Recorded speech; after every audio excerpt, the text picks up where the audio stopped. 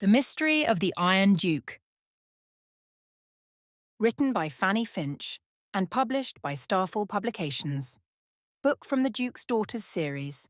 Save more with our ebook and audiobook bundles on our website starfallpublicationsbooks.com. Subscribe for more audiobooks. Enjoy. Chapter 1. Catherine lifted the gown from her bed, a gift she delighted in greatly, and gazed at the beaded detail.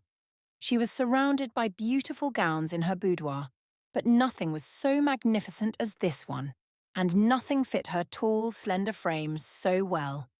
The house in London was certainly her favourite. Of all the estates her parents owned or rented, this might be the most exquisite, as it gave her all of this space to get ready whenever there was something worth getting ready for. As it was the London season, Catherine knew she was going to spend a great deal of time in here. Penelope brushed the side of the fabric, and Catherine saw how smooth it was, perfect for tonight's ball. I cannot help but wonder if it will strike me as so many women say it does, as if, in just a moment, I will see a man and know he is the one I'm to be with for the rest of my life, Catherine mused. It cannot be that simple, my lady, Penelope replied, ushering Catherine to the mirror so that she might do her hair for the evening. Why ever not? Catherine pouted. If it were that simple, then everybody would be falling in love.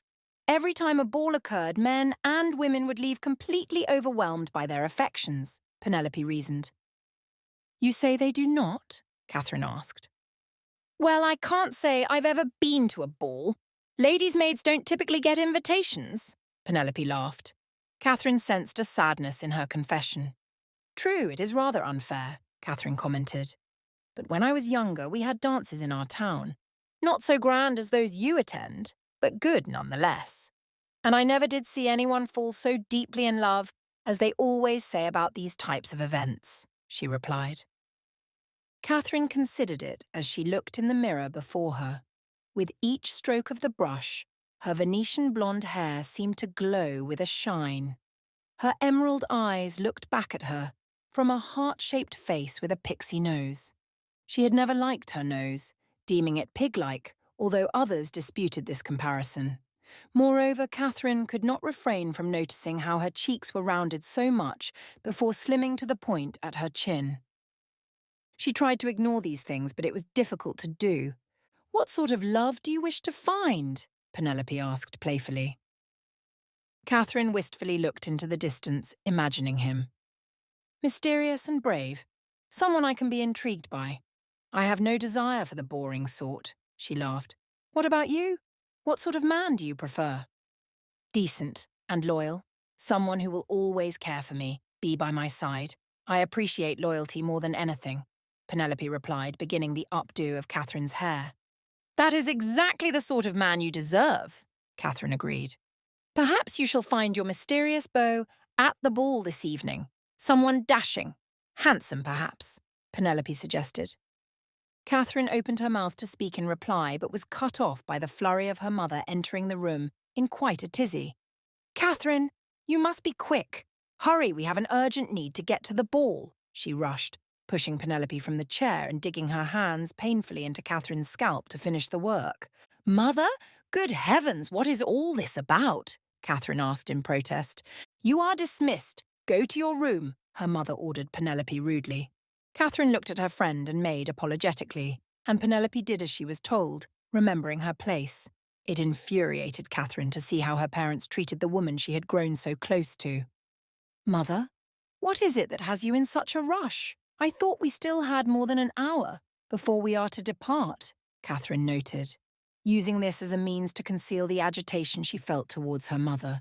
Do you not think there must be a very good reason for me urging you? My goodness, why are you always so ungrateful? I have an alarmingly wonderful bit of news for you, her mother announced, all her sentences delivered in the same breath. Catherine couldn't understand how alarming news would be wonderful, and dreaded to hear what it was that her mother was so overwhelmed by. It didn't seem as though it could be anything very good at all. In fact, she was already quite alarmed by her mother's strange behaviour. Lady Abingdon sat her rather plump body on Catherine's bed as though she were a childhood friend. A bit of pastry was flaked upon her chin, and Catherine debated whether or not to tell her. In the end, she decided to wait until she heard the news. "All right then, I am listening," she said hesitantly. "You had better be, because this evening is going to change the fortunes of this family forever. And you are going to make us all very proud," Lady Abingdon said. Although her voice was lilting and excited, her blue eyes failed to shine, and she remained vacant as ever. "And how am I to do that?" Catherine asked with continued anxiety, imperceptibly backing away from her mother. "You know, of course, that our host for this evening is none other than the Duke of Windermere. He is one of the most powerful men in the whole of England, Catherine. Of course, that is to say, he is shockingly rich. Can you even imagine?" she carried on. Catherine knew all of this. She couldn't imagine why her mother was fawning over the fact. It was not as though the identity of the ball's host had ever been a secret. "I know he is, Mother, but what does that have to do with all of your sudden excitement?" she asked. "Oh, Catherine, it is the most wonderful news. The Duke of Windermere has agreed to open discussions about you," she declared. "About me?" Catherine asked, utterly confused. What was there to discuss? "Yes, of course. I have no doubt he would have made me an offer, but I am already a married woman," Lady Abingdon mumbled, toying with the string of pearls at her neck. All at once the realization came to Catherine. Discussions about her. The Duke of Windermere. A wealthy nobleman. "Mother, you cannot be serious. You cannot be saying what I believe you to be. The Duke of Windermere. He is far too old a suitor for me. And all of those horrible rumours about him? You wish for me to marry a man like that. What could you possibly mean by all of this?" she pleaded, her voice quaking in horror. Catherine could not imagine it. The Duke, he wished for her hand? They had never even met. She only knew that no one had seen him in years and that he scarcely ever appeared in society. For good reason, because of the shame and drama that had followed him all this time. "Do not be so dramatic, Catherine. You ought to know well by now that a man like him is quite a catch. Not many young women get the opportunity to be wed to such a man, and your father and I have worked hard to earn you this match," she replied, casually, yawning and leaning back on the bed. Catherine was utterly tempted to point out that her mother's rotund figure was present due to the absence of love in her marriage, that she sought affection through food because of an arranged, calculated match such as this. But her anger would get her nowhere. Her stubbornness, on the other hand— "I'll not do it. I shan't, Mother," she declared. "Stop being a fool, Catherine. He has agreed to a formal courtship, and you shall, of course, enter into it. As I said, this is a gift, one that you would not dare to refuse," Lady Abingdon said in a warning tone, sitting up straight. "But, Mother— And he is not so aged. How could you make a remark like that? The Duke is only 30-something. Perhaps 15 years your senior. That is nothing," she continued dismissively. "Mother, what about the rumour?" "Do stop it about all those silly rumours, Catherine," Lady Abingdon hissed. "They were started as a means of revenge by women who were not able to capture his attention. Women whose parents did not love them enough to arrange a match. Are you going to listen to them over your own mother?" she challenged. Catherine breathed hard through her nose, unconvinced. She was furious, but knew there was little chance to convince her mother what a foolish idea this was. How could her parents be so cruel? How could they do this to her? "How would you know if the rumours are true or not? Have you ever met him?" Catherine finally dared to ask. Lady Abingdon looked off to the corner of the room in a standoffish manner. It was evident that she had no desire to reply. "Your father has dealt with a man of his. Faversham. That is enough. The negotiation has gone very well, and there has been a promise of a great deal of money. It is a very advantageous opportunity for us, and that is all any of us need to know," she remarked. "My happiness is not so important as money?" Catherine asked in a small voice. "Do not work on my emotions. You know how that taxes me so. Can you not just be grateful for this delightful opportunity we are giving to you?" Can you not accept what a great joy this will be for us all? Lady Abingdon manipulated. Money is not so important to me, Mother, Catherine replied quietly. Enough, Catherine. That is quite enough. Do you hear me? You are to quickly prepare yourself, and you must behave this evening. You shall do your utmost to please the Duke, or you shall face the most devastating consequences from your father. Do you understand? Lady Abingdon warned sternly. Catherine swallowed hard against the threat and nodded her head softly. It sounded like the worst of tortures, but there was nothing she could do about it. Nothing that she could say to change it. She had no choice. Her mother stood and left the room without another word, having made herself quite clear. Catherine was relieved when Penelope opened the door, knocking softly as she did. At least Catherine would not be alone at a time like this. At least she would have Penelope by her side, and everything would be okay. "My lady, what is it?" Penelope asked, concerned, the compassion seeping into her words. "My mother. She told me that I am to enter into a courtship with the Duke of Windermere." Catherine answered, trying not to choke on the words. Penelope gasped and wrapped her arms around Catherine.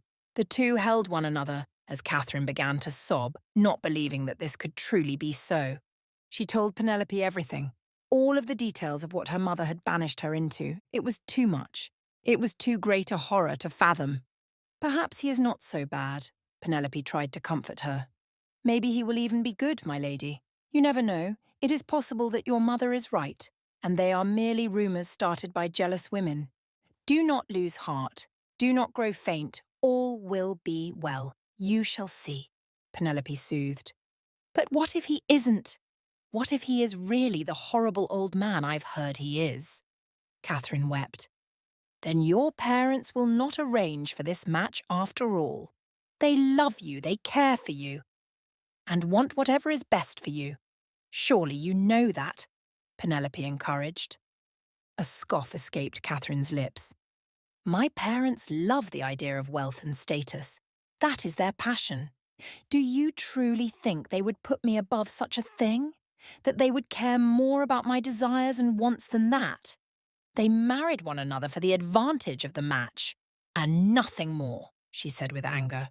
"Perhaps they did, but it does not mean they intend to relegate you to the same fate," Penelope replied, trying to be positive. "Thank you for speaking so comfortingly.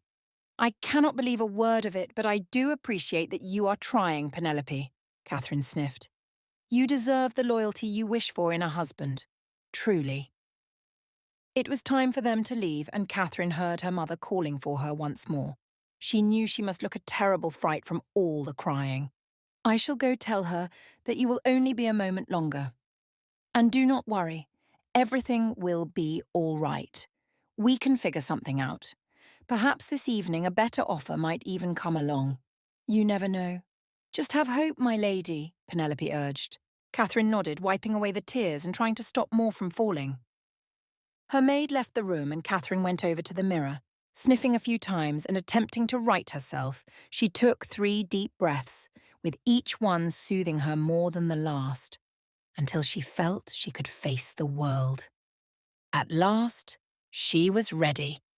And yet, no matter the calming words of her friend, no matter the hopes she tried to have, or the ways she attempted to calm herself, Catherine remained concerned.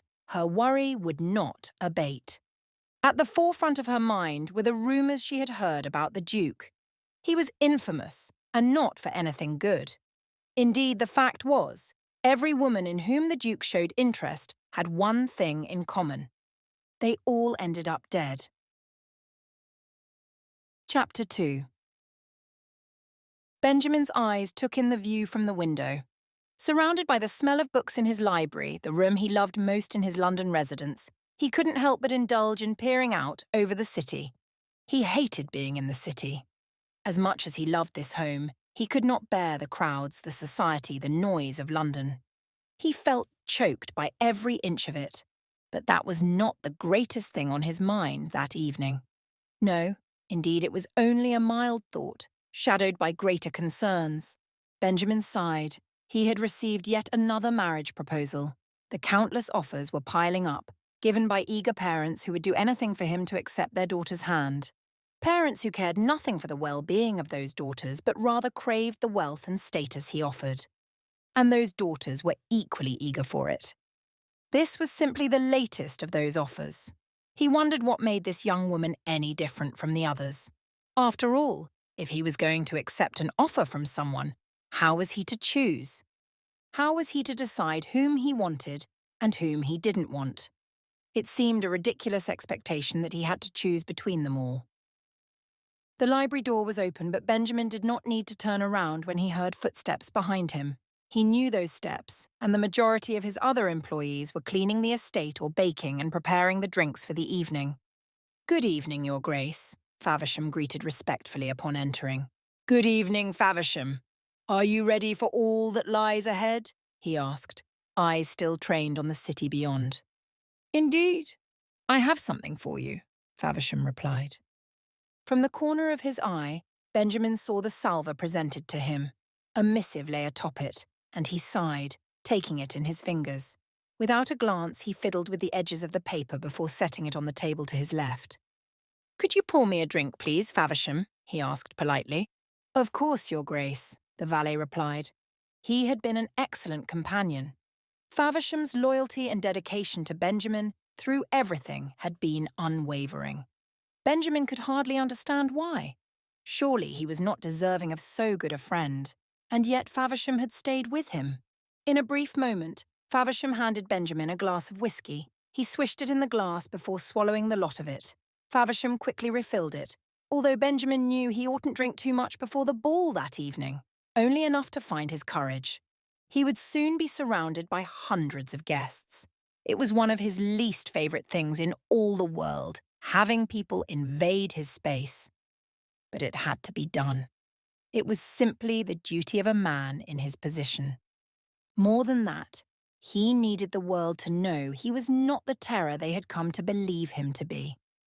Whether he desired it or not, the name of his family rested upon the stitching up of his reputation, a reputation that had left few parents even remotely concerned for the well-being of their daughters.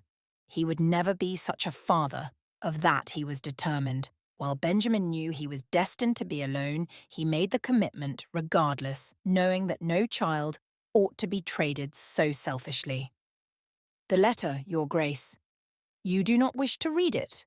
Faversham inquired, his voice rife with hesitation. Benjamin sighed, wondering why he had to think about these things. "I do not.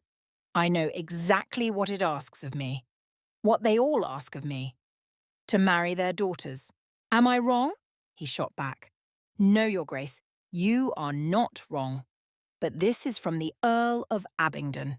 As I told you, he has engaged me in the process of obtaining your betrothal to their daughter. It would be ideal if you could read the letter and prepare yourself before the ball," Faversham suggested. "There is no need for it," Benjamin answered him. "Now do pour yourself a glass and have a seat.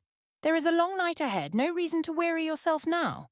He listened as Faversham poured another glass and made himself comfortable. Benjamin noticed the sky dimming from afar. It would not be long now before guests began to arrive. Within the hour, certainly. "Oh, London. Why do I always struggle when I am in London? Have you noticed the way this city grows grey when evening falls?" he mused. "Yes, I suppose it does," Faversham agreed. "And the noise? Oftentimes I feel as though my head is ringing with it, as if even within these walls it cannot be escaped," he continued. "Your Grace, if you detest the city so much, then why have we come?" the valet inquired. Benjamin had been asking himself that very same question time after time since their arrival. He knew why. He knew what was expected of him. But it didn't change the fact that he missed the countryside and his trips to Brighton and, best yet, those brief stays away from England entirely. "It is what the world expects of a Duke, Faversham. As I've no say in my title, I've no say in which aspects of it I choose to honour and those which I should like to ignore. It is my family's name that depends upon me. So, I must come," Benjamin conceded. "I understand, Your Grace. Although I must say I am sorry you have to endure these things which you hate so deeply." I understand this city is not always kind, he said quietly. No, it was not. The vast majority of Benjamin's experiences in the city had been quite terrible. He was always spoken about, always felt as though he were lurking, unwelcome, through the streets of the city. He faced stares and gossip and all manner of struggle. When he entered the gentlemen's clubs, he was treated with dignity and respect on the surface, but he remained certain of all the things that were said the moment he turned his back. It was horrible to be feared. It was painful. Benjamin wanted to be the sort of man who could easily escape it and do as he pleased with his life. And yet, the city is where a man of means must be during the season, surrounded by men and women of all sorts, engaging and willing to open his home to the very people who seek a friendship based solely on wealth and status. He continued grimly, eyes taking in the horizon. Was he too harsh? Was there some optimism to be found amidst everything he had simply ignored? Could he not try, make any sort of effort to see the positive in this season? Benjamin sighed, trying to consider the good. The children and destitute in the streets chose to enjoy themselves, so why could he not? There was so much for him to be grateful for. Truly, he had a good life, all things considered. But shadows remained, and he had no idea how he was to escape them, or if he even wanted to. The shadows didn't judge him, didn't fear him. Are you ready for the ball this evening, Your Grace? Even with all of the dread you feel, it could be a positive evening, Faversham remarked, as if trying to follow up the attempts in Benjamin's mind to be optimistic. I am as ready as I shall ever be for public appearances, he replied. You have hired the finest musicians. I think it shall be magnificent, and your guests will always speak about this night as being a grand opening to the season, Faversham complimented. One can only hope, he said in reply. Benjamin had chosen to host his ball right at the beginning of the season to get it out of the way. He had always been a man who tried to finish the dreaded tasks first, so he might be able to forget them and move on. After this, he would attend very few social events. It was the best idea for him to be able to be rid of everything he did not want and get it over with. You've had an invitation to the Dowager Lady Kensington's ball in 3 days hence, as well as Sir Reginald's. I think they should all be rather delighted by your presence, Faversham ventured. Indeed, everyone wants a look at the monster, Benjamin mumbled. Your Grace, you are no monster, Faversham scolded gently. But Benjamin knew what was said about him. He was no fool. He could not deny a little part of him that knew that if he had only been a better man, less selfish and hard, those rumours would never have been spoken. In any case, I do not know if I shall attend them.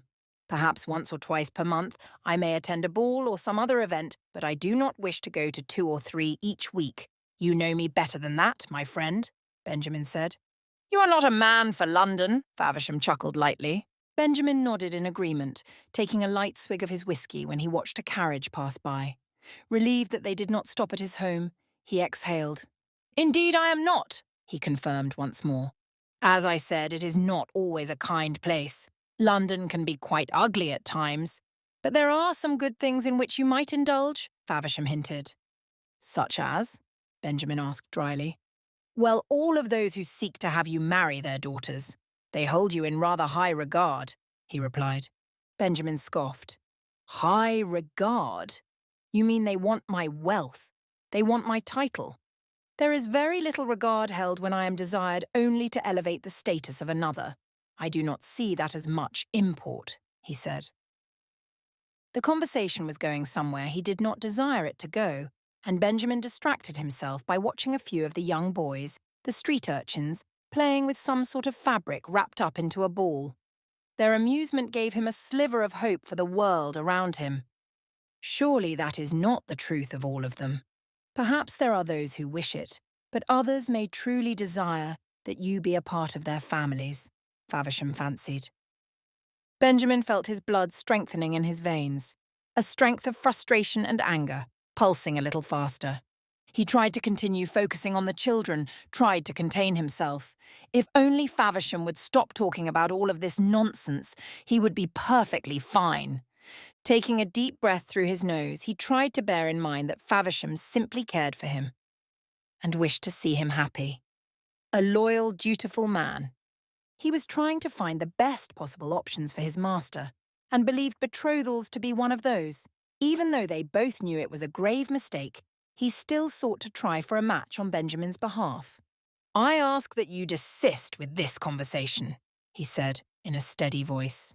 "I understand, Your Grace, and if that is what you wish, then certainly we shall cease this discussion. But I still must urge you to consider the courtship with the Earl of Abingdon's daughter. It would be a very advantageous marriage," he added one last time. With that, Benjamin felt a tightened string snap within him. Although Faversham was a friend, this was not his place. He ought not to have suggested this or gone so far. Benjamin turned, looking at his friend and valet for the first time that evening. There was rage within him, which he tried to temper. There was hurt and fury and regret and a whole number of emotions that Benjamin hated to feel and tried not to show. "I have no interest in being betrothed. Do you hear me? Do you understand? No interest at all," he said with finality. Faversham looked at him with hesitant eyes before daring to speak again. "It shall not be like last time," he remarked quietly. The string had gone too tight. Now, rather than a snap, Benjamin felt it break completely. The memories of everything were too much, and there was nothing for him to do but launch the tumbler in his hand into the fireplace, where it crashed with the loud shattering of glass blown generations before. The flames licked at the pieces that landed within, and he knew that Faversham would say nothing more for now. But Benjamin could not bear to remain in the room. Not after this outburst. He turned swiftly, marching towards the door. The sensation of warmth from the firelight caught his face, just as he passed a mirror. A small glimpse was more than enough for him. It caused him to wince, his reflection unbearable to himself. If he could remove every flame, every source of light, and every reflecting surface, it would not be enough to satisfy him. No, he was not a man for the city. He was a man for seclusion. Faversham was wrong. He knew it. It would be exactly like last time, and all foolish hopes to the contrary were only a waste of time. After all, how could he ever be happy in a marriage? How could he prevent another tragedy? No, if these young women's parents cared so little for them, he would have to do it. He would have to be the one who worried and was pained by the use of their girls. He would have to be the one who made an effort to look after them. After all, they deserved better. They deserved better than him. They deserved better than to be forced into marriage with a man who had so many secrets. Far too great, far too dangerous. He would never have a happy ending. Chapter 3. Her feet met the ground, and the coachman released Catherine's hand now that she had exited. Before her, a grand estate stood tall and opulent in every way. Lady Abingdon's jaw fell, and Lord Abingdon wrinkled his small nose in jealousy. It seemed to sink into his round face, and Catherine had to look away. She took in the view of the home, and regretted it immediately. She was not typically impressed by such things, but this home, with all of its grandness and exquisite beauty, seemed to strike her nonetheless. She simply could not help it. The beauty was more than she had ever seen, and for a moment she wondered what it must be like to be the lady of a house such as this. The moment the thought entered her mind, she pushed it away, angry at herself for even considering it. Catherine knew she was stronger than that, able to see past these things. She would not allow herself to be struck by opulence. But the balconies jutting out beneath dozens of windows, the intricate carvings, the floral motifs, all of it seemed beyond its time, as if it had been brought back from some beautiful day in the future. London society always sought to be beautiful, but it was only a superficial sort of beauty. There was never anything behind it or real about it. Catherine saw others arriving as well, and realised that every one of note had been invited. This was not a simple ball for some of the dukes and earls. This was an event for everyone among the nobility, and there were a few faces that Catherine was shocked to see. Lord Abingdon seemed to notice the faces as well, and proceeded forward in an arrogant swagger that caused his gut to protrude forward. His shoulders hung back as if to elongate his body, but it only made him look apish. Seeing that they were finally moving forward, Catherine cautiously followed, trying to hide her nerves. It was not the many faces of nobility that caused her such anxiety, but rather the awareness that she was soon to meet a man to whom she was apparently betrothed. Her mother noticed the gentle fidget of her hands as they began up the stairs to the entrance, and Catherine accepted the glare. She made every effort to right herself, to present herself as elegant and strong. "Stop slouching and fidgeting. What is the matter with you? Do you not know how important this evening is?" her mother hissed. "Yes, mother. I'm very sorry," Catherine replied quietly, swallowing the bitter anger she held within. "Now, when you are presented to the Duke, His Grace, you must be shy and respectful.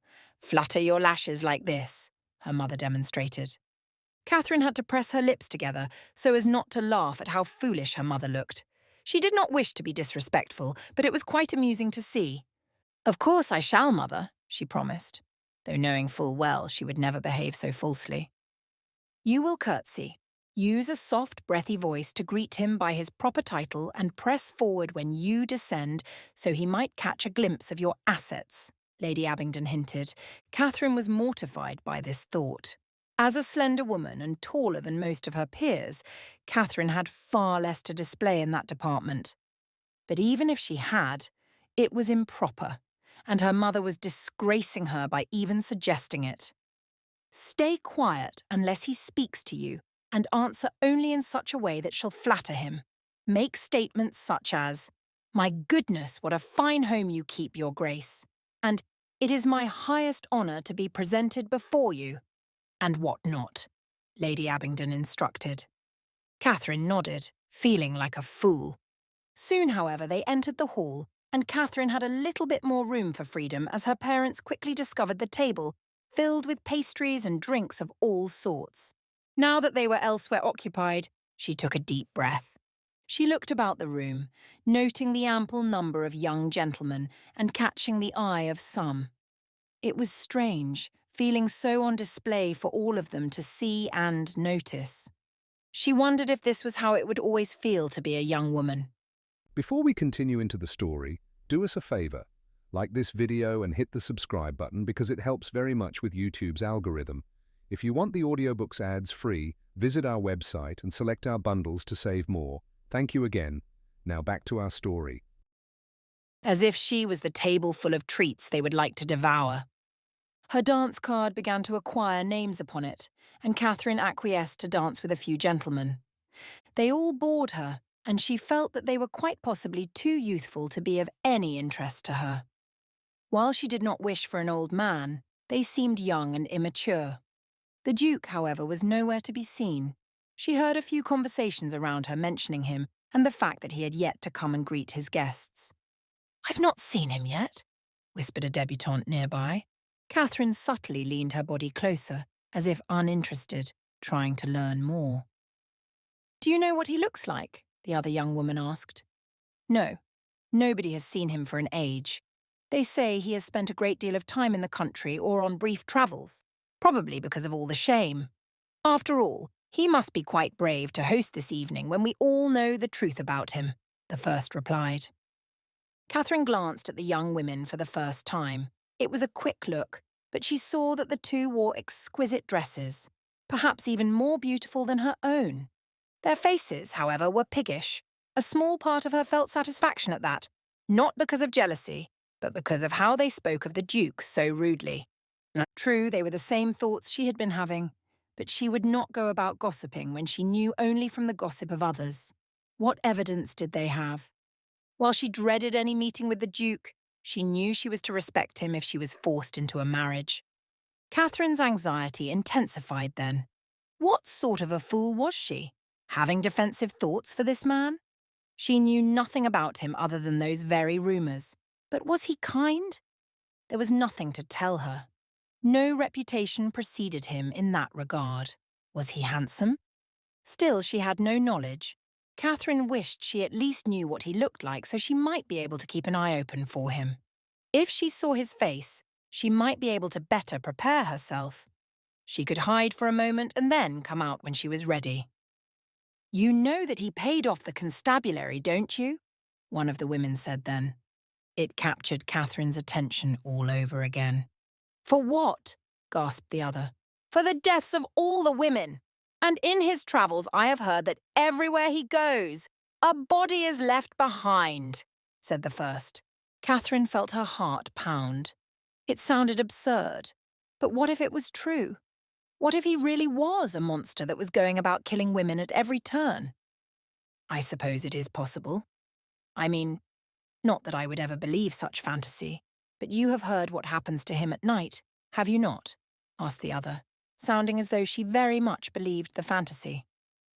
"Oh dear, what happens?" asked the other quite dramatically. "I oughtn't to tell you, but it is rather awful. He turns into a great beast. Red-eyed and howling, he roams the halls of his residence, seeking the ghost of his first love," she whispered, just loud enough for Catherine to hear it. It sounded utterly ridiculous, but what sort of man was this that she was to marry? Why had her parents abandoned her to this man? Panic struck her, but she could not stop listening for more. "He seeks her ghost?" asked one. "Indeed, his first betrothed. She mysteriously disappeared. And that is nothing compared to Fiona. Everyone knows he killed her in cold blood," replied the other. Catherine tried not to gasp, but her heart would not still. She had no idea who Fiona was, but these girls seemed to. All of their words erased her desire to remain respectful of her intended. She could bear it no more. Catherine would have to beg her mother and father, tell them anything that might convince them otherwise. Perhaps as the evening wore on, she would indeed find a better match. She could find a man who would keep them satisfied, a man with wealth and a title, but no rumours. The idea of being with someone whom everyone supposed was a murderer was sheer madness.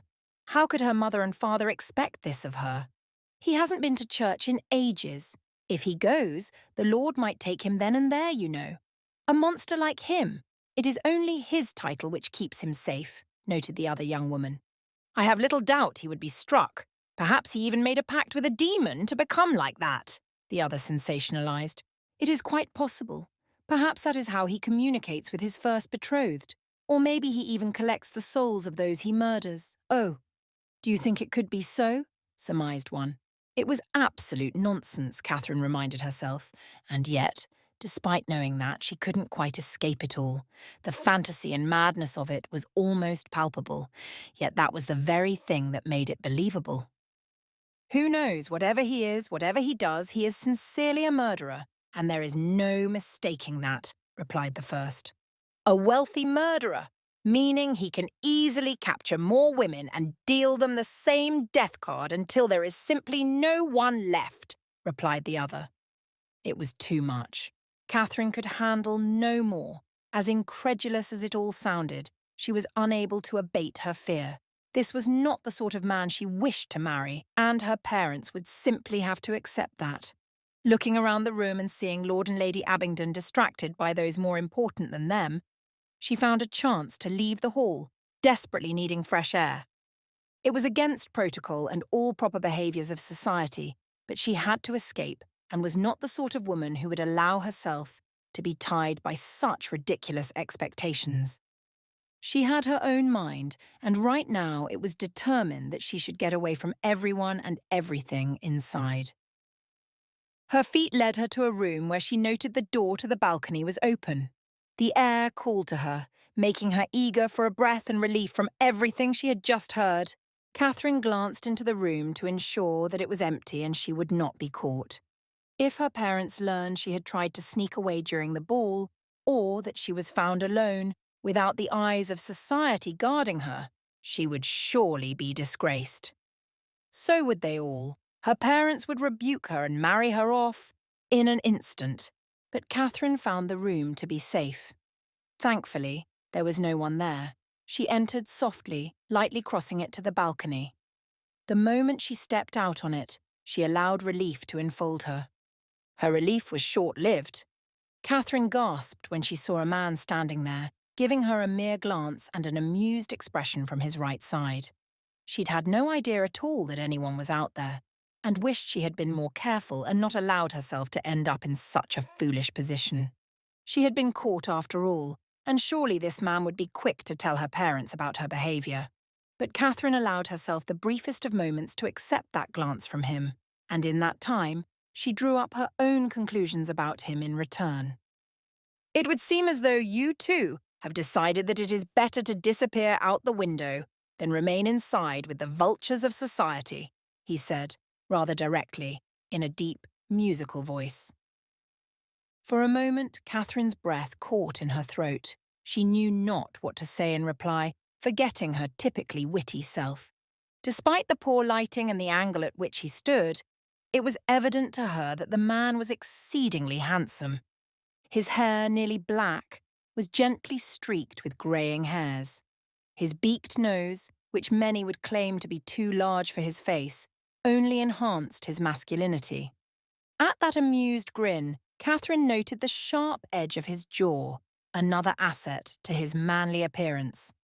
And was it the lighting, or were his eyes nearly black? In a deep, mysterious way. Not only that, but he was quite tall, which gave her a sense of relief as Catherine was often used to being the same height, or nearly so as the men around her. Even as she had danced earlier in the evening, she had felt like quite the mountain. At her silence, the man glanced over at her once more, raising his right eyebrow in curiosity, as if to urge her into conversation. But Catherine was utterly caught by the fact that she knew she ought not to be alone with a man like this, particularly not one so attractive and foreign to her. "Oh yes, of course, vultures," she laughed nervously, referring to his earlier comment. A long pause passed, making her comment seem quite ridiculous, and she was entirely embarrassed that she had chosen to refer back to that rather than move the conversation forward. The best thing for her would be to go back inside and return to the dance. And yet she could not bring herself to do that. After all, there was something about this man's presence that both made her nervous and intrigued. And wasn't that exactly the sort of adventure she might have wished for? Chapter 4. Benjamin eyed the young woman, unable to stop himself. She was stunningly beautiful, with large, curious eyes that glinted against the light. But he knew the hall was filled with beautiful women that night. He had very little care for that. After all, what did it matter if a woman was beautiful? That meant nothing at all to him. Surely what mattered was what she held in her brain. Intellect was what intrigued him. This shy, quiet young woman had shown nothing of that, thus far. So he maintained his gaze away from her, continuing to dread entry into the main hall. But the young woman, nervous though she seemed, did not leave. It intrigued him that she would not remove herself. He simply wished that she would either speak or go.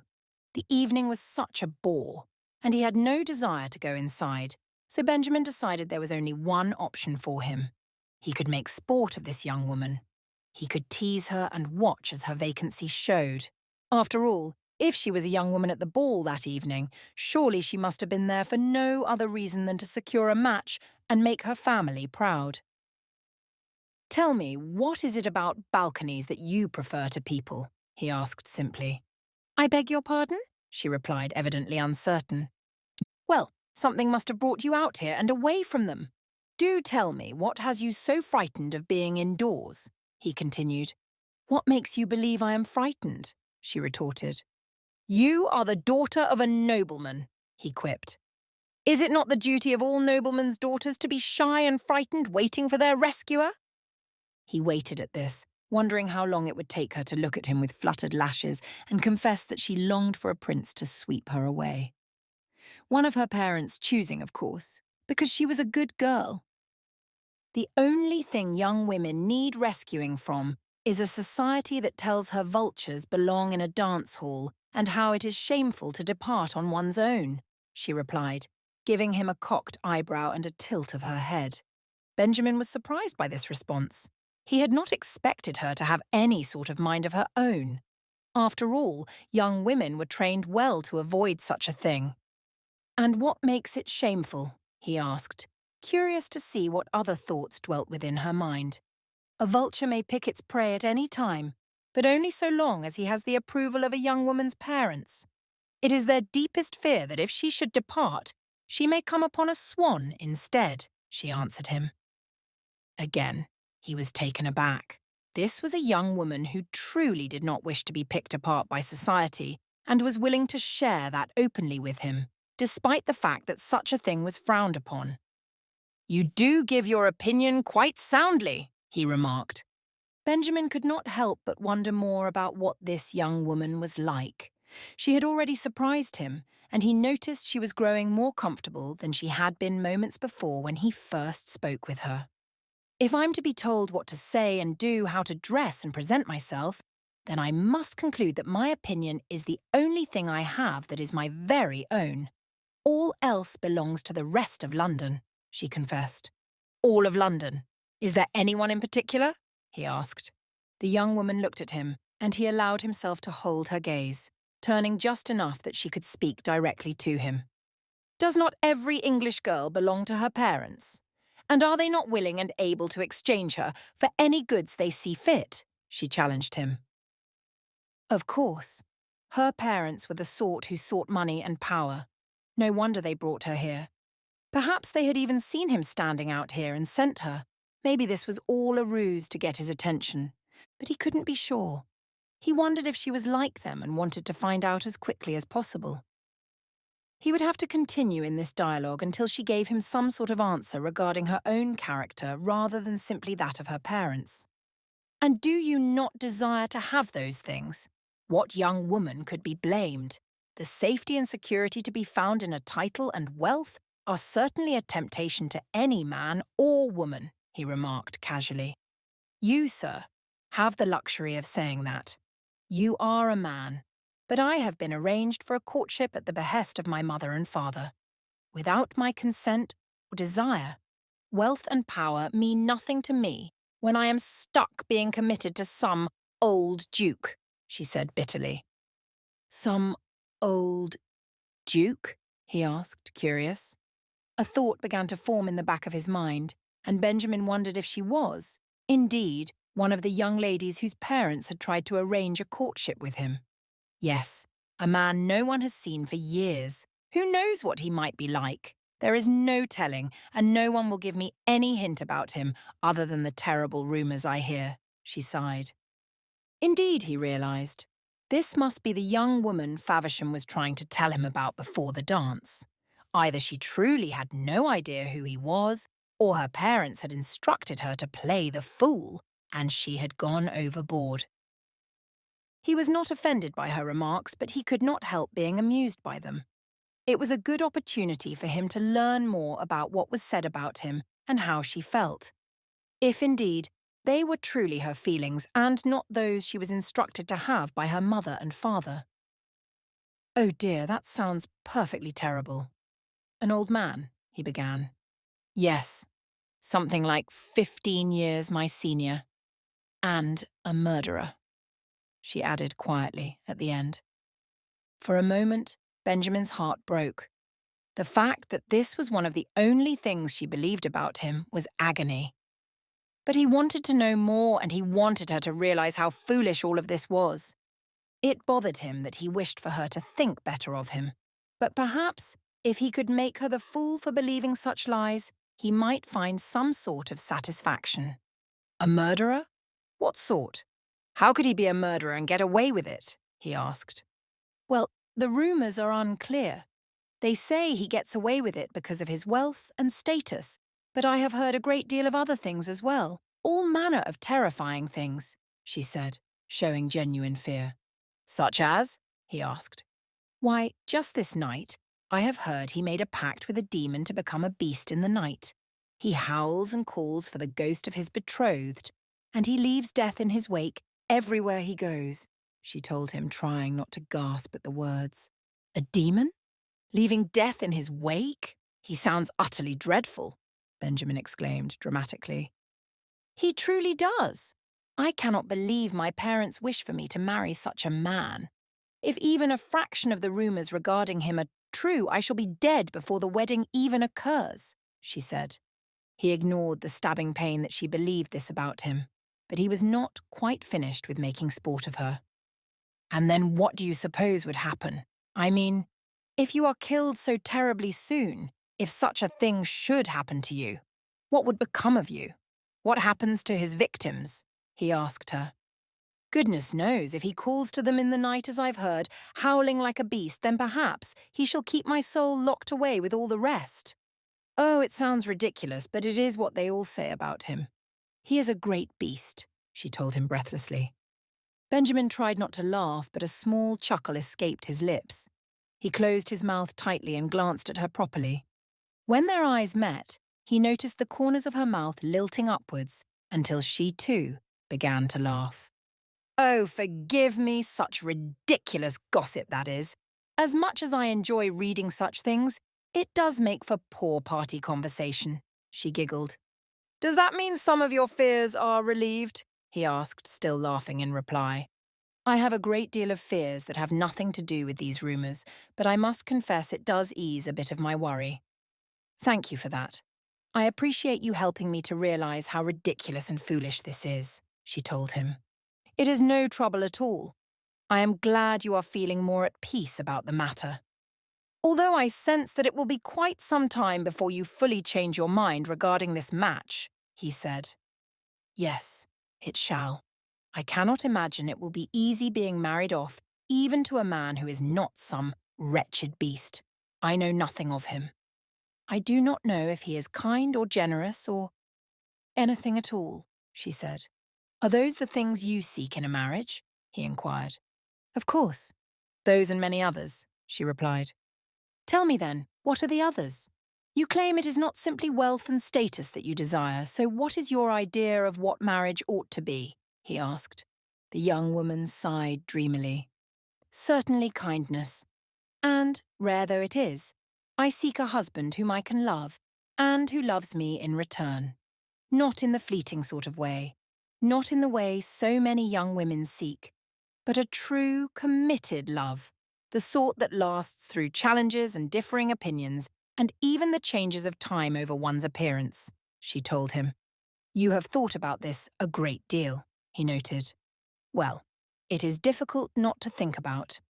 As a young woman, I have been trained my whole life to consider what shall be expected of me as a wife. Is it wrong that I allow myself to dream of what I might expect in a husband? She asked. Certainly not wrong, just unusual, he answered. I do not wish for a husband who is simply going to pamper me and bow to my every whim. I wish for one whom I can respect because of the character I see in him rather than a title he holds, she continued. That is a rather different view than what I have heard young women seek, he confessed to her. Perhaps that is because young women are trained not to hope for such a dream. We are raised to seek only fortune and title, so the vast majority of young women train themselves to wish for that because it is believed to be the best the world has to offer us, she said.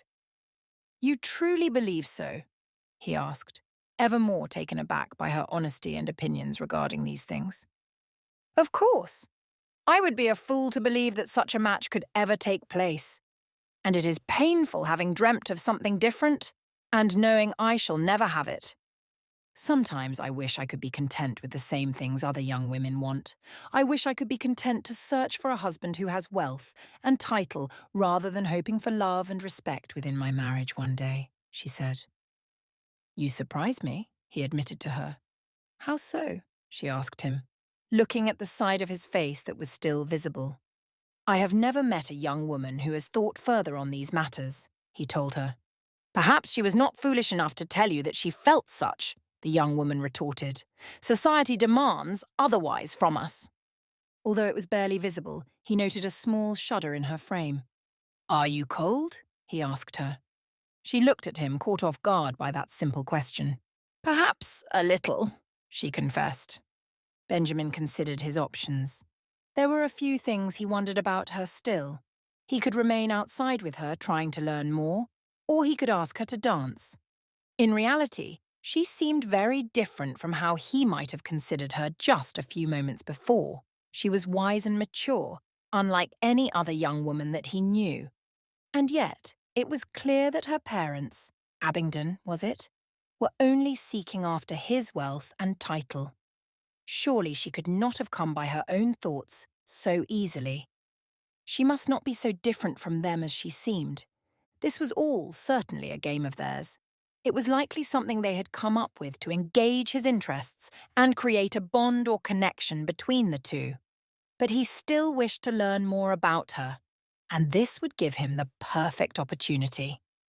If they went inside and danced together, he could quickly learn who she really was and how she truly thought about matters. The apple could not have fallen so far from the tree. Her parents must have trained her very well in preparation for this meeting. "Would you like to go inside for a dance?" he asked her openly and in a friendly manner. Benjamin held out his hand to her, allowing her to reply as she wished. The young woman, whose name he could not quite recall at that moment, looked at him hesitantly. But after only a moment, she opened her lips to reply. "Yes, thank you," she said. Then her soft, elegant hand slipped into his. Chapter 5. It was strange to slip her hand into the one belonging to this stranger. How could she have ever imagined that she would be here with a man she didn't even know? Catherine had millions of questions racing through her mind, but she tried to ignore all of them. She did not have to worry about it. She was here, and this handsome man had truly listened to her, something that never happened for her. The moment they were inside the ballroom, the hall fell silent. Eyes from all directions landed on them. There was a stillness, and even the music ceased to play as they walked in hand. Catherine had never been the object of everyone's attention. She had never experienced this strange sensation of being watched by all who surrounded her. She couldn't help but wonder what it was about the two of them that had caught everyone's gaze, but she tried to ignore it regardless. Still, no matter how she tried, she felt the eyes of the women present, boring into her. It made her proud to be escorted by this handsome man.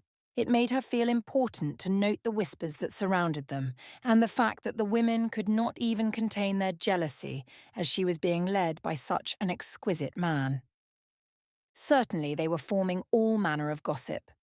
That was simply what women did. But she did not have to fall prey to this. She could ignore it. She could focus on the man she walked beside as she was curious to learn more about him. He might even be a man important enough to convince her parents to reconsider giving her to the Duke. After all, if this man was actually showing an interest in her, certainly there would be others as well. And maybe one of them, or even this man, was indeed important enough to be what her parents wanted. Upon reaching the centre of the dance floor, Catherine felt the man spin her gently to face him. When she looked up, she was somewhat taken aback in a surprise that she quickly attempted to hide. There was a scar on the left side of his face. It had been hidden before by the light and the angle at which she had seen him. But here, in the middle of the brightly lit hall, there was no mistaking it. She tried not to show her shock or even the slight tingle of fear that fumbled in her gut. How could a man get such a scar? What sort of battles must he have faced to come home with such a wreckage formed upon his cheek? But Catherine tried not to mind it. After all, this was a good man, or so he had shown her thus far. And while it was a distraction, he was still breathtakingly handsome, and she didn't want to lose sight of that over this small thing. Catherine placed herself in the proper position to dance, but the music still had not continued. All eyes were still focused on the two of them, and she was starting to grow concerned. She was even somewhat tempted to lean in and ask him what was going on. But before she had a chance to, the man addressed the problem quite openly, even brashly. "Well, indeed, I thought this was a ball, but without music and with nothing but staring eyes, then perhaps I am entirely mistaken," he announced, somewhat rudely. Catherine could not imagine speaking so in someone else's home and surrounded by all this nobility. But this man was brave enough to do just that. He was more than willing to come across in a diplomatic yet brash manner if it meant that the music would play on. "Musicians?" he asked loudly. Catherine noted a few fumbles as the lot of them got their instruments into place before striking up and beginning the next song. The man took her in his arms, and her breath caught. She could feel the firmness of his hands, one wrapped around her waist, the other taking her hand in his. He was strong, she sensed that immediately. Yes, he had been slightly rude and offensive, but somehow it only strengthened the nature of him. He was quite strong and certainly respected by those surrounding them. Still, Catherine wondered why all eyes were on them, and why she could not have even a moment of privacy as she danced with this man. It was surprising how everyone chose to listen to the mysterious and strange gentleman, but she was glad to be the one with him. There was something quite special and notable about being the young woman given the opportunity to dance with him. She could feel envy all around her. So she chose to say nothing regarding his behaviour, and instead went through the motions of the dance as elegantly as possible, aware that she was still being watched. Not only by the dozens of women who gazed at her with envy, but by this very man whose name she wished she had asked for. In her mind, she began to wonder more about his identity. What was it that caused him to have such authority and to generate such curiosity from all those surrounding them at the ball? Why was everyone looking at them as though there was something to see? Other couples slowly, cautiously, came onto the floor to join in the dance, but Catherine noted that they seemed to be keeping their distance, allowing a wide berth between themselves and the two of them. It was strange, and she felt entirely conspicuous. Something about the evening had changed. For a brief moment, Catherine considered fleeing his arms and running back out to the balcony, but she was not so frightened as that. She could be fearless, or so she hoped. It is sad that such well-trained musicians were incompetent enough to wait until they were told to begin playing, he noted. Catherine wondered if he saw the expression on her face when he had first spoken to them. Was he trying to address his own rudeness? Indeed, it seems they were quite at a loss upon our entrance, she replied. Wondering if, perhaps, that was an arrogant thought, she wished she could take it back. Why had she assumed it was their entrance that had captured everyone's attention? You noticed? He teased, a twinkle in his eye as his mouth turned upward just slightly. It was rather difficult not to, she answered him. And does it bother you, being watched, or do you rather enjoy the attention? He asked. I am not one to be stared at, but I cannot allow myself to be frightened by it either, she replied. It seemed the safest, truest thing she could say to him. That is rather well. I am glad you are not the terrified sort, although you were quite shy when you first discovered me on the balcony, he noted. I had not expected another soul, so yes, I was very shocked. But while I may be shy at times, I do not consider myself easily frightened, she told him firmly. That sort of bravery is noble. And the fact that you do not seek attention? That is noble as well. For those sorts of young women are the worst kinds, he laughed. The sort who desire to be noticed at every turn? She asked. The very same. I cannot abide them, no matter how I might try, he responded dryly. And why is that? She asked. They are the very sort who always seek my hand, he teased, just in time for the two of them to break apart from one another as another movement within the dance. His statement left her curious, but she was still fighting against a question in her mind. She noticed her parents then, and the thought began to form more clearly. There was a new spark in her mother's eyes, and her father was nodding to her eagerly, as if in great approval. They both seemed glad for her to be dancing with this man. Yes, she ought to have asked for his name. Catherine tried to ask it then, but before she could speak, he took her in his arms and moved her about in the motions of the dance. Each movement was calculated and perfect. Catherine knew it well and was impressed by the way the man moved in kind. She opened her mouth, but he spoke first. You dance quite proficiently, he noted. Again, it is what is expected of young women. Have I not made that clear enough? She asked him. Whatever is expected of young women, I have not the patience for it. I am simply wondering at all the things which you have so evidently managed to become proficient with. You are rather impressive, he complimented. How so? She asked. You wonder? He replied. Of course I must wonder. What is it that you find impressive in a young woman who has little to be said about her? I have done nothing of note. In fact, aside from dancing and speaking my mind, you know nothing of me, she told him. And you know nothing of me, and yet you agreed to dance. So, evidently, there is something about me that also intrigues you, he retorted. That, or perhaps I am simply aware that as a young woman, it would be rude if I did not, she told him. Catherine knew that perhaps what had initially intrigued her was the mysterious behaviour of this man, but now it was the question of his identity and her desire to learn if she was right in her wondering. That is certainly possible, but I can read in your face that it is not the case. I see what is in your mind. I see that you have a great deal of thoughts you do not wish for the rest of the world to know or see. Am I right? He asked. That is quite the assumption. You see what is in my mind? She laughed. She thought she might see what was in his as well. At least enough to know that if her suspicions were right, then he had been trying to draw out the truth from her, to learn more about her character without having to disclose his own. He seemed embarrassed that she called him out on the comment he had made. Wrapping his fingers around her again for the dance, he looked at her intently. Forgive me. That is not what I meant to say.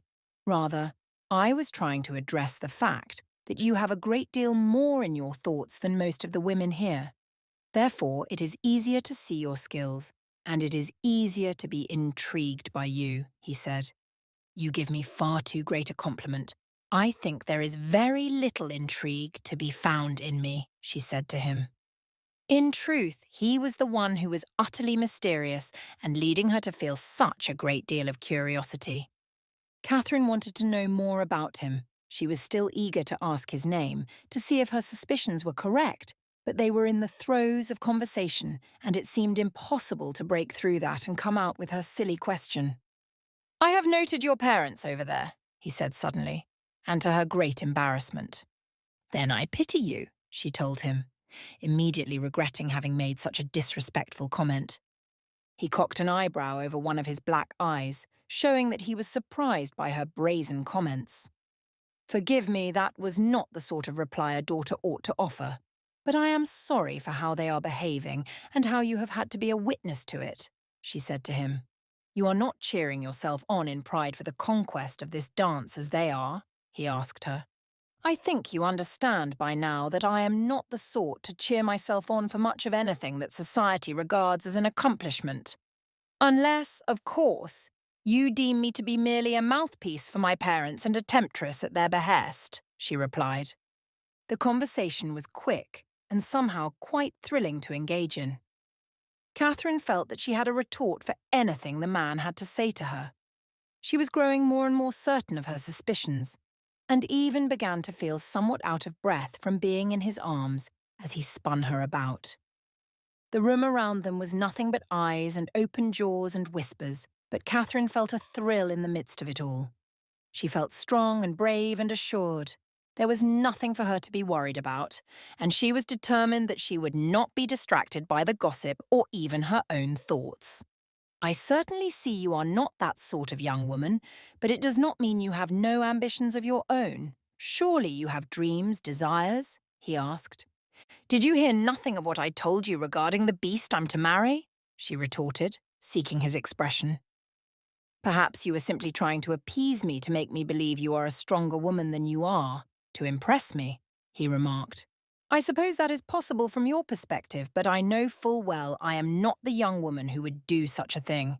Regardless of your opinion of me, I cannot pretend I am exactly the same as other young women you might find in this hall this evening, she said. That is why I asked you for a dance, rather than them, he replied. The music began to wind down and come to a close. Catherine slowly slipped her hands free of his as the other couples departed from the floor.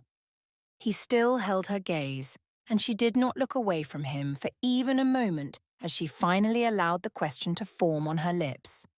What is your name? Chapter 6.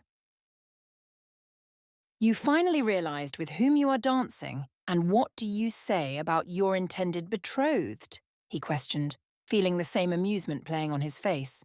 It had been a delight watching her figure it out throughout the dance. Every time he sensed her question coming, Benjamin had worked to fight it off just a little bit longer. But her expression could not hide that she was beginning to realize who he was. It was far too great a scheme for him to give it up. But soon she regained her composure, her eyes slit ever so slightly, apparently not appreciating having been a pawn for his amusement and entertainment. "Forgive my impudence, Your Grace, but we are simply meant to be courting.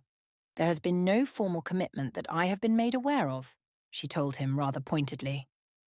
Benjamin smirked at her words and the way she was willing to speak to him like that. It was rather interesting to watch her attitude shift. Yes, she spoke very decidedly, and it made him curious. They had not yet cleared the floor when the musicians began another song. It would have been quite daring for him to have her dance with him again. After all, society had rules for that as well. But he didn't care. More than that, he sensed she did not mind so much either. Benjamin swept her back into another dance, ignoring the pointed stares. This was his home, and he would do as he wished. Besides, he knew her parents would hardly mind having him show interest in another dance with her.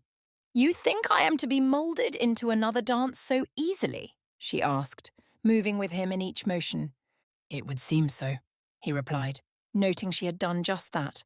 The look in her eyes had grown cold and bitter, and yet it was intoxicatingly beautiful. He had become somewhat enamored by her wit and charm, but her beauty was still impossible to ignore. Yet he could not help himself.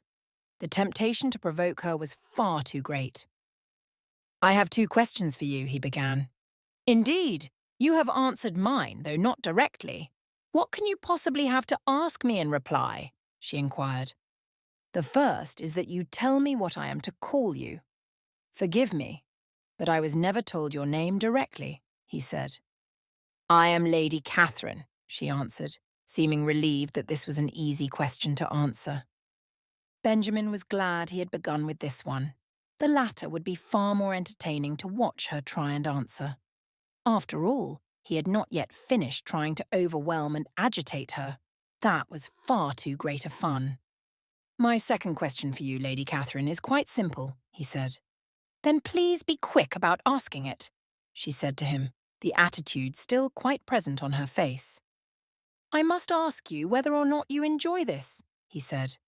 "The dance?" she asked. "No, not the dance. The rest of it," he said. "You mean the cultures?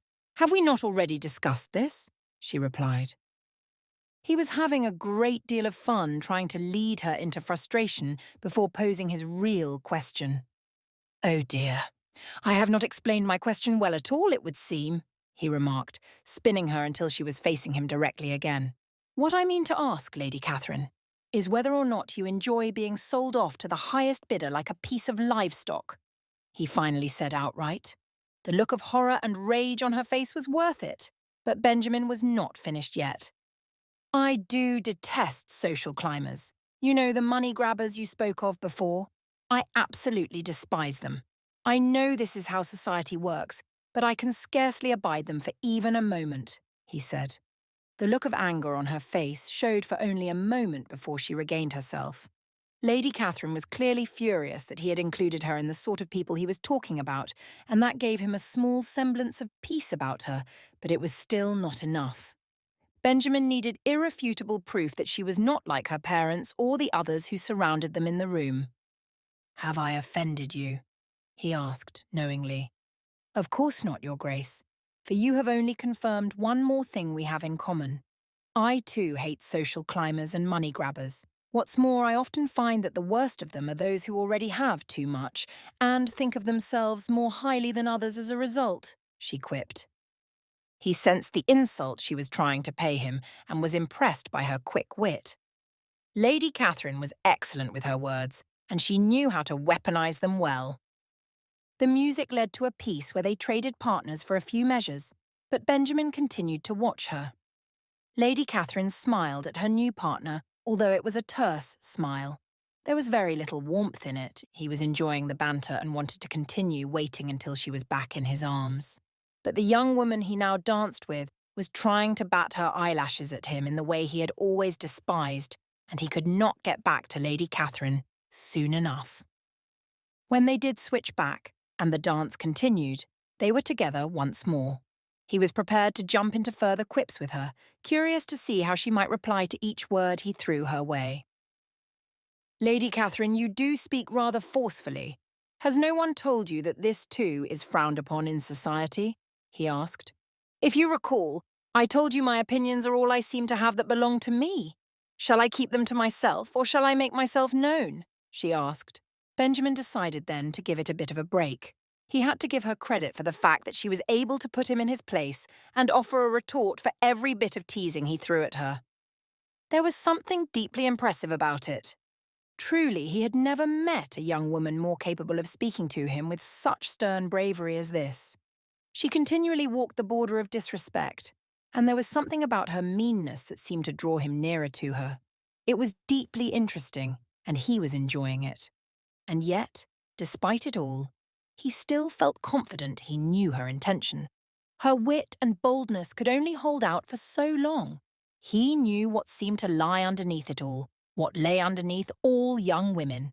No matter how well she hid it, Lady Catherine was after him for his wealth and title. That was all anyone ever wanted him for, and she must have known who he was all along. A very good actress she was, but it didn't change the fact that he knew her type. He knew the sort of young woman who could play a man and get his attention. Her parents had really worked her well. They had told her exactly how to behave, so contrary to other young women who sought his attention by flattering their figures and fighting to be the most beautiful. He had seen her parents watching them, cheering their daughter on in an effort to capture his attention. It had all been a game, and he would ensure she knew he could play it as well as she did. He would ensure she left that evening without a semblance of confidence, because he would tear her apart for trying so hard to get his attention. But he would do it slowly, thoroughly and intentionally. Benjamin didn't need to live his life in a way that allowed people to take advantage of him like this. He wanted to be loved for who he was, or not at all. And if by some miracle Lady Catherine was genuine, if her feisty personality and open mind were true, he still felt a moroseness creeping up inside. His cynical nature would not allow him to think there could ever be a happy ending for the two of them. After all, would she be able to handle his secrets? Would she survive all of those rumours? Or would she live terrified and want nothing to do with him? It was most likely that the moment she learned the truth, the moment she was faced with the reality behind the rumours, she would flee. And it did not matter if she had pure intentions or if she was seeking to gain wealth. The moment she learned about everything that had happened in his past, Benjamin was sure Lady Catherine would run from him and never look back. How could she not? And what if history repeated itself? That was his greatest fear, and it was something far out of his control. After all, he was completely incapable of controlling any of it. He had done all he could the last time, but it had still occurred. No matter what maneuvers he had put in place, history continued. He was always unable to stop things in time, and the same thing happened over and over again. Truly, what woman would ever want to be involved with him when he was unable to prevent her demise, even when he made an effort, even when he tried with every bit of his authority and power? No, he could not do any of that. He could not risk this young woman even if she was genuine. He simply could not put her in that position. Yet in the back of his mind, he wondered if he ought to listen to Faversham. What if he did honestly give this a try? What if he chose to press forward and make an effort to see things through with this beautiful woman and find an affection between the two of them, something that could last? Yes, she had intrigued him, but he was too frightened to have hope. He was too hesitant to believe it could ever be any different. And if he allowed himself to think that it could, and the same thing happened again, not only would his reputation be ruined further, he could even face accusations leading to his own demise. Benjamin looked back at Lady Catherine and noticed that she was watching him with an intensity as if trying to learn what secrets were in his head that had caused him to grow quiet when he had been such a troublemaker moments ago. Was she suddenly missing his banter? "Forgive me for having gone quiet, Lady Catherine," he said. "It is nothing to ask for forgiveness. In truth, it is quite a relief to have a break from rude accusations and unnecessary rudeness," she replied quite openly, showing her disdain for the things he had said. And yet he sensed that underneath it all, she too had been enjoying it. "Do you prefer me quiet or rambunctious?" he asked, trying to find the humour in his voice again, despite the fact that his thoughts had turned dark. "I should like to know more about you, but without all of the secrecy and brashness. Not that I mind your brashness so much, I just much prefer when it is not a direct insult towards me, simply because you can see that my parents desire your wealth," she answered him. "Forgive me for those accusations, Lady Catherine, but in truth, if you had lived the life I have, you would not find it easy to believe that anyone had any reason to engage with you other than for their own benefit. And I promise you that if you continue in society as you are, you will find a man who seeks the same from you," he told her. "I think that very unlikely. My family may have noble blood somewhere in their veins, but they are hardly at the sort of status that others would seek to match their sons with me. And it is my parents who are climbing, not others. They would never give my hand to a lesser man, even if I wished it," she said. "Do you wish it?" he asked. "The hand of a lesser man," she echoed. "Yes," he said. "Well, perhaps the saddest part is I know of none.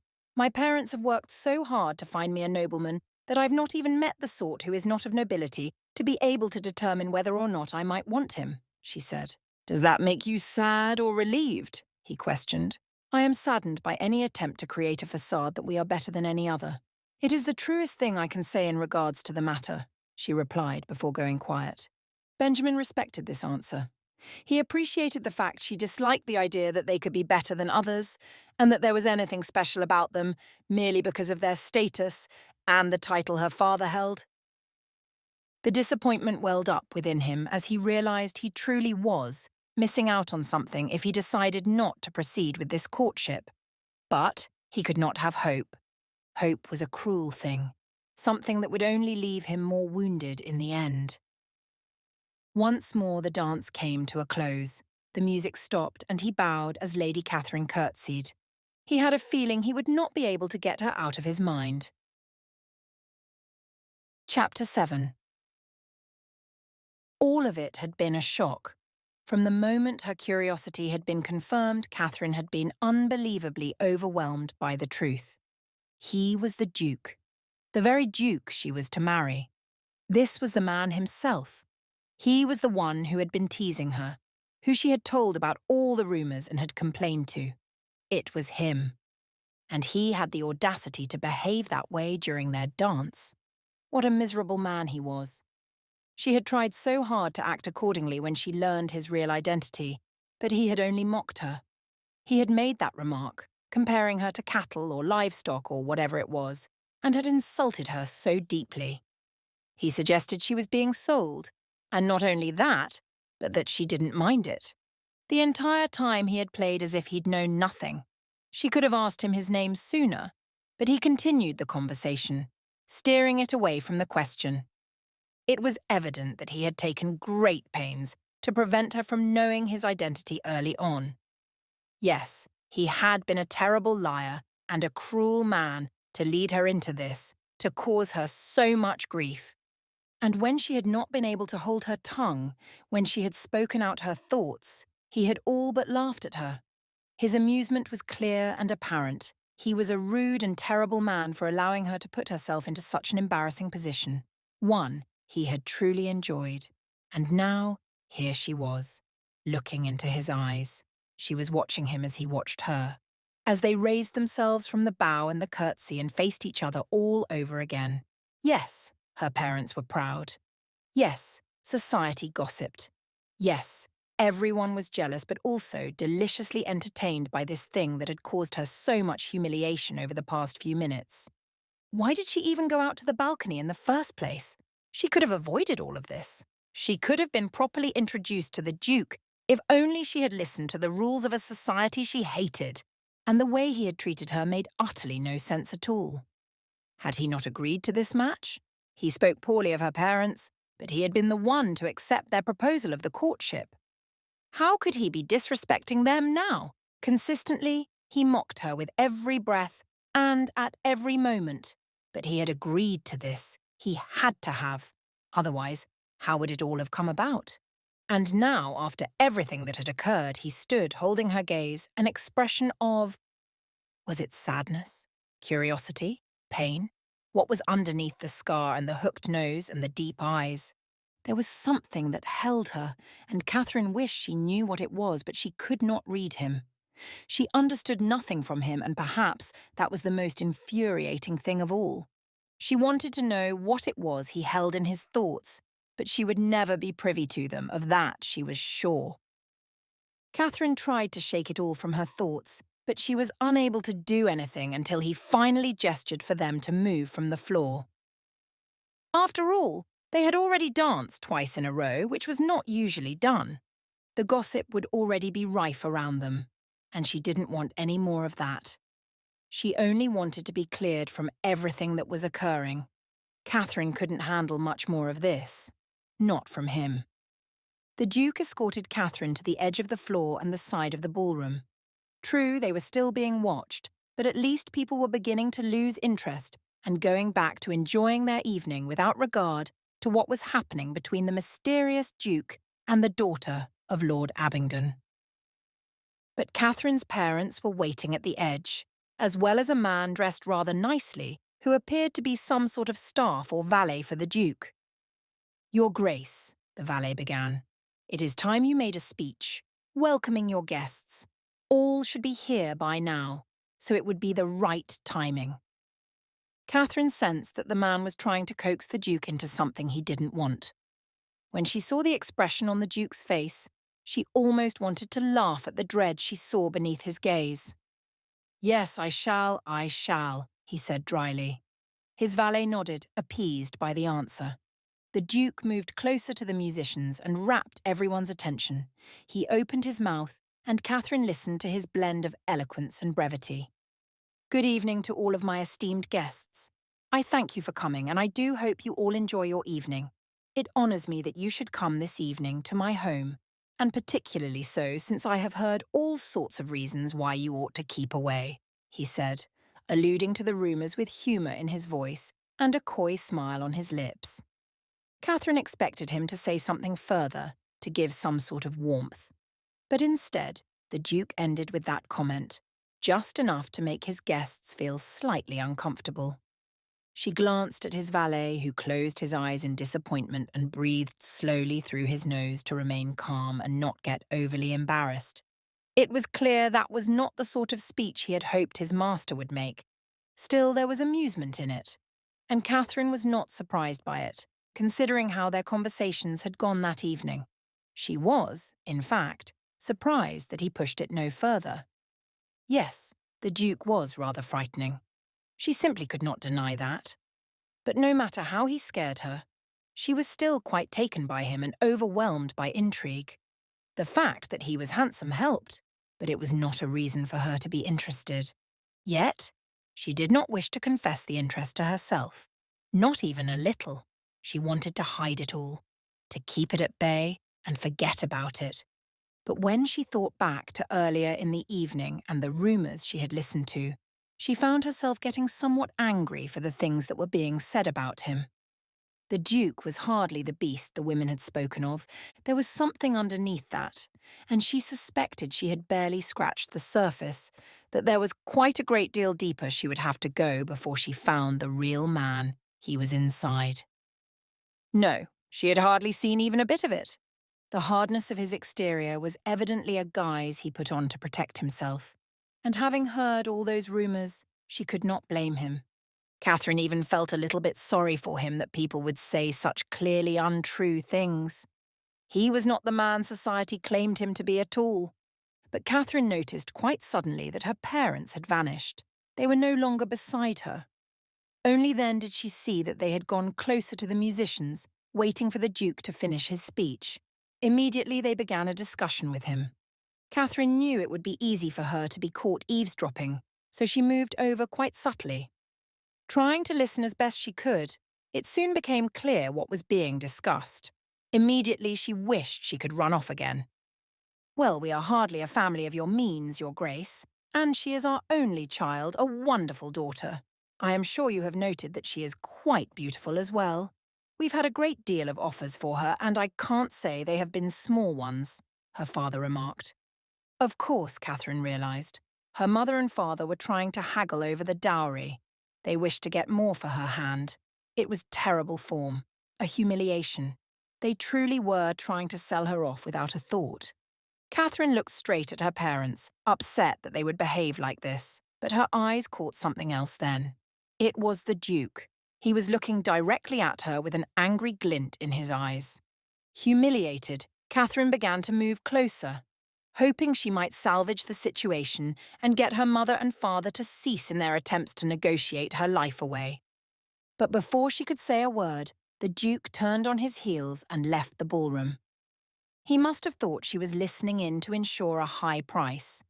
He must have believed she, indeed, was the very same as her parents, trying to use him like that. Oh, it was too horrible. He really believed she was that sort of young woman after all. But what Catherine did not expect from it was her own hurt. Being left by the Duke without his desire to hear her out, without letting her explain or scold them, and the fact that he believed her to be just like them.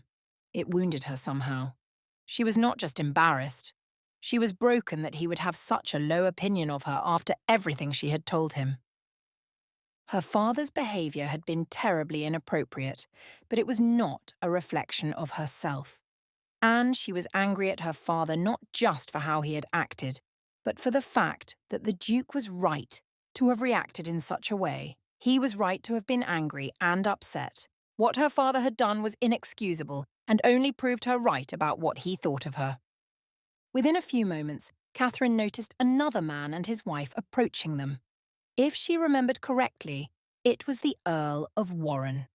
"Congratulations to this exquisite young woman. You must be very proud parents since you've managed such a propitious arrangement with the Duke.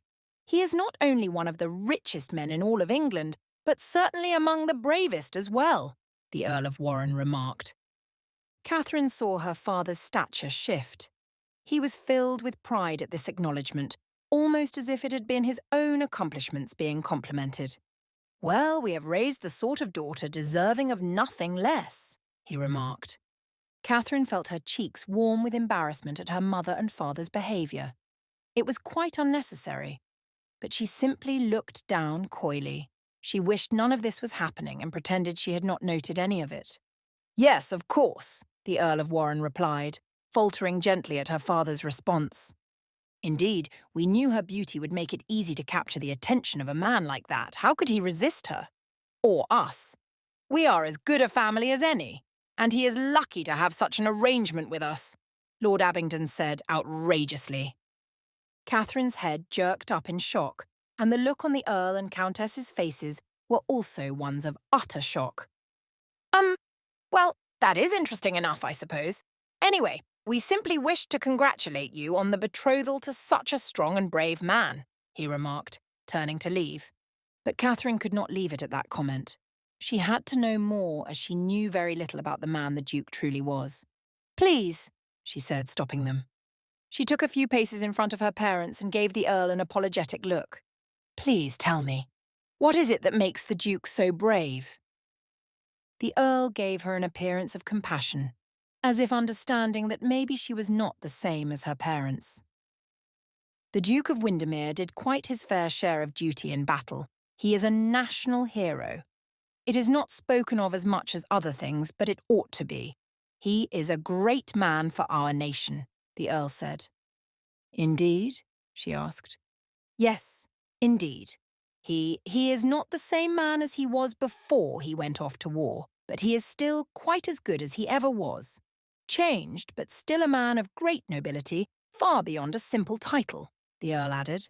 Catherine nodded, and the couple departed. She was utterly curious about all of this and wished to learn more. Feeling amazed by his exploits, Catherine could not quite understand how a man of so much nobility and such a status as being a war hero could also be so boorish and rude.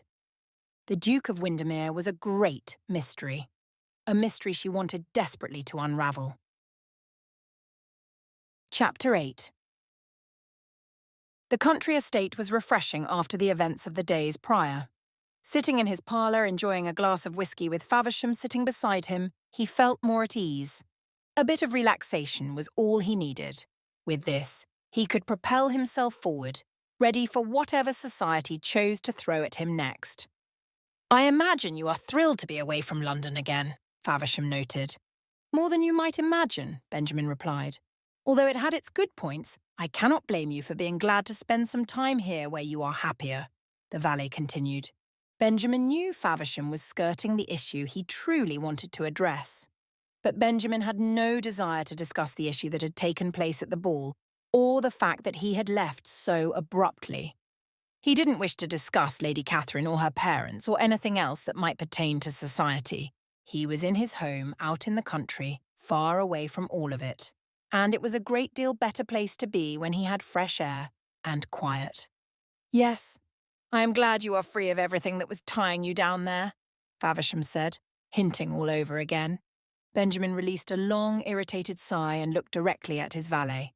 "Faversham," he began slowly, "if you have something to say, it would be good if you would speak directly, rather than hinting all these things at me as if I cannot discern what it is you really wish to speak about." It was clear that Faversham was ready and willing to do so now that he had permission. After all, the Earl of Warren and his valet were the only two men in all his life who were able to speak freely and bluntly to him. They were good friends and behaved as such. "Honestly, Your Grace, you were a fool that night. Truly, a great fool," he said, perfectly at ease to share this opinion.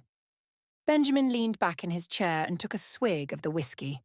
"Don't get ahead of yourself, Faversham. You are fast becoming worse than Warren with your displeasure of me," he remarked in reply. "You think so?" Faversham challenged. "Indeed. You know nothing of the reason for my departure and my displeasure at Lady Catherine and her family," he answered tersely. "Then share," Faversham urged. "Certainly. If that is what you wish, then that is exactly what you shall get. You see, I do not enjoy being toyed with, Faversham. Lady Catherine must have been taught quite well. She was well trained in the art of capturing my attention," he scoffed. "How so?" Faversham asked. "I must give her a great deal of credit for her bravery. She spoke back to me almost as readily as you and Warren do. Her mouth has quite a bite to it, and she was fearless in telling me exactly what she thought of me. At first, of course, I found this entirely intriguing," he remarked. "And what changed your mind about it?" Faversham asked. "Seeing that it was all an act. Yes, she was quite different from most of the young women who try their hands at me. She knew exactly how to grab my attention. Quite feisty," he said, unable to keep his expression from shifting just a little. He noted then that Faversham was grinning at him, as if satisfied by these remarks and encouraged by them. Benjamin grunted his displeasure before returning to his solemn manner. He took another gulp of his whisky and clenched his teeth together at the roughness that flowed down his throat. He knew better than to encourage his valet. He knew he had been intrigued by Lady Catherine, but none of that mattered. It was evident to him that she and her parents cared only for the dowry that would be offered upon a commitment to marry her.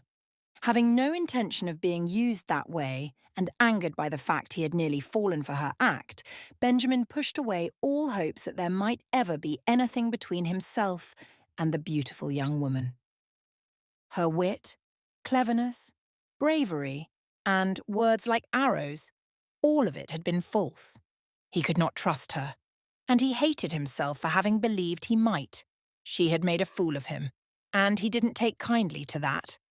Her father openly asking him for more money and trying to sell her off had not been a great surprise. After all, it was what she had expected from him and the sort of behaviour she had already warned him about. But when he saw her standing there, listening in as if trying to ensure they were paid enough, it had left him hurt and angry. She had been falser than he might have known. "It is quite clear that you are intrigued by her," Faversham noted. "You think so," he replied bitterly.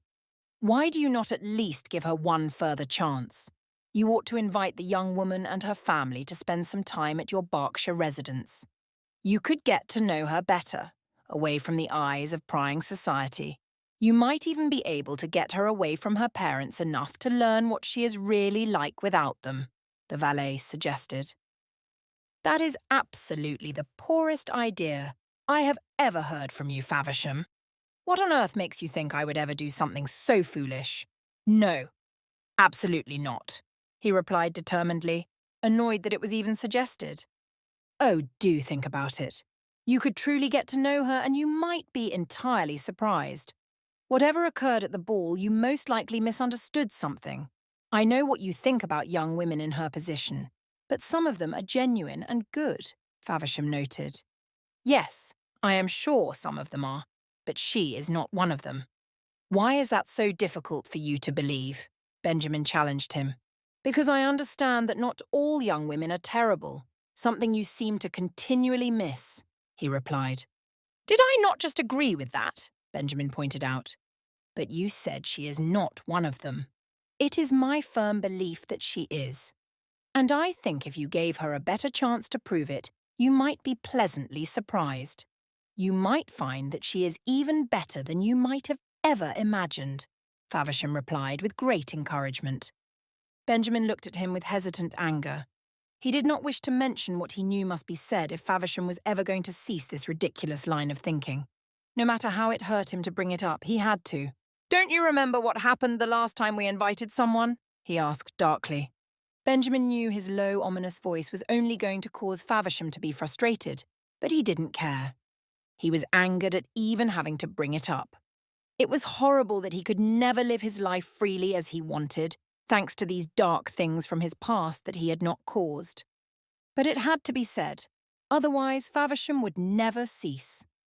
What happened to Miss Fiona will not happen again, he added. He wouldn't let it. He couldn't bear to see anyone else hurt, and he knew that he could not fully determine whether or not it would. It was best if he kept women at bay, but the thought of having a woman come to visit again was completely out of the question. He could not risk it, not for himself or for her, not even for a woman like Lady Catherine, who seemed unique and different. It was far easier if he wallowed in the belief she was as much a status climber as her parents. No matter the doubts that lingered in his mind, the parts of him that wondered if she truly was, or if he had indeed misunderstood, he simply couldn't bear to think of her coming to his estate. Perhaps, Faversham began hesitantly. Perhaps what? He pushed. Perhaps this time the truth would be preferable, Faversham managed to say. Benjamin looked at him as though he were mad. He could not believe Faversham would even suggest such a thing. It was madness. Foolishness. How could he even get a young woman to stay once she knew the truth? You believe any woman would remain in my presence upon hearing the truth? He challenged. Lady Catherine remained with you upon hearing the rumours. And the rumours are far worse than the truth, Faversham noted. The rumours are ridiculous enough that no matter how much a young woman enjoyed sensationalism, she would not truly believe it. The truth is far worse because it can be believed, he said. Then allow her to believe it. It cannot hurt. You ought to tell her the truth. Then you shall see the character she has. You cannot learn of her character based on that of her parents or what you have seen of her in society. But if you tell her the truth, you will know soon enough, Faversham remarked. I think it unwise, Benjamin sighed. What have you to lose? Faversham asked. Benjamin scoffed. What have I to lose? A great deal, Faversham. I might lose even more of the scarce reputation that is upheld for the sake of my family. I might lose any chance of ever being able to show my face in society again. Well, perhaps that would be a benefit, he quipped. So you shall lose very little? No, I shall lose everything. There will be no respect in all of England if everyone hears of this. If Lady Catherine learns the truth and responds as I imagine any young woman might, the whole of England will know my secret, and I shall be even more of a pariah than I already am, he said. I cannot bear the way I am looked at already. You know as well as I do that it shall be a great deal worse if people learn the truth. You think the rumours are bad now? What shall they escalate to if everyone learns about me? He challenged. Faversham was quiet for a moment, but looked up at him with the genuine affection of a friend. Honestly, I think it is a risk worth taking. It is the best thing you could do, and you will learn a great deal about Lady Catherine if you choose to do it, he said again. Benjamin let himself breathe for a moment, thinking about all of his options. He felt entirely certain that such a visit would end in a terrible mess. Something was bound to go wrong, it always did. And yet, he thought again about the night of the ball, before he felt the betrayal, when he only suspected she must be like other young women, but noticed how far from that she seemed to be. He thought of her eyes and the smile that rested beneath her pixie nose. He recalled the feel of her in his arms, and the way her body danced so elegantly and strongly. He thought about the sharp wit of her words and how she had shocked him from their initial conversation when she awkwardly laughed at his remark about the vultures. She had captivated him despite himself. He hated to acknowledge it, but it was the truth. Lady Catherine was different, even though he wished he had not noticed it. "Do you truly believe this time will be different?" he asked his friend. "I do. Indeed, Your Grace," he replied. "And you think it ought to be enough to convince me?" He laughed. "Am I not your friend? You think I would encourage you to do something if I believed it might wound you?" Faversham asked pointedly. "I think you would not mean to," Benjamin confessed. "Well, that is something. But you should know by now that I would never leave you in such a position to put yourself in harm's way. I think it best that you pursue this path. I believe entirely it is what is best for you and also for Lady Catherine," he confirmed. "Then I suppose, with great reluctance, mind you, we may proceed with an invitation to Lady Catherine and her atrocious, appalling, abhorrent parents," he agreed. "I appreciate your symmetry, Your Grace," Faversham laughed, noting how carefully Benjamin had chosen his adjectives to describe Lord and Lady Abingdon. Benjamin nodded, saying, "Let us hope the symmetry ends with my vocabulary. Let us hope the visit itself is nothing like anything that has come before." Chapter 9. Catherine could scarcely believe it as she sat in the coach beside her mother. Her father was sitting across from them, his mouth wide open in a deep, distracted sleep. She tried not to focus on him too much, but found it rather distasteful how he rested. Lady Abingdon spent the whole time fidgeting with her gloves, her pearls, her hair, and everything else. She was evidently bored and wanted to arrive and get on with it. But Catherine was still astonished that she was going to his estate in Berkshire. Excitement, worry, and all manner of emotions burrowed their way into her chest. Lord Abingdon snorted himself awake and shook the sleep from his head. "Good heavens, are we still on the journey? It has taken an eternity," he complained. Catherine chose not to mention that he had slept from nearly the moment they left their home. For him, the journey could only have seemed like a matter of moments. "Well, it would seem this is simply the way of the Duke. He takes an eternity to invite us and now brings us to his estate so far from civilization. And right in the middle of the London season of all times," her mother brooded, adding to the complaints. Catherine had spent the previous few weeks listening to them complain over and over about not hearing from the Duke. Once they finally did, they decided he had not invited them soon enough. And the invitation he did issue specified a date nearly a week away.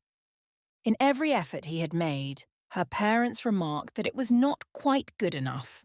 Catherine was already embarrassed by them and wished she could warn the Duke of their behaviour so he might prepare for it. However, she was already overwhelmed and excited by the fact he had even thought to invite them. After what had occurred with the discussion of the dowry at the ball, she never imagined hearing from him again. Knowing he had considered her highly enough to invite her to his estate anyway was simply the best thing she might have fathomed. She now had a chance to make things right. Her parents, of course, had thought she was the one to offend him during the ball. They were quite certain of it and made sure to tell her that. "Now remember, Catherine, you are to make yourself very pleasant to the Duke during this visit. We want no more of whatever you did at the ball to displease him, do you understand?" her mother said once more as they journeyed. Yes, mother, I shall, she promised. It was not long after that when they arrived at Windermere Hall, the estate in Berkshire where they would spend the following few weeks with the Duke and his staff. The valet, Faversham, stood with the Duke at the door, ready and waiting for their arrival. Catherine felt like a princess, seeing how they awaited her. She had done nothing to deserve such treatment, and she felt quite certain the Duke agreed with that thought. Nevertheless, there they were. When they all unloaded from the coach, they walked up to their host, and Catherine noted how stiff the Duke of Windermere seemed. She had longed to see him again, despite herself.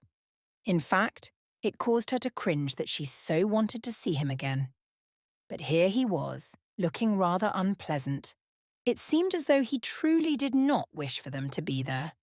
Catherine couldn't help but wonder why he invited them if he was going to make it so evident that he did not desire them as his guests. His stiffness and formality were proper, but cold. Why had he even invited them? When they entered, Faversham led them to the dining hall. The Duke remained mostly quiet, save for his brief greetings at the entrance and telling them to follow his valet. Beyond that, he said little and even disappeared for a moment, only to show up once they were all in the dining room. Once all were seated, Catherine observed the Duke as best she could, trying to read his body language and understand what might be occurring within his thoughts. An immaculate dinner was served, and Catherine watched her parents as their eyes lit up with excitement at all the grand food. No matter their own family was well-to-do, they could never have served something so grand. Each course was better than the last, and they were served by an assortment of footmen who seemed to be at the Duke's disposal. He remained quiet but gave his employees signals with his face or a nod of the head that they all seemed to comprehend. Catherine remained quiet as well. She knew there was little for her to say in the presence of her parents, but it didn't matter anyway. They were the ones who seemed eager to have a conversation, and they continued without giving space for her or the Duke, even if they had wanted to speak. This sauce is exquisite, her mother noted. And is this duck? I've never had duck, but always imagined it might taste like this. The Duke opened his mouth to confirm, but her mother continued before he might have such a chance. And that looks like pheasant, but oh, I really do detest pheasant. Honestly, I am surprised you would serve such an ignoble bird at your estate of all places, she complained. Catherine's eyes widened. How could Lady Abingdon be so rude? It was utterly shocking. She noted that the Duke stiffened even further and looked at his plate.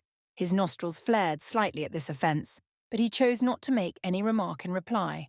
Catherine wondered why he did not simply send them away in an instant. He had every right to. But she was surprised when he looked up at her, and she sensed he was eager to see her response to that comment. Catherine looked at him with apologetic compassion. She didn't know if he saw it or not, but she helped herself to a round of pheasant, which she thoroughly enjoyed. Whether he noticed or not, she was determined not to let her mother's behaviour cause any further embarrassment. Her father spoke plenty of meaningless things, such as bragging about his billiards abilities and dropping the names of anyone in society he deemed important enough for the Duke to hear. It was quite shameful, but Catherine was growing accustomed to that. She felt certain the Duke was no longer surprised that they behaved so childishly. Once dinner had finished, Catherine hoped she might have a moment to speak with the Duke. She wished to confirm with him that she had not been a part of the ridiculous scheme her parents had concocted to try and get a greater dowry. In fact, she had even thought about begging him to offer them less and tell them that it was a result of their own behaviour. She wanted to see them punished, but it was not to be. Instead, she was shown to her bedroom, where she would stay during their time at his estate. It was a large room, painted all in white save for crimson accents. Catherine noted the beauty and wished she could stay in the room always. Not for its decadence, but for its comfort. The bed was softer than any feather she could imagine. She wished to sleep forever and not wake up, for to wake meant having to leave the bed. Yes, this was a dream of a place to sleep. It did not take long before her eyes closed, but when she awoke, It was not as she might have expected. Voices echoed throughout the hallway, and Catherine found herself startled and confused by them. She didn't know who it was or what was happening, but there was evidently something occurring that had caused a great stir. As her heart began to beat faster, Catherine grasped for a candle and lit it with shaking hands. Finally, the match took to flame, illuminating the wick and casting an eerie glow upon the walls. Catherine could think of no reason for the disruption. Unless someone had been hurt, why would a commotion have been raised? Her fingers gripped at the handle of her door, and she slowly opened it and looked out into the empty hallway. Nothing seemed amiss, but she was able to hear the raised voices a little bit louder, so she stepped into the hallway to determine where they were coming from.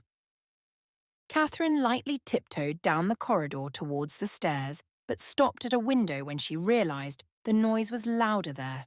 Peering outside, she found the source of it. There were people in the garden with torches. Perhaps a dozen of them. She couldn't help but wonder who they were, or why they had scattered themselves about the flowers. Catherine worried that the buds might get trampled. Her eyes searched for answers but found none. Quite suddenly, Catherine was startled by the presence of the Duke rounding the corner. A small yelp escaped her lips, and she put a hand to her chest. "Your Grace, forgive me. I was startled," she whispered. The appearance of his face showed his frustration. No, maybe it was something else. Certainly he was upset, but there was something underlying that. Fear? "Your Grace, what is it? What is going on outside?" she asked nervously. "Go back to your room," he told her brusquely, breathing heavily through his nose and seeming anxious himself. "Do not dismiss me like that. Tell me, what has happened? Why is everyone making such a fuss?" she insisted. For a moment, the Duke seemed as though his annoyance was going to cause him to speak to her rather harshly. Catherine prepared for it, but instead he sighed and closed his eyes for a moment before replying. "A rogue wolf has been spotted. Here, at the estate, it has everyone quite anxious, and they are chasing the animal away. Now, you had best return to your room. There is nothing you can do about it, and it is not safe for you," he told her somewhat dismissively. Catherine stiffened at his tone. "I'm not afraid of a mere wolf," she scoffed. The Duke turned to her and she felt the weight of his dark eyes upon her. A strange tenderness and softness came into them, as if he wanted to tell her something new and deeper, something with meaning. He appeared kind, vulnerable even. It caused Catherine to freeze in anticipation of whatever it was he was going to say or do. "My brave Lady Catherine," he whispered, with a hand rising to her cheek. He caressed it gently, and Catherine felt her eyes close for a moment as the warmth spread throughout her body. "I imagine that before you, a wolf might be delighted to be brought to heel," he said in that same quiet and deep voice. His eyes were searching her face, and Catherine felt as if no one had ever seen her so clearly. Her lips parted to speak, but there was nothing that could be said. She was entirely at a loss. "Now," he began again, as if waking to himself, "would you please be willing to return to your room and lock the door?"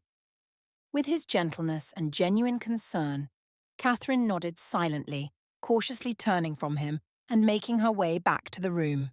She sensed his eyes lingering on her for a moment before hearing his feet depart as she closed the door behind herself. As instructed, she locked it and left the key in place so it might not be disturbed from the other side. Immediately, she let out a great exhale and felt the pounding of her chest. The encounter had been something she would never have anticipated, and Catherine began to wonder if it had even happened at all, what with how intense and close it had been. She knew she ought to return to sleep, but it took a few moments of breathing deeply before she was able to calm herself. It had been such a shock to interact with the Duke in this way. He had been both demanding and gentle, a blend she had never encountered before in any man. He was strong, yet vulnerable. It was impressive to see in a man of his station and stature. The hawk-like eyes that peered at her had seemed to see through her entirely. And Catherine wanted to be seen like that again.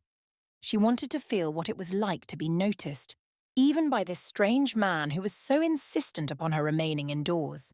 Even by this strange man about whom rumours abounded and were constantly shifting in their veracity. When she was finally at ease, Catherine moved to the bed and climbed back under the sheets. Her eyes were still wide and ears attuned to the noise that was dimming outside. Whatever was going on, it was finally coming to a close. They must have either located the wolf or chased it away from the estate. She would have to try and sleep, her eyes closed, and she willed herself into a restful state. But the questions fought for her attention, and as she finally began to drift to sleep, she wondered with a final thought, what kind of wolf would know how to open a door? Chapter 10. 3 days had passed since that unpleasant night when Lady Catherine had come so close to learning the truth. Benjamin had made every effort to remain firm and avoid her seeing what had occurred. She had looked so beautiful in her concern that night. She had been so curious and argumentative in a charming way. And Benjamin knew she would not be easy to fool. In the days that passed, things had remained calm, and they had primarily spent time around her absolutely dreadful parents. But Benjamin was curious about this young woman and decided to seek an opportunity to learn more about her individually. He had asked one of the maids to request her presence in joining him for a walk around the gardens. When she appeared, ready to go with him, she was dressed in an exquisite lilac-coloured gown with ruffles that framed her neck quite elegantly. Benjamin had never cared much about ladies' fashion, but he could not help noticing how delightfully beautiful she was dressed in this way. "Lady Catherine," he greeted with a bow. "Your Grace," she curtsied in reply. Benjamin walked with his hands firmly held behind his back, and Lady Catherine held a parasol above her head to prevent sun damage. Behind them, her parents followed at a distance to act as chaperones.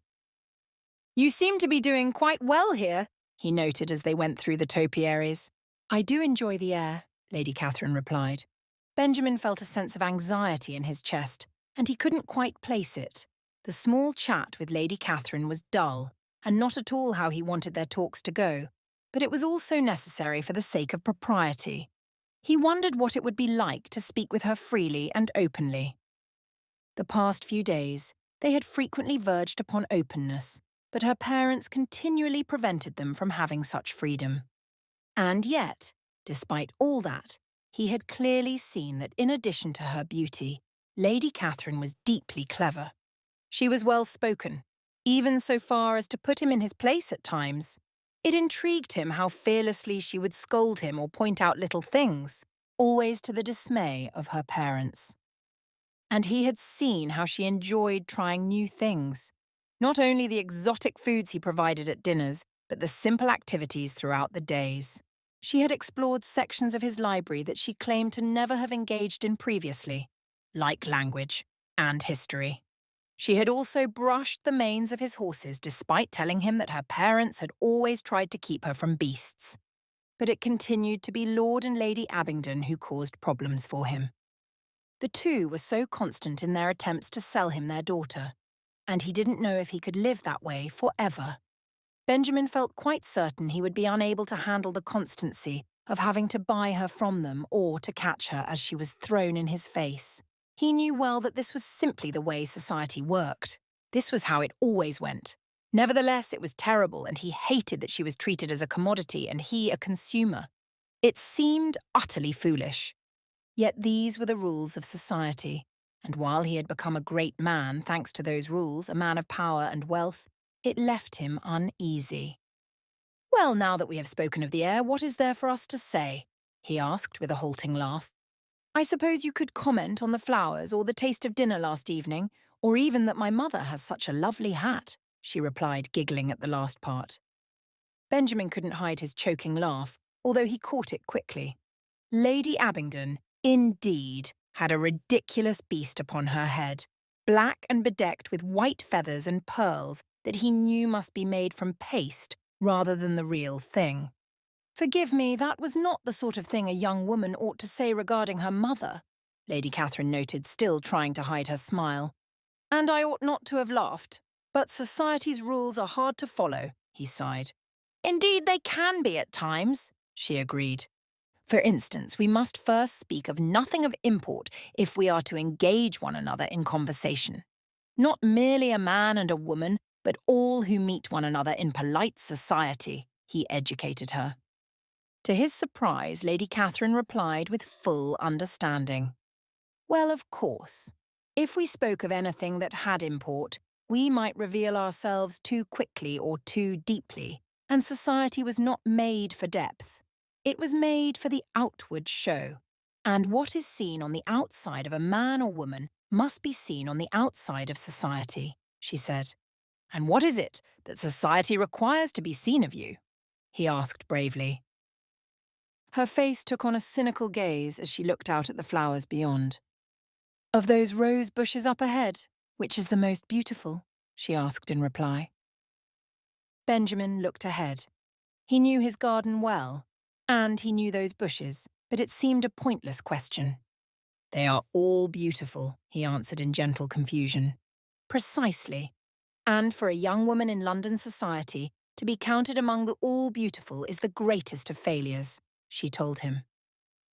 Benjamin had not expected such honesty from her. He knew she was good with her words, but he also wanted to know about the parts of her that were not so desirable. Just as every young woman was meant to be the most beautiful, every man was supposed to be the most wealthy. That was how they got such beautiful wives. So, surely, that was what she wanted from him.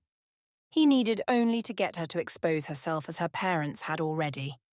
The roses of London can be the most beautiful if they are adorned well, don't you think? He asked, referring to the way a wealthy woman might be made more exquisite by having more beautiful belongings.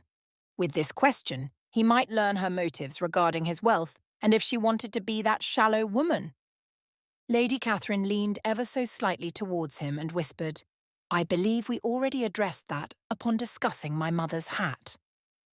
They each suppressed another laugh. All right then, but still I must know. Don't young women seek the security of all they might have? Isn't there an element of falsehood in England that is appealing? He asked, as if he believed it himself.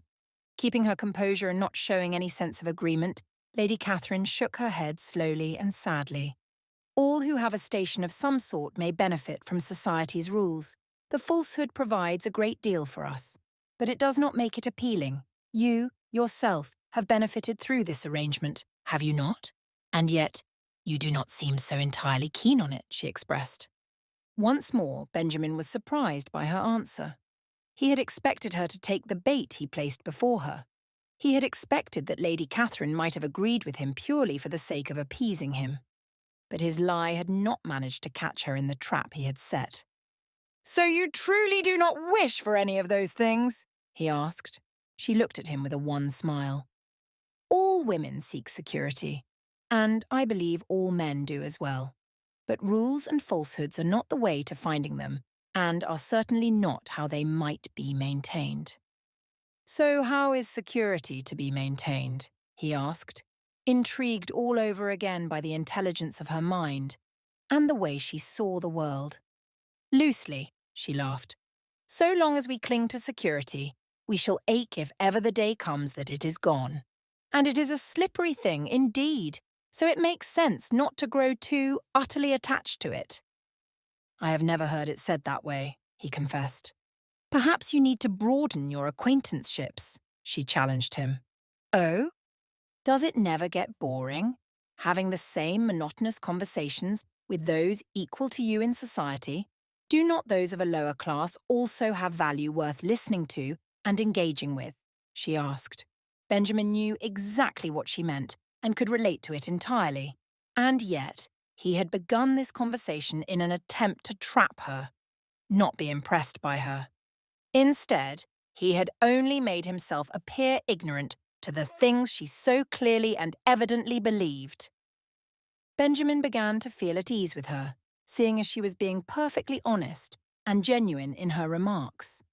Distracted for a brief moment, he noticed a space in the garden where things had been trampled from the previous drama that had unfolded in the garden. His chest tightened, and he didn't want Lady Catherine to follow his gaze, so he turned back to her. But before another word could be spoken, his two Great Danes appeared, bounding up to them from out of nowhere. "Oh!" Catherine exclaimed in delight. Bending as low as she could without appearing unladylike, she began to pet and play with the eager dogs. Benjamin marvelled at her and how she interacted with them. The large animals were typically frightening for young women, and even a fair amount of men disapproved of them. And yet she was embracing them and enjoying their company as if they were her own animals. He watched her, not wishing to interrupt. Sensing Lord and Lady Abingdon pausing from behind, he saw the great contrast between them and their daughter. There was simply nothing alike about them. Catherine was kind, thoughtful, witty, and true. Entirely different from her mother and father, she was someone he thought he might be starting to care about. Yes, indeed, the feelings he had were not the sort he might have expected. In all the time he had claimed not to wish for a match in a young woman, he had never thought he would find one such as Lady Catherine. Now that he had met her and was being intrigued by her, he knew he ought to apologise to Faversham. And yet this thought, this recognition of sudden affection, caused him to feel a sense of despair in his heart. He could never allow her to get close. He could never allow her to bind herself to him. The secrets Benjamin held were too great, too deep for a young woman to have to bear. Indeed, he knew if he were forced to tell her the truth, he would lose her forever. Days before, he might not have minded that, but now he saw who she really was, and he wanted only to grow closer to her. He wanted to know her better, not drive her away. No, rather than apologising to Faversham, he ought to curse him. How could the man have so foolishly put him in this position?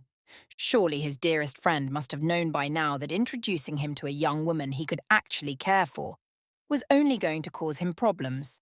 It was not as though they could ever truly live happily, but to live without her now that he saw who she really was. When in a matter of days she had managed to bring a spot of light into the darkness of his world. "Well, thank you for joining me for the walk and for sharing your thoughts with me. I think I ought to leave you for now, but we shall speak again at dinner," Benjamin said before making a quick departure. He knew he was leaving Catherine on her own in the garden, likely bewildered, but she would be fine aside from the questions of her nagging parents. Benjamin climbed the stairs of the east wing until he was far from all sound and suspect. Alone, isolated. He stared at the locked door. The wood was gnarled and he felt his heart pound, knowing this door was the difference between the life he knew and the one he could have. Fear, anger, all of the frustrations of his responsibilities. But most overwhelmingly, guilt. The decisions were too great and too complicated. It would not be easy deciding what to do. Telling Lady Catherine even a semblance of the truth could be too much for her to handle, and her parents would surely have none of it. Yes, if he told them the truth, if it ever came out, he would lose her forever. She would be gone from him, and he could never undo that. Resting a hand on the wood for a moment, Benjamin closed his eyes and took a deep breath. "I'm sorry," he whispered, not knowing what more could be said. With that, Benjamin turned his back to the door in a heart-wrenching motion before denying what he knew was his to bear, and walked away. Chapter 11. It was difficult to believe she had already spent an entire week at the Duke's estate, but Catherine enjoyed each and every day of it. Now lying back on the bed in the room she was staying in, she and Penelope thought through everything that had been occurring. Although the Duke sometimes exhibited strange behaviour, she couldn't help but notice he was far from what she had originally believed him to be. "I can see that you've certainly warmed up to him," Penelope noted. "Yes, I dare say I have. But I told you about the walk in the garden, and it hasn't only been that. I mean, I know we've not had many chances to speak other than when my parents have been nearby, but you haven't seen his strangeness," she said again with concern. Releasing a dramatic exhale, Catherine wondered what she was supposed to do now. "What is it? What has you so utterly perplexed?" Penelope asked. "I can't pretend that I'm not troubled. I mean, he has been very kind to me. Truly, I am in a state of awe at how he has considered me at all times. He has been tender even. Nothing at all like the monster I kept hearing about, she said, shaking her head at the rumours. Yes, well, society is cruel and cannot be trusted, Penelope reminded her. Of course, and I ought to have known that, but he is rather different when my parents are present, or when they are at least close by and within the range of hearing. I have noted with ease how much he seems not to care for them, and I cannot blame him when I know how they have spoken to him previously, she confessed. Then what is it? Penelope asked. I don't know, Catherine sighed. Perhaps it is just that I was so certain before, but he is not boorish as I had expected after all. He has taken me quite by surprise. Catherine could not ignore the tone of her voice, the fact she was driven to speak of him with a tenderness of her own, which had been so unexpected. Does that mean you believe he could be the man you spend your future with? Do you believe he could be the husband you were dreaming about? Penelope asked. Catherine's cheeks grew hot, and she knew they had reddened. It wasn't as though she hadn't been asking herself those same questions. She just had no desire to voice them aloud or to breathe the life of an answer into them. I'm not certain. How does one know these things? She asked in reply. In her heart, Catherine knew. She knew the mystery of him was precisely what had intrigued her initially. But the gentleness of the Duke was what had now drawn her in. He was kind and tender towards her. She was certainly growing fond of him, but she couldn't admit that to Penelope, and hardly wanted to believe it herself. Those feelings were strange and new for a young woman like Catherine, who had been quite determined against being sold off to the Duke. Her parents had chosen him. She had not made the decision on her own. If she conceded to the marriage, did that not make her weak? Did it not make her a fool if she was willing to give in to their plans for her when she had been strongly opposed to them? Moreover, there were still things she could not explain, things that left her deeply concerned and disturbed regarding the Duke of Windermere. The rumours may have begun to seem foolish in many ways, but she could also understand why they had been spread so widely. That first night, things had not seemed right. They had been evidently lied about, and she knew he had been hiding something from her, the incident with the wolf. It had seemed quite strange for the wolf on the moor to come and wreck his gardens, inciting people from nearby to come with their torches. Why would he have been so frightened from within the house? The following day had passed without incident, but more than that, it had passed with those in the home behaving as if nothing at all had occurred. There was no talk of having chased it off or having caught it. There were no remarks about the damage she had seen done to the gardens, although she had chosen not to mention it. There was no one speaking about what had happened at all, as if it had been a regular quiet night. In London, even the smallest of strange occurrences became the topic of gossip because everyone wished to know about the strange and unusual instances that might occur. Was this estate just barely in the countryside, so different? When she had asked him about it the next day, the Duke had simply dismissed it. A couple of the maids within hearing range glanced at one another and went back to their work of dusting the mantelpieces. Her parents had slept through the entire event, and when she mentioned it to them, they told her she must have been dreaming, for no one had said a word to them on the matter. It felt quite as though something else was happening. Surely something was going on that was being hidden from her. Nothing else made any sense at all.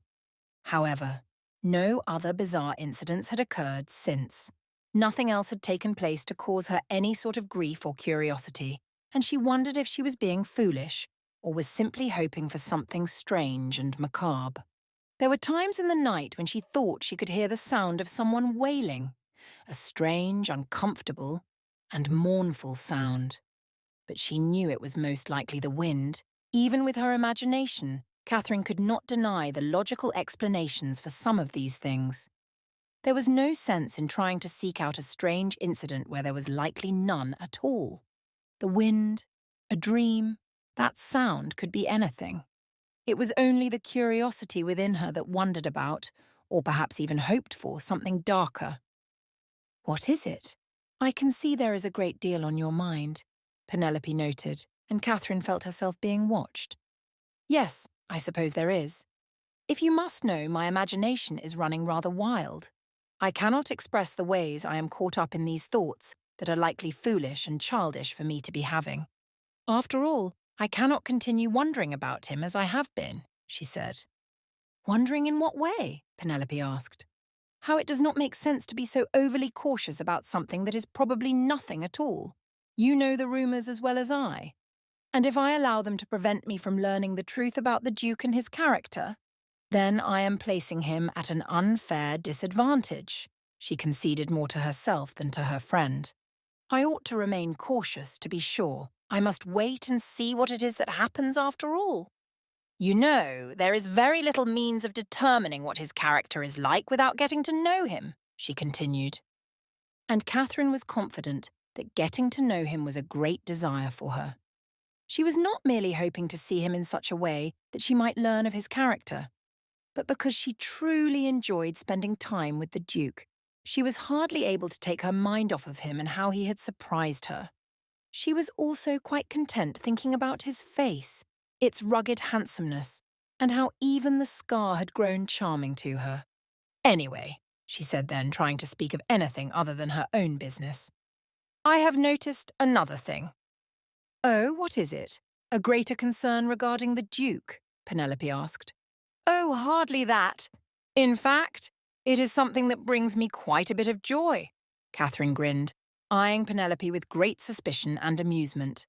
Oh dear. And what might that be? She asked. I have noticed how the Duke's valet seems unable to prevent his eyes from turning in one rather specific direction, she noted. Penelope shifted in her seat as if uncomfortable and placed a stern look on her face, just a few years older than Catherine's own. I can't imagine what it was he might have been looking at, she remarked with a stiffness.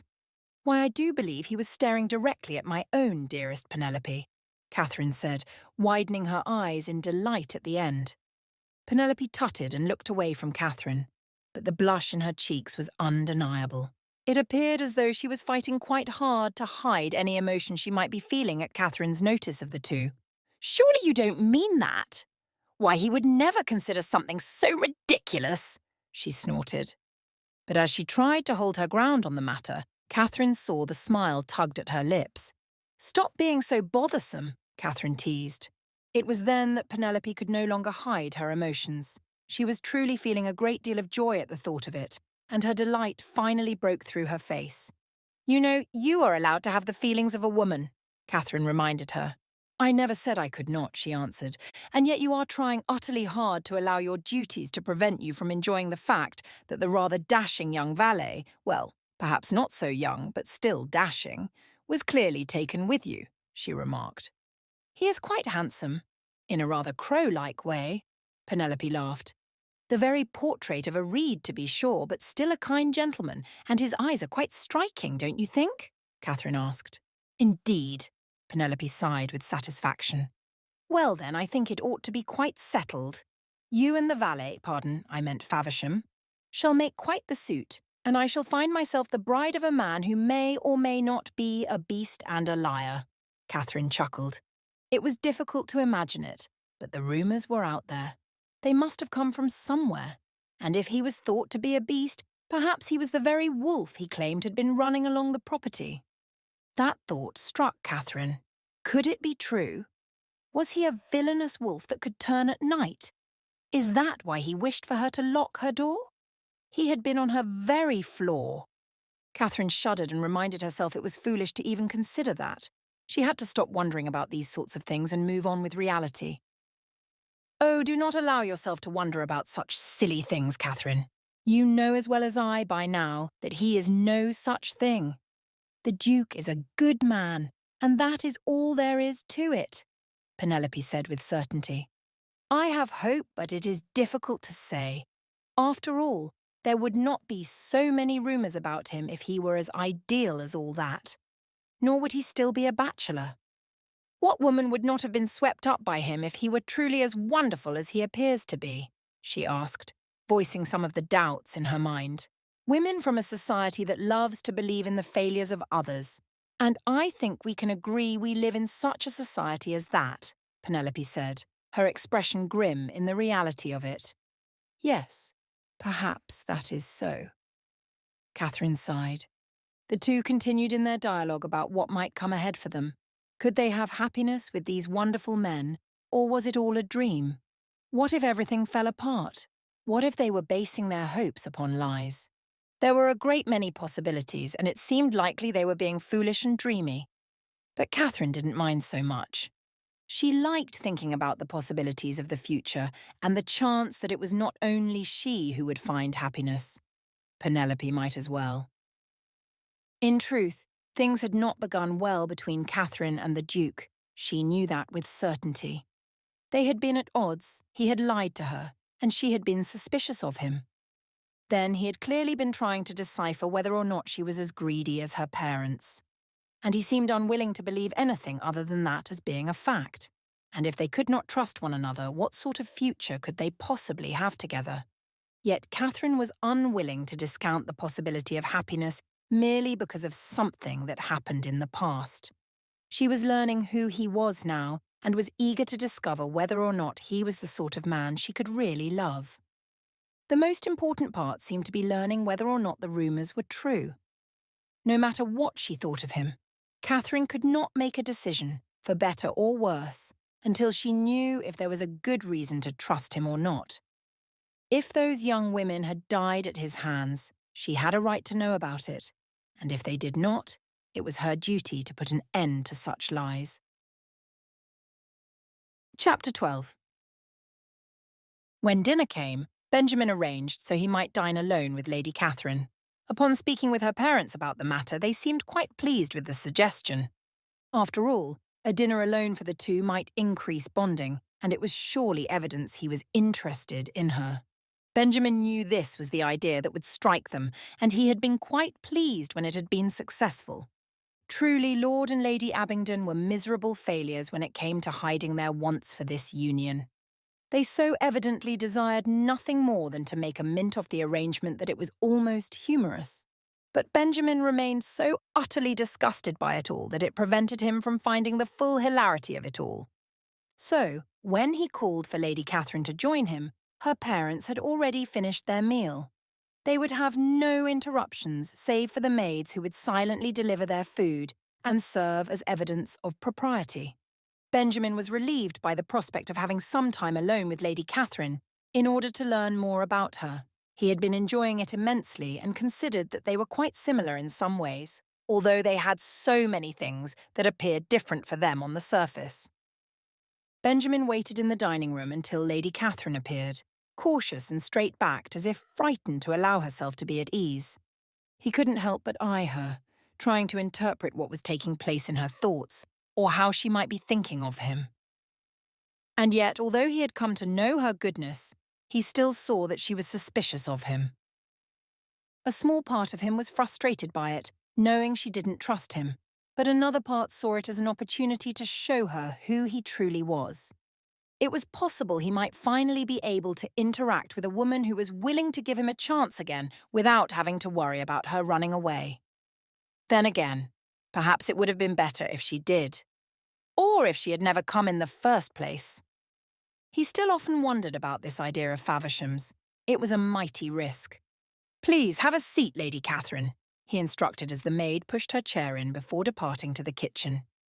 "Thank you, Your Grace," she said politely.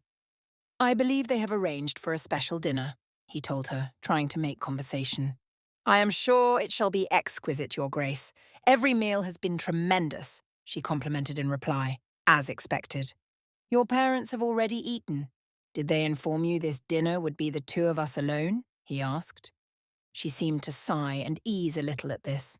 He had noted the way her parents constantly held her in check, as if they would blame her at a moment's notice for the slightest infraction. And Lady Catherine was not the sort who accepted such irritated treatment, but she did so to appease them and make them believe she cared about their annoyance at her. She had consistently accepted blame from them, although Benjamin saw it did not touch her to the core. She knew when she was at fault and when she was not, so perhaps this dinner, free of them, would truly be a bit of peace for her mind. "I was not aware, but it does explain the fact that we are alone, and perhaps It shall give us the opportunity to continue speaking freely, she said brazenly. Benjamin felt his lips curl up at the side when she said this. He appreciated her boldness. While they had been enjoying the occasional conversation free from other ears, this dinner would be plenty of time for them without the prying eyes of others. They would not have to remain cautious, but rather could share as they wished. Indeed, speak as freely as you will, he urged. This license seemed to give her great pleasure. For a moment, Benjamin regretted having said anything because he could see she would take every advantage of her curiosity. Well then, if I have your permission to be candid, I would like to know why it is you have not yet married, she asked openly. It was a question he might have feared had Benjamin thought about it sooner. He had little desire to answer this, of all questions. It has not yet come to pass, he answered vaguely. Yes, but why? You are a wealthy bachelor. Parents throw their daughters at you without shame. It is evident that... One of the maids came in silently and placed a bowl of soup before each of them. Benjamin waited, but it was clear that Catherine did not wish for her questions to be overheard. Perhaps she thought the maids might think ill of her or inform her parents of her behaviour. When the maid had departed once more, Benjamin amused himself by asking, "Exactly what is evident, Lady Catherine?" "It is evident that there are many who would wish to be married to you if you so desired. If you do not, I must ask why," she continued. "Must you?" he retorted. Lady Catherine's face took on surprise. He had not anticipated that he might so freely dispute what she had said. "You find it so difficult to be agreeable on the matter?" she challenged back. Benjamin smirked, well aware she was trying to trap him. Yes, just as he sought to learn more of her motives, Lady Catherine was now trying to learn of his in return. Her questions were an attempt to dig into something deeper. The rumours. He knew full well she had heard them, but evidently she was now trying to decipher what was and wasn't true. Having gone from hearing them to finding them foolish, she knew they must have been grounded in something. So now her efforts were to find what exactly that might be. She was a clever one. It made her all the more intriguing. The question now was, what was he meant to do about it all? Ought he to ignore her and turn her questions away? Ought he to be open and honest about the answers? Or was it the perfect moment to have a little bit of fun? Benjamin felt his grin spreading and decided to answer her with exactly the sort of reply she really wanted to hear underneath it all. "All right then. If you insist, I shall comply. You wish to know, first of all, whether or not I should like to be married," he confirmed. "Yes," she answered, appearing taken aback by his sudden change. "Well then, the answer to that question is no. I have little desire at all in this world to be wed," he told her, watching as her face faltered. "I see," she said quietly. "But I imagine you might like to know why," he continued. Silently, sadly even, she nodded. "Well, the truth of the matter is, I wished for it when I was a very young man, but that was before my father told me the truth about our family." He exhaled very dramatically, shaking his head as if in despair. Lady Catherine's eyes widened and her lips parted. "Oh dear, what was it? What sort of truth?" she asked, deeply invested in this mystery. "Oh, I cannot bear to tell you. It is not right for the ears of a delicate young woman." "Please, Lady Catherine, do not make me tell you," he said in a very distressed way. "But if I'm to be courting you, then surely I must be informed of such a secret," she insisted. Benjamin placed his face in his palm as if it were too difficult for him to speak. He wondered if they would ever get to eat their meal when they were engaged in such a drama. His stomach rumbled in protest, and he knew it was for his own amusement that he put himself through this. "Oh, my dear Lady Catherine, you see my family is... Well, I can hardly bear it." He paused again. Then, swallowing as if overcome by emotion, he said, "We are cursed, you see." Lady Catherine gasped and placed a hand over her heart in terror. Yes, he was putting on an excellent show indeed. The way her body shrunk against the chair only proved to him that even a witty, intelligent young woman such as herself could be fooled by this teasing. I told you it is too awful. How can a man bring a wife into this curse? He asked. It was not lost on Benjamin that small details of this were true, but in escalating the passion and ridiculousness of the story, it could make it easier for her to hear the truth in time, or so he hoped. In reality, he knew perhaps he was just being a fool. But what sort of a curse is it? She inquired. And how did it come to be? Trying not to laugh, Benjamin made every effort to consider something that balanced between the ridiculous and the believable. How could he continue his charade without being too over the top in his teasing? How cruel you are for making me tell you, he said, in a quiet voice. Oh dear, forgive me. I was simply curious, she said. He noted the way she seemed to feel somewhat guilty, but the eagerness in her face remained. She wanted to know more. You are correct, however, Lady Catherine. It is wrong for me not to tell you at all.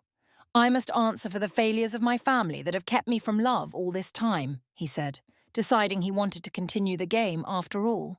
She nodded cautiously. Well, you see, it happened over a century ago. I am the 4th Duke of Windermere. The first Duke, my great-grandfather, was not a man born into nobility, he said, spinning the tale as he went.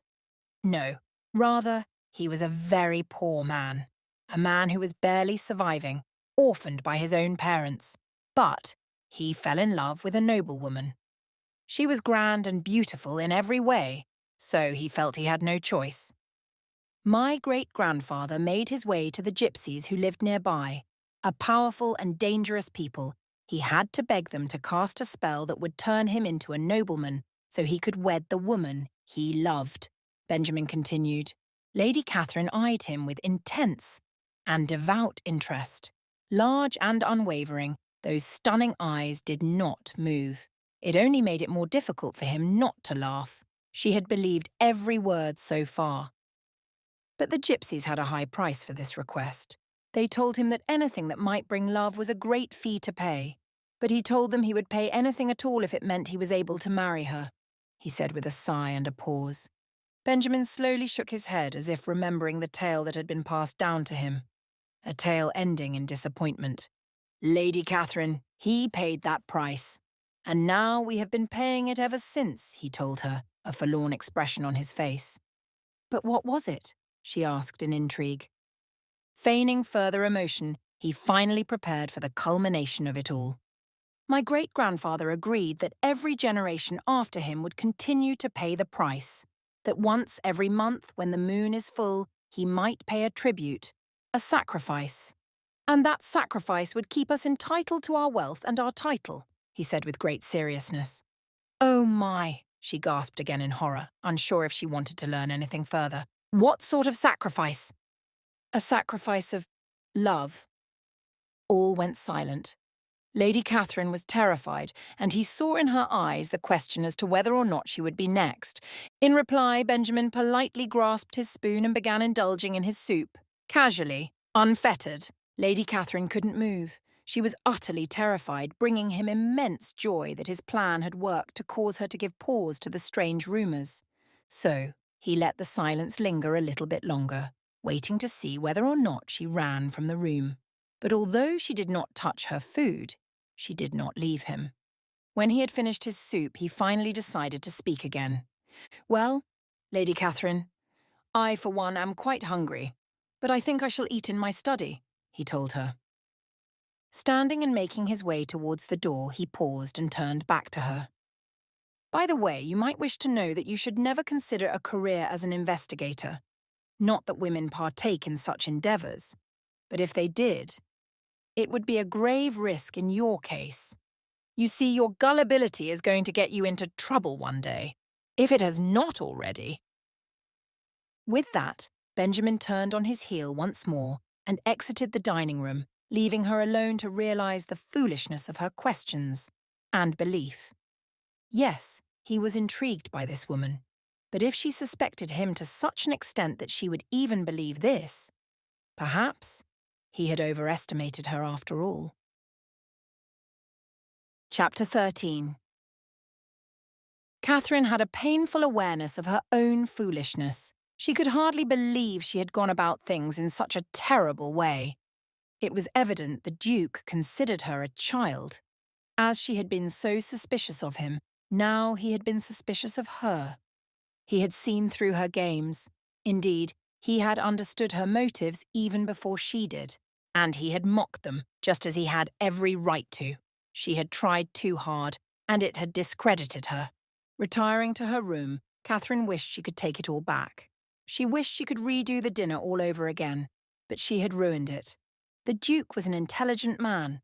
While she had previously managed to show him her wit and her wisdom, this incident had undone all of it.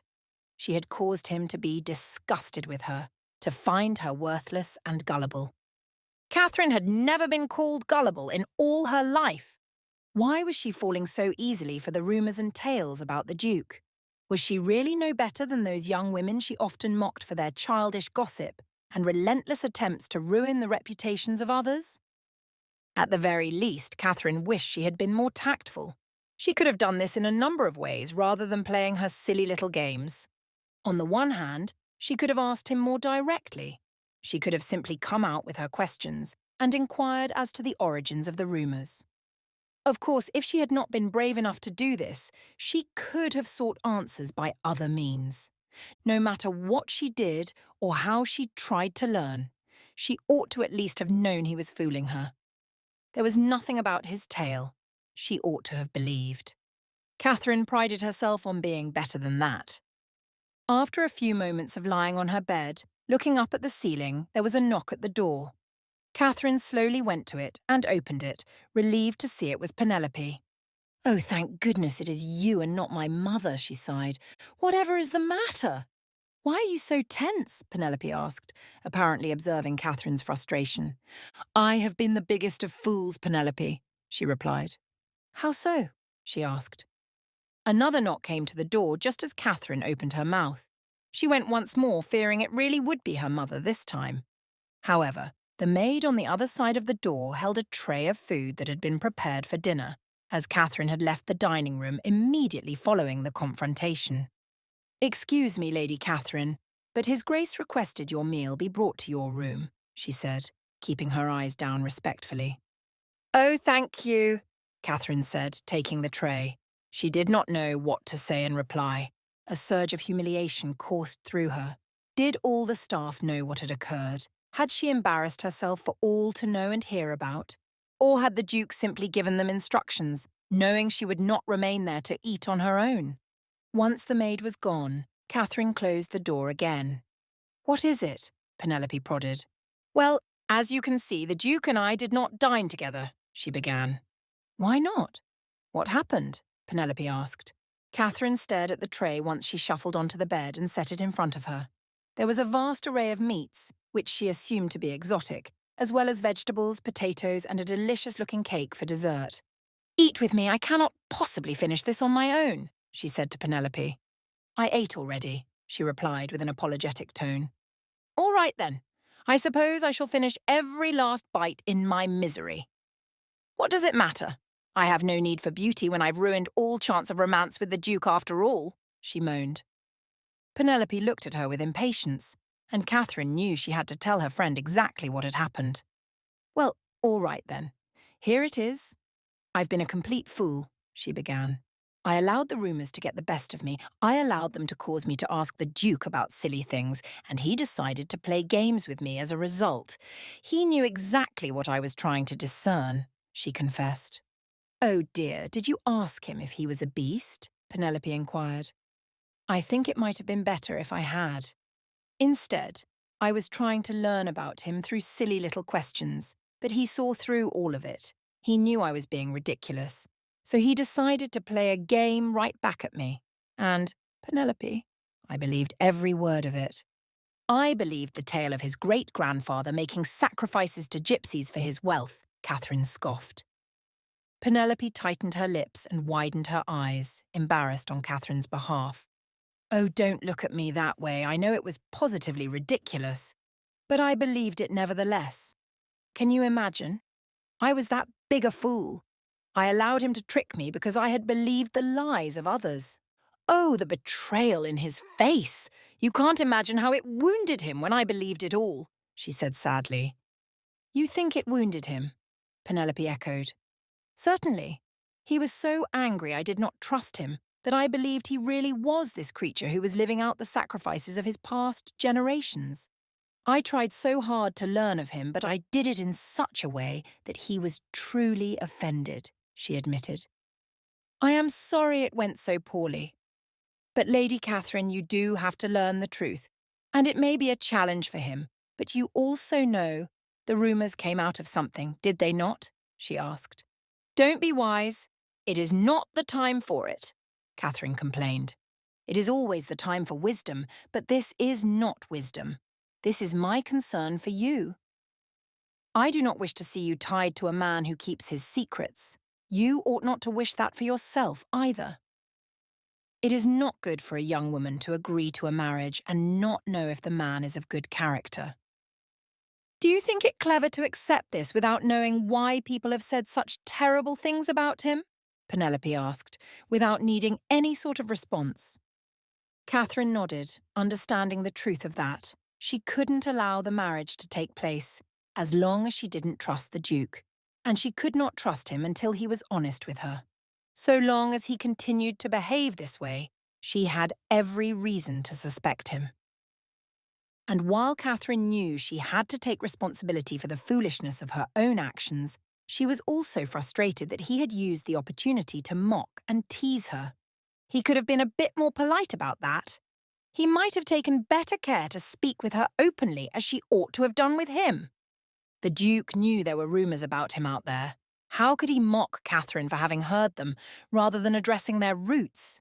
No, it was quite evident he was still hiding something from her. And Penelope was right. She had to learn what they were before committing herself to him. She deserved to have certainty about the man she was going to marry. Anything less was unfair. Yes, I think you are right, she finally said. I'm glad you see that, Lady Catherine. However misguided you feel your attempts might have been, it is important you learn the truth about him and whether or not he is the man to whom you wish to be wed, Penelope replied. And if he is, what shall I do to rectify this damage? Catherine asked. I expect he would take well to your apology. It is rather evident that he sees you in a positive light, my lady. I think the Duke has the same feelings for you that you have for him. It just might take him time to accept that he must prove himself, she said. Prove himself? Catherine asked. Prove he is not the beast he is said to be, and you know what men are like. They are all proud and filled with arrogance, expecting that we females will bow to their every whim. So if he is wounded, he shall recover. I have little doubt of that, she said. I suppose you are right. I know father is always disappointed in mother when she does not pretend to be overwhelmed with affection for him, yet he never shows her any care. If that is the way of men, then I know not if I shall ever manage to capture the full interest of one. I am not so false as that, Catherine remarked. No, you are not. But perhaps it is why I have hopes for you and the Duke. You are not pretending to desire him, but it is evident that you have a genuine care and fascination for him. And I suspect it is not only your desire for mystery and the macabre, Penelope teased. Oh, well, I have not been half as obvious as you have been with Faversham. When I see the two of you gaze upon one another, I half wonder if the world has melted away, Catherine laughed in reply. Perhaps it does feel that way at times, Penelope conceded. That is good to hear. I think he is very much the loyal sort, Catherine noted, remembering that loyalty was something Penelope sought in a man. Indeed, he does seem so, she sighed. Oh, goodness, what fools we are sitting here and wondering whether or not these men shall ever be anything at all to us, Catherine realised forlornly. It is not a matter to be so depressed by. Is it really all that wrong to enjoy the possibility of a future with a handsome gentleman? Penelope asked. Perhaps not, but when I ruined it all this evening, I am going to feel depressed no matter what, she scoffed. Well, I have had enough of it. You must get some sleep, and in the morning you will feel better about it all. The Duke shall forgive you, and you are going to be perfectly happy in no time at all, Penelope remarked. They chatted a while longer about the estate and the beauty of the area, trying to get Catherine's mind off her affections. As night descended, Penelope said her farewell and departed to her own room. With that, Catherine decided it was time to sleep. Only sleep could help her break from her embarrassment. After undressing, she climbed into her bed and rested her head on the pillow. Closing her eyes, Catherine hoped that sleep would come quickly.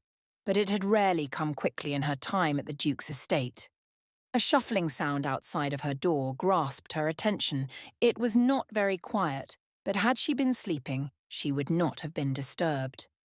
Catherine sat up in her bed again, peering around in the darkness. The sound of breathing startled her. She wondered who was outside. Could it be the Duke? No, that was another foolish idea. He had no reason to be lurking around her. There was nothing about their evening that would cause him to wish to see her. Catherine knew it must be something or someone else. Unable to prevent herself from remembering that first night, Catherine wondered again. She had been wondering every night about the strangeness of the estate, but the pacing in the hallway was simply another strange occurrence. As silently as she could, Catherine climbed out of bed. Her heart raced. The thumping of her blood in her ears grew louder, and she swallowed hard against the fear. Slowly and deliberately, she made her way to the door. Catherine breathed deeply and placed her palm upon the handle. Once more, as quietly as she could, she checked to ensure it was locked. Whatever wolf might have been on the grounds, it would not get into her room that night. The sound of the pacing shifted. It remained still, and in its place grew a whimper. The sound was mournful, as the sound of the wind had been. The sound of glass shattered suddenly against the silence. The mourn grew into a low howl. Catherine felt her breathing catch, and she backed away from the door to run to the other side of her bed. She crouched down low and made her body as small as she could, wrapping it tightly together, a small mass of arms and legs as her protectors. But even that was not enough protection. She pulled the blankets around herself and willed the fear away. She fought it as best as she was able. Whispers sounded from outside her room. She blocked them out, rocking her body back and forth like a child. She would not listen. She would hear nothing. And all would be right. But all was not right, and she knew it. And as the night progressed and silence once more reigned in the estate, Catherine grew certain she could never love a man with secrets. Chapter 14. Benjamin stretched his body before raising himself from the bed. The night had been filled with a deep rest and a good sleep despite the conversation that had taken place with Lady Catherine earlier in the evening. He felt quite certain her beliefs about him had been revealed to her as foolish, but it did not change the fact she saw him in that light. That fact wounded him more than he cared to admit. Indeed, Lady Catherine had been a bright spot in his life during the last week and a half she had been at the estate, but it didn't change the reality. His reputation preceded him, and there was little he could do to quench it. Now that she was here at the estate with him, he had to be sure nothing happened to her. If anything occurred that risked her life, he would be sealed as a killer and a ruthless, dangerous man. No one would believe his innocence should anything further take place. The pressure of it was grave and left him aching to be normal. But there was little he could do about it. At least not until he revealed the truth to Lady Catherine and learned whether or not she would accept him despite his secrets. And if the night before had taught him anything, it was the fact that she was as impressionable as any other young woman. Benjamin knew this was a harsh assumption. In truth, she had been stronger and braver than most, but it still impacted the way he viewed her. She had fallen for such ridiculous lies, and he thought it could easily be a sign their future would be damaged by the lies of others. He tried to push all these thoughts aside and prepare himself for another day of hosting and learning about the beautiful young woman. After all, he had to maintain a presence among the guests while determining whether or not he would proceed with this. Dressing in his typical finery, Benjamin saw it was still quite early outside. He opened the curtains fully once he was clothed. He recognized that the sun was still making her appearance in the sky. but he knew he might as well get his day started and instruct the staff to be prepared for anything. Benjamin descended the stairs and met with a shock when he reached Catherine's floor. The vase that had been sitting on a pedestal beside the staircase was broken. He looked around, trying to figure out what might have happened. Perhaps Catherine had woken in the night and bumped it. But no, she would have cleaned it up. She would have sought someone to apologize to and get it taken care of. It could not have been her. Benjamin knew exactly what had happened. He had to confess it to himself, even if it was agonizing to admit. And suddenly, fear crowded in on him. Had Lady Catherine heard? Had she seen anything? Did she know? Oh, he ought to have told her sooner and ensured she wouldn't find out this way. He had been a fool to try and hide it all, letting her learn by the things he was trying so hard to hide. He tried to gather a few of the large pieces quickly. When one of the maids passed by, he called for her in a harsh whisper, hoping not to wake Lady Catherine. "Miss Cochrane," he urged. The sleepy middle-aged woman looked up at him and sprang to attention. "Your Grace, forgive me. I did not know you were there," she apologized. "It is nothing to be concerned about, but I need you to urgently clean this and find a vase in another room to replace it with, preferably something of similar size, shape, and colour. Have we any other blue vases of this appearance, Badalas?" he asked. She looked at the pieces for a moment. I am not positive, Your Grace. I don't recall the exact appearance, but I know of a blue vase in the upper storage," she told him. Benjamin was appeased. "That shall work just fine. We must hope our guests did not look too closely at this piece," he said with a sigh of anxiety. Benjamin felt the way his eyebrows met in a worried line. He couldn't quite determine how he could continually clean up these messes. Not only that, but the fear Lady Catherine had been awake was still lingering. "Your Grace, I believe Faversham is awake already. I did hear him speaking about an incident in the night," Miss Cochrane told him, looking apologetic as she did. "I am certain he would have had this cleaned up if he had seen the damage."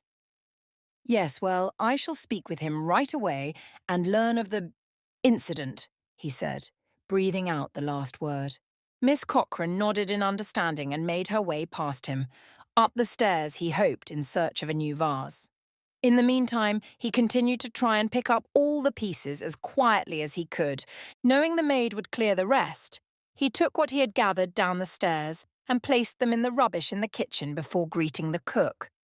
From there, he made his way to the study where Faversham was awaiting him. "Your Grace!" he bowed with relief. "Faversham, what happened?" he asked immediately, unable to wait any longer. "I did not wish to wake you. I heard the sounds in the night and, well, it happened on her floor," he said vaguely. "Yes, so I noticed." "You left the broken vase," Benjamin pointed out.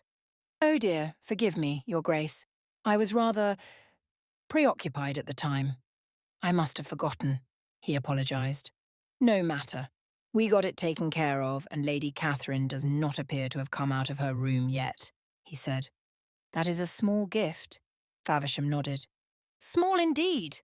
We have no idea what she might have heard," Benjamin addressed. He shook his head and chatted with Faversham for a while longer about how they were going to prevent anything else from happening.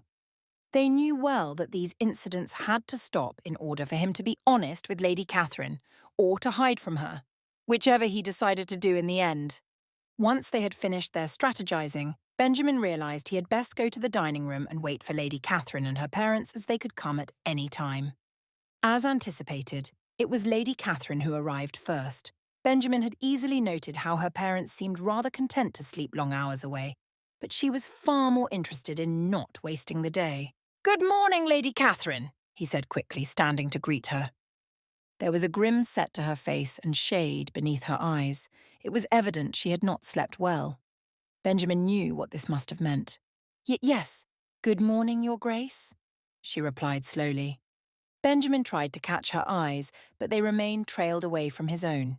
He was left with a choice.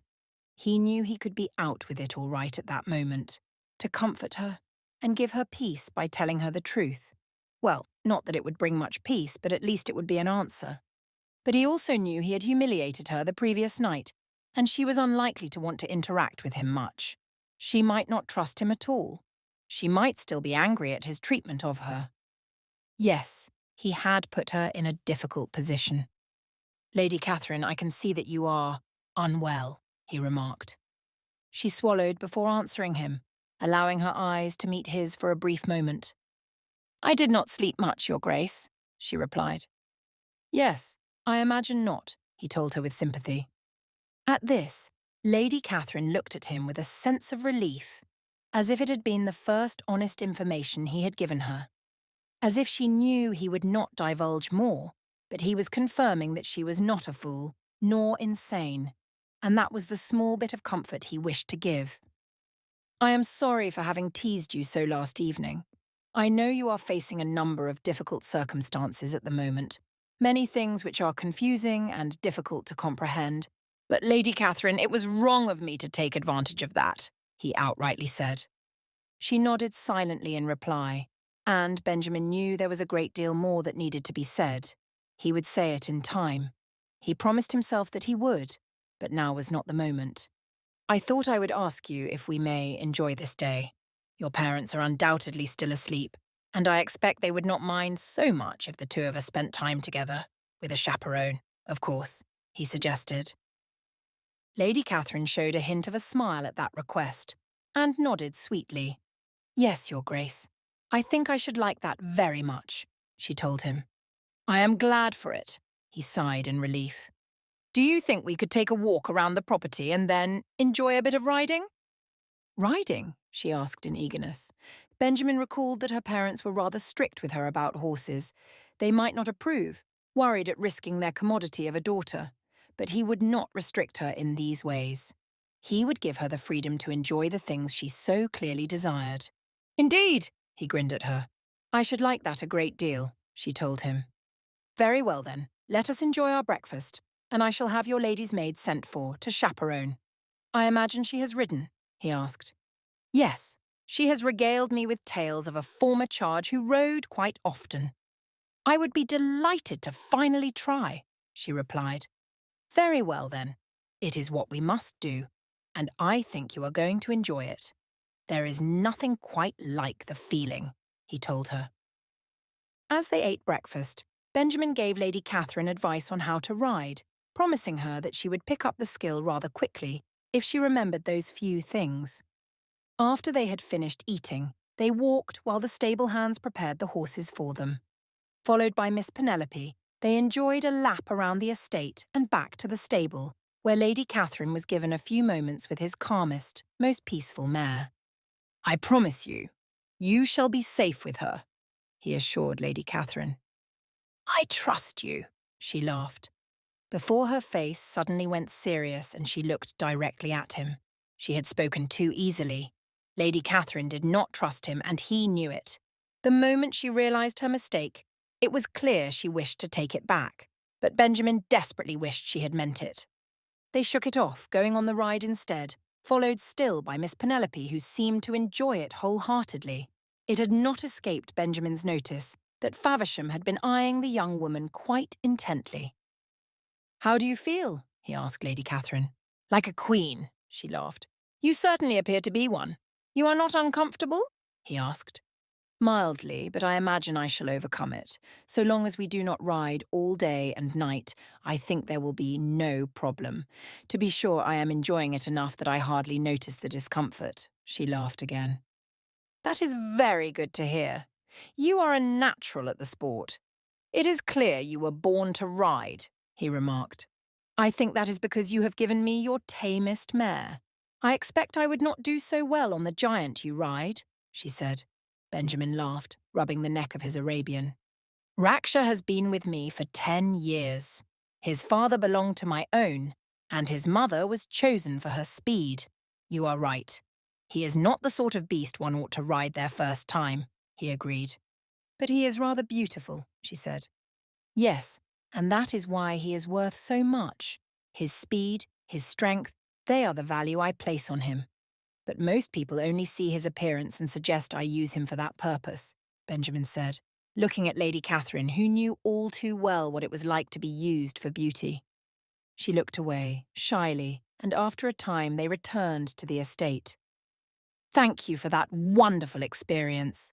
It was most illuminating, and I think I shall forever be bitter if I do not ride again," Lady Catherine said.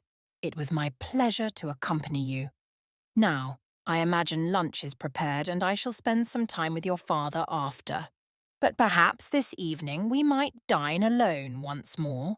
We can have another attempt at the dinner which we ruined," he laughed. "I would like to show you the view from one of the balconies, where you can see for quite a distance. It is lovely," he suggested. Lady Catherine was still slow to respond to him, and he knew she was hesitant due to what she had heard the night before. She didn't trust him. Not yet.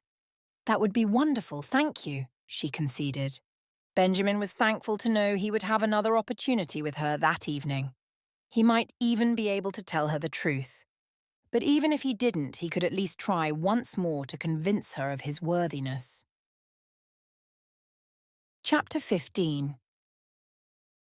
After dinner had concluded, with both parties far happier than the previous attempt, Catherine followed the Duke. He led her through the halls to his study, where she looked around the room at the shelves filled with volumes of books even beyond what was in the library. She knew he had invited her into the room alone with him, and yet Catherine feared he might see her willingness as looseness. It had been made quite clear that her parents cared very little about time the two spent alone. While they could not allow their commodity to be ruined, she also sensed they didn't mind so much if the Duke wished to see her alone. It meant he had a clear interest, and they trusted he would remain a gentleman. Bearing that in mind, Catherine proceeded. The Duke turned at the door to the balcony and stood before her, tall and intense. The darkness of his eyes drew her in, and the scar twitched at his smile. He turned back to the doors and opened them, revealing the balcony to her, and allowing the world beyond to rush at them. He took a few steps forward and outside. Catherine watched him go and saw how elegantly he walked. Following the Duke through the door, Catherine appeared on the balcony beside him. It was time for her to have courage, to ask the questions she needed answers to. Catherine had to know the truth about the Duke's past, about the young woman, and finally, she would be open with her curiosity. "The view is lovely," she noted, gazing out over the gardens and enjoying the sight of it all. "Yes, it is magnificent, which is why I desired for you to come and see," he said. "Your Grace, if I may be so bold," she began, "I should like to explain my behaviour last evening. More than that, I should like to tell you what it was I was truly seeking to know." The Duke did not turn his eyes to her, but she saw a resignation in his posture. "Yes, I imagined as much," he told her.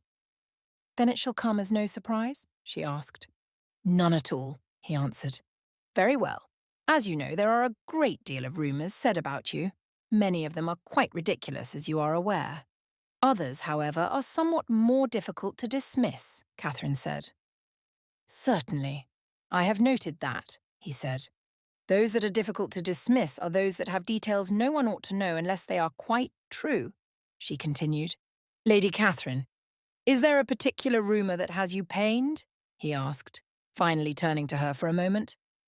"Indeed, Your Grace, for I have heard about a young woman by the name of Fiona. A woman to whom you were previously betrothed. Is her name familiar to you?" Catherine asked forthrightly.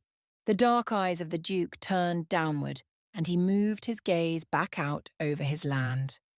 Catherine sensed he was about to tell her something she painfully did not wish to hear, but would ultimately be a relief. "Yes, her name is familiar to me," he said. "And have there been others? I have heard she was not the only young woman to whom you were once betrothed," Catherine said bravely. The Duke inhaled painfully and released it with an agonized expression. "Have I asked you too much?" Catherine worried. "No, you have only asked what you ought to be made aware of. If I am to court you, you should be made aware of these things," he acknowledged. "So I shall begin by telling you about Miss Mary Ann Franklin, a young woman to whom I was betrothed when I was young," he said. Catherine nodded, somewhat surprised. While she had hoped for answers, she did not expect the Duke to be forthcoming with them, and yet It seemed as though he was willing to tell her the truth, to be honest about everything and reveal to her the realities behind the rumours. Miss Franklin and I were arranged to be married by my father when I was just 19 and she 16. But I was made to go to war after that. Catherine knew the Duke was a war hero, but she also had been told he was not quite the same upon his return. She wondered what must have happened to him there. Evidently, it had changed him. When I returned, I was not the same man as I had been prior to battle. My temper, my moods, all of it had darkened. And while I was not a violent man by any means, I was also not the sort of man Miss Franklin wished to marry. And of course, one could hardly blame her for that, he said with shame. On the contrary, why should a woman choose to abandon you upon the return of something so awful? Catherine asked. The Duke turned to her once more and looked at her as if she were simple and naive. I am glad you should think of it that way, Lady Catherine, but I can hardly be angry at those who do not. I was rather difficult, and although I am still not the man I was before the war, I am glad you did not see me then, he told her, his eyes distinctly in mourning. Bearing all of my changes in mind, Miss Franklin called off the engagement. She found another wealthy titled man and moved abroad with him. I believe she is significantly happier now with him than she might have ever been with me, he remarked with a casual ease that Catherine knew must be false. You can't know that for certain. She might not have loved him in the least. I have known many young women who marry for the most foolish of reasons, she said, trying to ease his pain. The Duke scoffed. Yes, but marrying a man who leaves as a handsome, wealthy gentleman with a promising future and returns with trauma and an external scar to match it? How could a beautiful young woman settle for waking up next to this sight every day? He asked with painful self-deprecation. Catherine felt her lips part in surprise that he would even mention it, that he worried so deeply about his appearance when his scar was a small part of him. Bravely, knowing it was not the proper thing for her to do, Catherine reached her hand across his face and turned him to look at her. She gently brushed her fingertips along the scar, not caring in the slightest about the appearance of it. All have scars, and not all find the means for them to heal. But the beauty of a man or woman is not seen in those scars which are visible or the smoothness of their skin. It lies within his or her soul. And the healing required for those scars is far more difficult and painful, but far more important, she said softly, allowing her gaze to cover the Duke's face, one feature at a time. He was silent for a moment, uncertain about what he ought to say. Catherine knew she had stepped outside of society's expectations, but she could not let him rest in his pain. He had to know what he meant to her. Slowly, Catherine withdrew her hand, and the two stood eyes locked for a brief moment before the Duke turned again from her. She smiled to herself, knowing her action had mattered to him. She had affected him. Well, I am sorry to hear things went so poorly with Miss Franklin. Your explanation is, of course, very reasonable, but I cannot imagine how it might have led to such ridiculous rumours as those which have been said about you, she remarked. No, indeed, those rumours were of a different nature. It was evident to many that the engagement had ended due to the changes in my nature upon returning from the battlefield. And with that, people began to suspect I was not the same man as I had been previously, and they spoke ill of me regarding such. Nevertheless, a refusal is rather different from other things that might happen to end an engagement and cause difficulty with a woman, particularly an innocent woman, he alluded. I see. And is that woman Miss Fiona of which I have heard spoken? Catherine asked. Yes, he breathed. The situation with Miss Fiona O'Connor was rather a different one entirely, and it was that which sealed my fate as a dastardly beast, he confessed. I see, Catherine said. Tell me, what have you heard said of my courtship with Miss O'Connor? He asked. Catherine twiddled her fingers and watched them as she did. She knew what she had heard was mere nonsense, but he was asking her about it, and she had to tell him if they were to be honest with one another about everything. Well, I heard that she died at your hand, or rather the hands of what it is that you become, Catherine said. What I become? He asked. As I told you the night we first met, the rumours claimed you turn into a beast at night, and Miss O'Connor was apparently a victim of yours or some such. It was more foolishness, she said. Yes, I have heard some of it as well, and I cannot bear to think about what leads people to be so foolish. But I can tell you with quite a bit of certainty, Lady Catherine, the rumours of Miss O'Connor are not what they appear. It was a terrible accident. It broke my heart when it occurred, but it was nothing more than that. From there, those who loved to gossip chose to turn it into a shocking and great drama which it never was, he said. They lied? Catherine pushed, knowing it was the most likely reason, but needing to hear him confirm it. Most certainly. You see, it was an easy lie to tell. After all, I had already lost one betrothed. And through those small rumours, this one blossomed into something far greater. It sparked the initial talk of Miss Franklin all over again. Society began to claim she must have known I was dangerous, and that was the truth of her breaking off the engagement. From there, it was easy for them to make further assumptions regarding Miss O'Connor. So you see, I am hardly a victim of society, but I was ensnared by it, he said. That is horrible. They tried to turn you into a villain, Catherine said. Yes, but we live in a country where villains are far more interesting than dukes. So I can hardly blame them for trying so hard to make me into something I was not. And you must understand that I can see their reasoning. 2 broken engagements, both my fault. It is not so difficult to come to terms with their thoughts, he said. I believe you. I trust you, Catherine said, before she could stop the words from coming out of her mouth. She didn't know why she believed him so readily. For all she knew, there could have been more which he had not told her. But she trusted him. He had been good to her, and he was not the sort of man who would continue in a lie. She was confident of that. Thank you, he replied with difficulty, as if swallowing his emotion. Catherine was surprised to see him so moved by her, and she wished she could understand him more easily. The Duke's eyes shone with sadness all over again, and she wondered what she might have said wrong. The Duke of Windermere took her hand in his own and kissed it tenderly with the softness of his lips, causing her heart to race unexpectedly. You are truly a brave, courageous young woman, the Duke said with a half smile. The way you have chosen to trust me is nothing short of remarkable. I cannot help but wonder if you would extend me such graces if you knew all there was to know about me. Catherine was surprised by this remark, wondering what more he might have to say that he had not already shared with her. If there was more for her to know, she wished to know it. Despite her confidence that her feelings would remain unmoved, she was curious. Whatever do you mean by that? She asked. Her eyes bore into him, and she tried to read his thoughts, willing herself to understand him no matter how difficult it might be to do so. She wanted to know the truth. Fully. Completely. Inhaling and looking at her intently, the Duke took her hands. He was going to tell her something quite significant. Of that she was sure. Catherine was ready.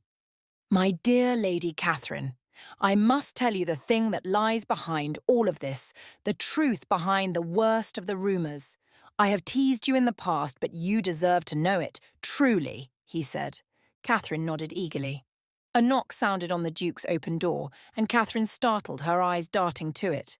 The Duke instantly dropped her hands. Your Grace, forgive the intrusion, Faversham said. I must speak with you at once. Catherine's heart sank, although worry pounded within it. The Duke looked at her with remorse, and he nodded carefully. We shall speak another time, he said, turning from her and making his way through the hall with Faversham. Catherine watched him go, bewildered and frustrated at not knowing more, but it mattered not. She would learn the truth eventually. Chapter 16. Days had passed since that evening on the balcony when Benjamin had been so close to telling Lady Catherine the truth. He longed to have her know everything finally, but it had not yet come to pass, and he was frustrated by it. Other things had gotten in the way, and he still had not forgiven Faversham for interrupting them when the matter had been so small. A mere housekeeping issue. But the time would come again. Of that Benjamin was certain. He would be able to speak with Lady Catherine and tell her his secret. He had to. It was time. Not only was he going to finally tell her, he was going to propose. He loved her and could no longer deny that. Lady Catherine was an enigma to him, something more than that. She was intelligent and wise and brave. No matter the small silliness of some of their previous interactions, she had proven herself. Not that she ever had to. It was time to arrange something special with her. He would tell her the truth and, if she was still willing to accept him, Benjamin would propose. "How are things coming along?" he asked one of the maids in a hushed tone. "Very well, Your Grace. Have you any other wishes for us?" she asked. "No, so long as the picnic is ready by noon and our walk follows right after, then all will be well. And of course the horses. Have you spoken with the stable hand already?" he asked. "Yes, he said all should be ready for yourself and Lady Catherine," she confirmed. Very well, he said, trying to remember if there were any further details that had to be taken care of. Benjamin had taken great pains to plan for this picnic. He would have Lady Catherine and her family, along with her lady's maid and Faversham, enjoy the picnic together. After that, he would send them all back to the house and take Lady Catherine on a ride once more, as she had enjoyed it so much on the previous occasion. It would be then that he might be able to enjoy her company freely, and they could discuss matters openly. Yes, they would ride to the lake and go for a stroll around it, while he told her all that was on his heart. It would be perfect. After breakfast, which was filled with subtle glances between himself and Lady Catherine, Lord Abingdon retired with him to the study. "Are you enjoying your time at the estate?" Benjamin asked politely, knowing this was a part of his duty that he did not entirely care for. "Oh, certainly. There is something about the air here that is a great deal better than in London. But I do miss the gentlemen's clubs and all the company. I dare say it gets quite boring out here after a time with so little to do," he managed to complain. Benjamin nodded without speaking in reply, allowing him to complain as much as he wished. By now, he was quite certain that Lady Catherine was nothing at all like her father, and it gave him a great deal more peace about the entire situation. At least he knew she would never speak to him so insultingly. Not only that, but she would never feel that way. She was clearly someone like him who held a great deal more value for the depth of conversation than the breadth of it. She was not looking for popularity, but true companionship. That was a beautiful and rare thing to find in London, which her father clearly evidenced. "All right. Now what time is this picnic?" Lord Abingdon asked, rubbing his belly as if hungry. He had only just finished breakfast, but seemed ready for more. "We are to meet at noon and walk together to the location I have chosen. It is a brief walk," he promised. "I see. Well, I suppose there's no harm in letting a man starve in the meantime, even if he is a guest," Lord Abingdon said with disappointment. "No such thing must happen at my home," Benjamin said with far more grace than he wished to use. He then called for Faversham, who came presently. "Yes, Your Grace?" he asked. "Faversham, please do speak with the kitchen staff and ask if there are any scones remaining from breakfast that might be brought for Lord Abingdon," he said. Faversham's mouth twitched in an attempt not to laugh, and it almost got Benjamin started, so he quickly turned away from his friend before he could make a mistake of turning Lord Abingdon into a bit of humour. But eventually, he was able to break free from Lady Catherine's horrible father and prepare himself for the event that he hoped might change everything for the better. He made every effort to look the gentleman and present himself as one might wish to be presented when asking a woman to spend her life with him. At noon, when the whole company met together, he saw Lady Catherine descending the stairs in a pale grey dress that looked rather stunning against her skin. Behind her followed her lady's maid, whom he noticed Faversham watching. Both young women were quite beautiful, and he was glad Lady Catherine appeared delighted by the idea of a picnic. "Lady Catherine, you look very well," he said, smiling at her. Although she was a tall height for a young woman, she still seemed slight when she looked up at him with those exquisite eyes of hers. Since breakfast, She had become even more beautiful, and he wondered if she had done something different with her hair, or if something might have changed. "Thank you, Your Grace," she curtsied in reply. Benjamin took her hand in his and led the walk. Lord and Lady Abingdon followed just behind them, with Faversham and Miss Penelope bringing up the rear of the party, each of them carrying a basket that had been readied by the household staff. He was glad to be able to walk with Lady Catherine, so that they might keep their steps just ahead of the others and speak in low voices if they wished. "You truly do look wonderful," he complimented again, noting the blush on her cheek at his words. "Might I reply, Your Grace, without impropriety, that you look quite the gentleman?" she asked, a cheeky tone creeping into her voice. "I think I can accept such a remark without too great an offence," he laughed quietly in reply. From there, they were rather quiet on the brief walk around the back of the estate and past the robust gardens to the field that lay beyond. When they arrived, Benjamin noted that Lord and Lady Abingdon were red-faced and huffing. "I thought you said it would be brief," Lord Abingdon complained through heavy breaths. "Forgive me, Lord Abingdon. I was unaware it was a struggle for you." "Perhaps you might have informed me if we were walking too quickly," Benjamin replied. "I am quite capable of walking as quickly as I wish," Lord Abingdon retorted, evidently insulted. Benjamin noted that Lady Catherine was trying not to show her amusement at her father's suffering. But Benjamin had learned by now that she was no sympathizer of her parents. Faversham laid out the blankets, allowing everyone to sit. He then took his own place and spread the food out amongst everyone, so they might be able to enjoy their fill. Once more Benjamin noted the looks between his valet and the lady's maid. It was quite clear the two had an interest in one another. Whatever that might have stemmed from, he wished to encourage it, particularly after he received an answer from Lady Catherine. "Would you like more bread?" Benjamin offered Lady Catherine. "Yes, thank you," she replied with a polite smile, maintaining the social delicacies her parents would approve of. "Oh dear, no, you cannot eat that," her mother scolded in a hushed voice. "Why ever not?" Benjamin challenged before he could stop himself.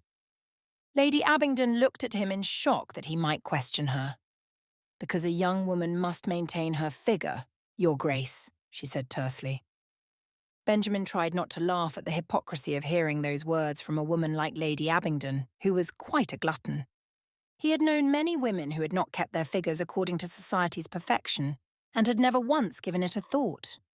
But Lady Abingdon was hardly one of those women. No, rather, she was a harsh creature who ate in excess purely because she could. "It would make me very sad to know that your daughter, while eating at my home, was left wanting," he said then, keeping his hawk eyes trained on Lady Abingdon until she grew pink in colour and had to look away. "Well, all right then," she conceded. Benjamin refrained from saying another word, no matter how annoyed he was. He knew he could not ruin this picnic, and that soon he would be rid of the two anyway. He would ride alone with Lady Catherine, and could not insult her parents no matter how much he might have wished to. Soon the meal was finished, and he was not quite prepared for that. Constantly catching himself gazing at Lady Catherine, and the moments where their eyes locked with their blushes and smiles, he wanted it to continue just a little longer. But his brief interactions with her parents meant everyone was quiet and had eaten more quickly than planned. The stable hand would not have made everything ready quite yet, and he would need to go and hurry him along. "Well, if you shall all give me a moment, I do have something which must be attended to. Lady Catherine and I are to ride later," he said, not giving pause even when he saw the objection in the faces of her parents. "With that in mind, I ask that you enjoy yourselves as I check on matters and ensure my safest mare is readied for her," he finished, standing and walking away before anything more could be said. As tempted as he had been to send Faversham, Benjamin wanted a few more moments alone to himself to prepare what he planned to say to Lady Catherine. He would discuss matters with her and be clear about what lurked within his history. Immediately following, depending on her response, he would propose, and he felt quite confident that she would respond well. Her bravery and kindness would assure she gave grace to the situation and to him. Yes, indeed, she would be the sort of woman she had already proven herself to be. He was sure of it. Before we continue into the story, do us a favour. Like this video and hit the subscribe button because it helps very much with YouTube's algorithm. If you want the audiobooks ads free, visit our website and select our bundles to save more. Thank you again. Now back to our story. Benjamin reached the stables after 20 minutes or so and greeted the young man who worked in the stables. "If you wouldn't mind, please have the horses readied now. I think by the time I bring Lady Catherine back, you should be able to have everything taken care of." "Lunch did not go as well as I had anticipated," he laughed. The young man didn't seem to know whether or not he was meant to laugh in reply or give consolation. "But it is no worry, Lord and Lady Abingdon are not people of the same humour as me," he said, knowing he himself had little reputation for humour. "I am sorry to hear that," the stable hand said haltingly, still uncertain of what he was meant to say or do in this matter. "It's nothing," Benjamin replied, knowing he had best get back to the picnic and release Lord and Lady Abingdon to their afternoon rest. With that, he would have Lady Catherine all to himself. In quite a good mood, Benjamin began the walk back to the picnic. He was ready. He felt his pulse racing in anticipation of the fact that he was finally going to propose. But just before he rounded the front of the estate, on his way to the gardens, one of the maids came out, frantically running towards him. "Your Grace!" she yelled. He turned to her in confusion. There was no sense for her to behave in such a terrified manner. "What is it, Miss Butterfield?" he asked, eyeing her with anxiety that began to well up inside of him. He's escaped!" she screamed. For a moment, Benjamin froze in his footsteps. He swallowed and stared at her longer than he ought to have before managing to bring himself back to the moment. Where is he?" he asked. "He is out of the house. We cannot find him anywhere," she replied in a panic. Benjamin took a deep breath, recognizing the danger of it all. Yes, this was the worst thing that could have happened just then, before he had a chance to tell Lady Catherine, before everything could be put right. He had no choice. There was nothing he could do. Benjamin ran with all of his strength to get past the gardens and make his way to the field, but he was not fast enough. A scream sounded in the distance. He was too late. Chapter 17. The whole picnic had been amusing. Watching her parents make fools of themselves and the way the Duke had defended her with every effort. Catherine could not help but be flattered that he thought so highly of her as to defend her against her mother. No matter how her parents embarrassed her through their foolishness and greed, the Duke was seeing her through his own eyes and had grown to understand that she was not like them. She was not the same as her mother and father in any way. No, she was better than that. A small part of Catherine felt bad for thinking so lowly of them, but she couldn't help it when they were embarrassing her so. Did they truly not realize their behavior was inappropriate? Did they not see the shame in it? But none of it mattered really. She was in love. Against all she had promised herself, Catherine knew she had fallen completely in love with the Duke. His kindness and the gentleness of his words towards her, all of it caused her heart to swoon. Even when he seemed so hard and mysterious, and there were a number of reasons she knew to give her pause, she simply could not help caring for him. The Duke of Windermere had her heart now, and she was not in a position to give it up for anything. She had no desire to. She wished only for a future with him, and one that would begin soon. Catherine had watched him leave, excited for the ride they would take together soon. Maybe they would finally have an opportunity to finish the conversation they had begun on the balcony a few nights before. He had seemed eager to tell her something, and yet they had not been able to finish their discussion. It was time that they did. She wanted to know his thoughts and feelings. What if he was going to confess his love for her? Or something else? She hardly minded what it was. Anything that told her more about him was worth knowing. She just wanted to be with him, enjoying his company. "He is taking his time now, isn't he?" her father noted. "I imagine being a great man of an estate like this one does require a decent amount of work," Catherine replied, knowing well her father might take it as an insult. But she didn't care anymore. She had been embarrassed enough by all of his remarks, and it was rude to have said something like that in front of Faversham. Great man, her father mumbled in annoyance. Indeed he is, Faversham said with great confidence. Catherine looked at him, approving of the remark. She also noted Penelope eyeing him still. Well, if he is such a great man, then why are we still sitting here waiting on him? And why has he not had a dinner party the whole time we've been here? Has he no other guests? Lord Abingdon asked. His Grace enjoys giving his full attention to those who come. Inviting the masses he finds somewhat pedestrian, Faversham answered, choosing his words carefully. Catherine bit her lip so as not to laugh. Her father would certainly have his pride ruined by that remark, but she knew him well enough to know that in an attempt to maintain a semblance of his dignity, he would ignore it. Now then, perhaps I shall begin cleaning things up, Faversham decided, gathering the small amount of food remaining. Allow me to help you, Penelope offered, keeping her eyes down. Catherine watched the blushes pass between the two, and was grateful to know it was not merely she and the Duke who had such feelings develop. The day had already been quite wonderful, and Catherine was confident it was only going to get better. She would have time alone with the Duke, time she always so enjoyed. They would be able to speak freely as they rode, and he might take her back to the beautiful lake.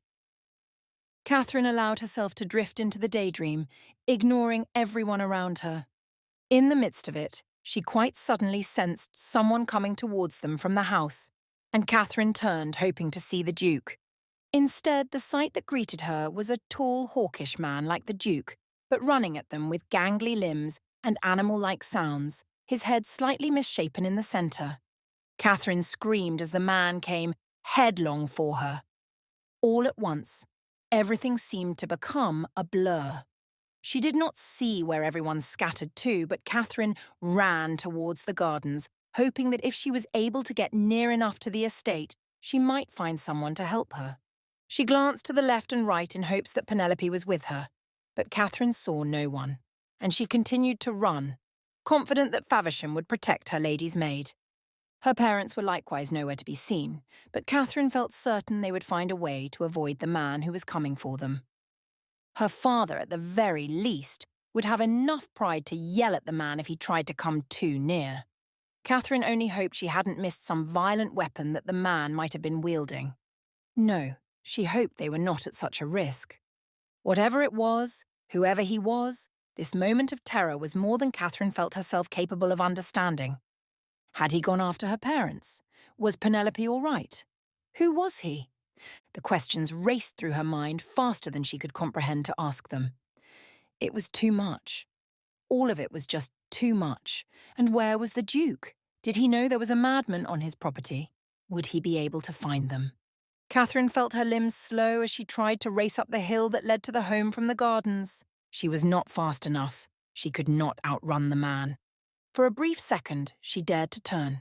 What she saw was the horror of the fact that the man was coming after her. He had not run from them all or chased another. He was coming directly for Catherine, and there was nothing she could do to escape him.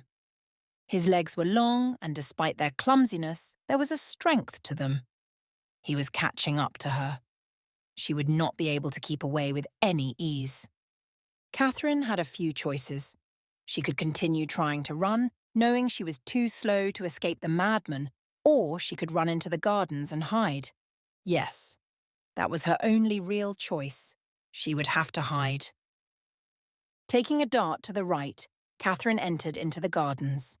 She burst through the gate and took the extra moment to properly shut it behind her, not knowing if a man like that would understand how to work the door properly. She hoped it might, at the very least, slow him down. From there, she ran through a few rows of small flowers until she reached the rose bushes. Yes, she could hide in here. The rose bushes were tall enough that she could manage to hide if she crouched low enough, but she would have to go near the end just in case he saw her. If he was walking at the ends of the rows, she might not be able to hide. Catherine found a decent spot and made herself as small as she possibly could. The sound of the gate creaking open was enough to make her stomach drop, and she thought she might vomit. He was in there with her. Was this the secret? Was this how Fiona died? Did the Duke know of this horrible, wretched man? Was he a murderer the Duke was hiding and harbouring? Catherine didn't know what to do. She could hardly bear to move, and she knew she had to remain silent. If he found her, she felt quite certain she would be killed in an instant. He would murder her, and she would be counted as just another of the Duke's lost engagements. Unwittingly, Catherine whimpered at the thought. The footsteps stopped. He had heard her. She wrapped a hand over her mouth, trying not to breathe too loudly. If he found her, she was done for. The steps were coming closer, and Catherine knew she would be caught soon. Terror flooded her soul, but she had to move forward. If she remained, he would be upon her at any moment without her having a chance to escape. Catherine tried to peer through the bushes, but they provided as much protection for the madman as they did for her. She relied on her ears, listening for how close he might be. Yes, he was drawing near. If she ran, he might see her. But if she stayed, he would for certain. Catherine shifted her weight as quietly as she could and kept low, shuffling herself around to the next row of flowers where she paused again and pushed herself into a thick set of sunflowers. She could not hide here for long, but up ahead was a section of the garden in which it would be useless to try and hide. Daisies and tulips provided no protection. Catherine peered through the sunflowers and saw him. He was looking for her. The man had a very clear intent of trying to find her. Catherine didn't know why. Was he looking specifically for her, or was she simply the easiest of the company for him to find? Whatever it was, she began to imagine Fiona's final moments of fear. She looked around herself and knew the beautiful topiary maze was not far ahead. Bushes trimmed into perfection, she might be able to find a good place to hide in there. It went in any number of directions and was rather large. There was no way the man would happen to take the exact same turns as she did. Perhaps her best chance of all was to go in and allow herself to be lost. Catherine turned once more and watched the man. He was looking to the left. It gave her a perfect chance to run to the right. Crouched as low as she could while maintaining speed, Catherine rushed for the entrance of the maze, not stopping to discern whether or not he had seen her. Inside the maze, she took off running. First right, then another right, left, and right again. Catherine mentally tracked each direction, determined she could work backwards when the time came for her to get back. She would stay in here until she heard the sounds of someone catching the man. Perhaps she might even later hear them calling for her, and she would know all was safe. Yes, she could get through this awful day. She could survive it. She could outwit the madman and be protected by the topiary maze. But soon, Catherine found herself at a dead end. She could go no further, and she had no idea if she was deep enough to be safe. What if no one came in time and the man found his way to her? No, she couldn't think like that. Catherine knew she had to maintain her optimism. After all, without it, she would go mad with fear. The dead end was not comforting. She began to wonder if she could find another path, go deeper into the maze and find a better place to hide. Or better yet, come out the other end and run back to the house on the other side to find refuge. She turned back out of the spot and tried another, but once more it led to a dead end. Another and another came up with the same result. Her heart raced, and she had no idea what more she could do. Finally, Catherine slunk back against the wall of green at another dead end and waited, trying not to let her tears get the better of her as she did. The sound of someone fairly close by met her ears, and Catherine wondered where he was. Surely he could not find her. He would not be able to reach her. That would be nonsensical to even worry about. But those footsteps grew ever nearer. A moaning sound echoed, and Catherine imagined he had come to another dead end as well. He was still searching for her. She wondered if the madman would ever stop. For a moment, things were quiet, and Catherine thought it might be all right after all. Maybe he had gone away or found his way out of the maze. At that moment, the terrifying sight of him met her, and Catherine let out a small but frightened shriek. She tried not to move, although it was too late, and he had already seen her. There was no option to hide any longer. She had been caught. The man looked at her with concern in his dark eyes and appeared as though he was deeply worried about something. Catherine noted he was not so threatening as she had originally thought him. No, he had no intent for violence as far as she could tell. He whimpered sadly, and in that same pained manner. It made Catherine more concerned for him than anything. She wondered what he wanted as he tried to decipher who or what she was. His face took on a frantic appearance once more, and in a strange voice he asked, "Have you seen my brother?" Chapter 18. "Have you seen my brother? I have to find him.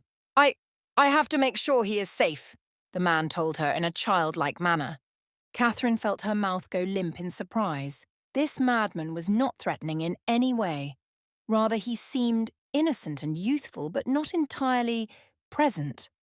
Lost, confused, and perhaps somewhat damaged, the man looked at her with desperation.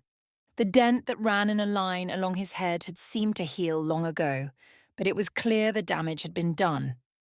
The man was desperate to find his brother. That much was certain. It seemed to be the only thing he cared about. Catherine wanted to help him, wanted to ease his burden and give him an answer, but she had no idea what she ought to say or do in this situation. "Your brother?" she asked. "Yes, my brother. Where is he? Is he safe? Did they get him?"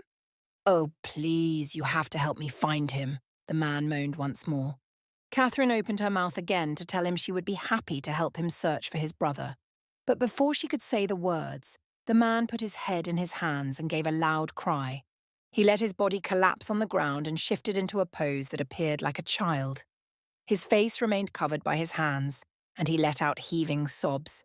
Catherine did not know what to say to the man in this state. He was deeply emotional, and his great size and height were in contrast with his behaviour. Determined that she should not be frightened by him, Catherine took in a deep breath of caution before she released it and decided to try and approach him. "I can try to help you find your brother," she said, hoping she could get him to stop crying long enough to learn what it was that had him so upset about his brother. The man looked up at her hesitantly, as if not believing her words. "You can?" he asked. "I shall try. What is it that has you so upset? How long has he been missing?" she asked. Catherine looked at the man's dark eyes, his hawkish nose, and his scar, placed so differently from the other. He was younger, that was certain. But she continued to try and deny what she already began to understand about this man. I don't know how long. He's just gone. And I haven't seen him, and I think he might be—" The man started to cry all over again, and Catherine wasn't sure how she could keep his spirits up enough to get their conversation going properly. "You know, I'm sure your brother is just fine. Why don't we go and try to look for him?" she suggested.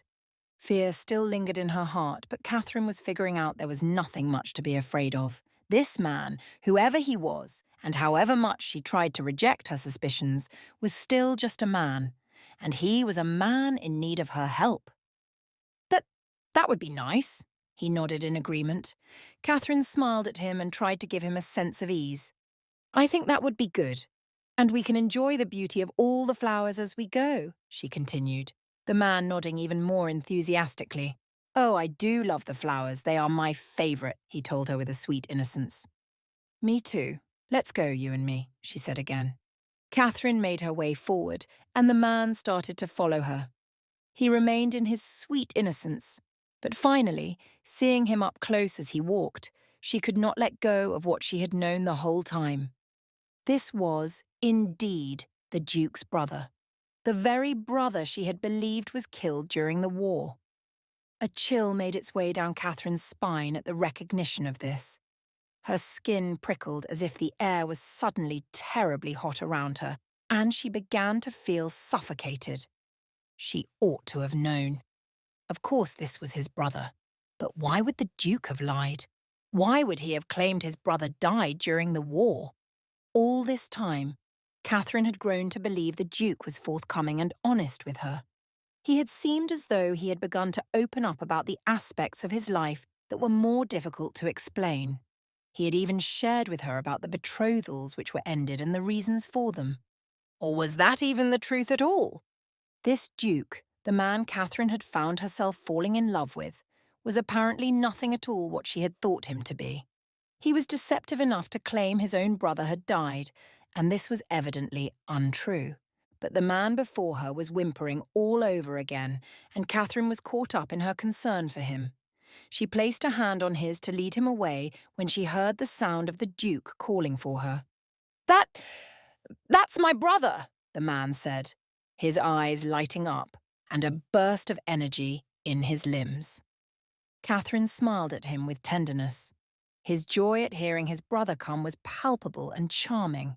She couldn't help but enjoy hearing such excitement in his voice.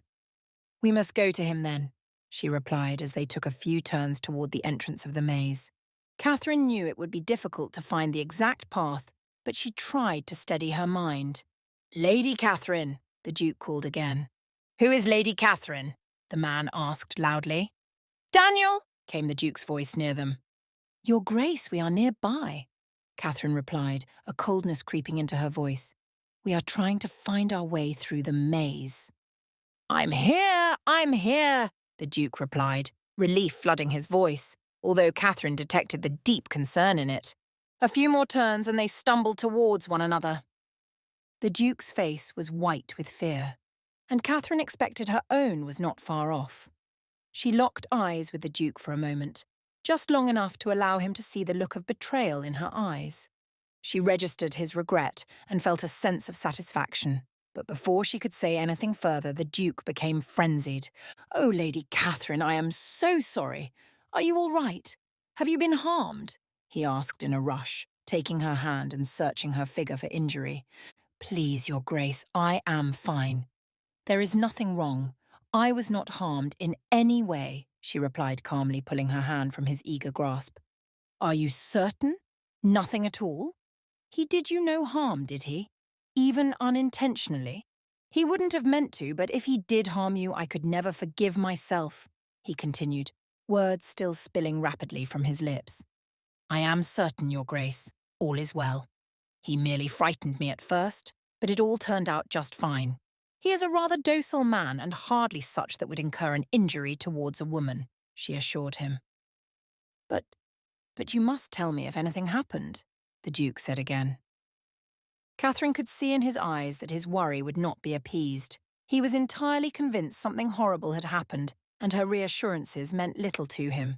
She wondered how she might convince him that all was well, but Catherine decided she could only protest so much. The Duke had good reason to be concerned, and she was not yet ready to forgive him for his lies.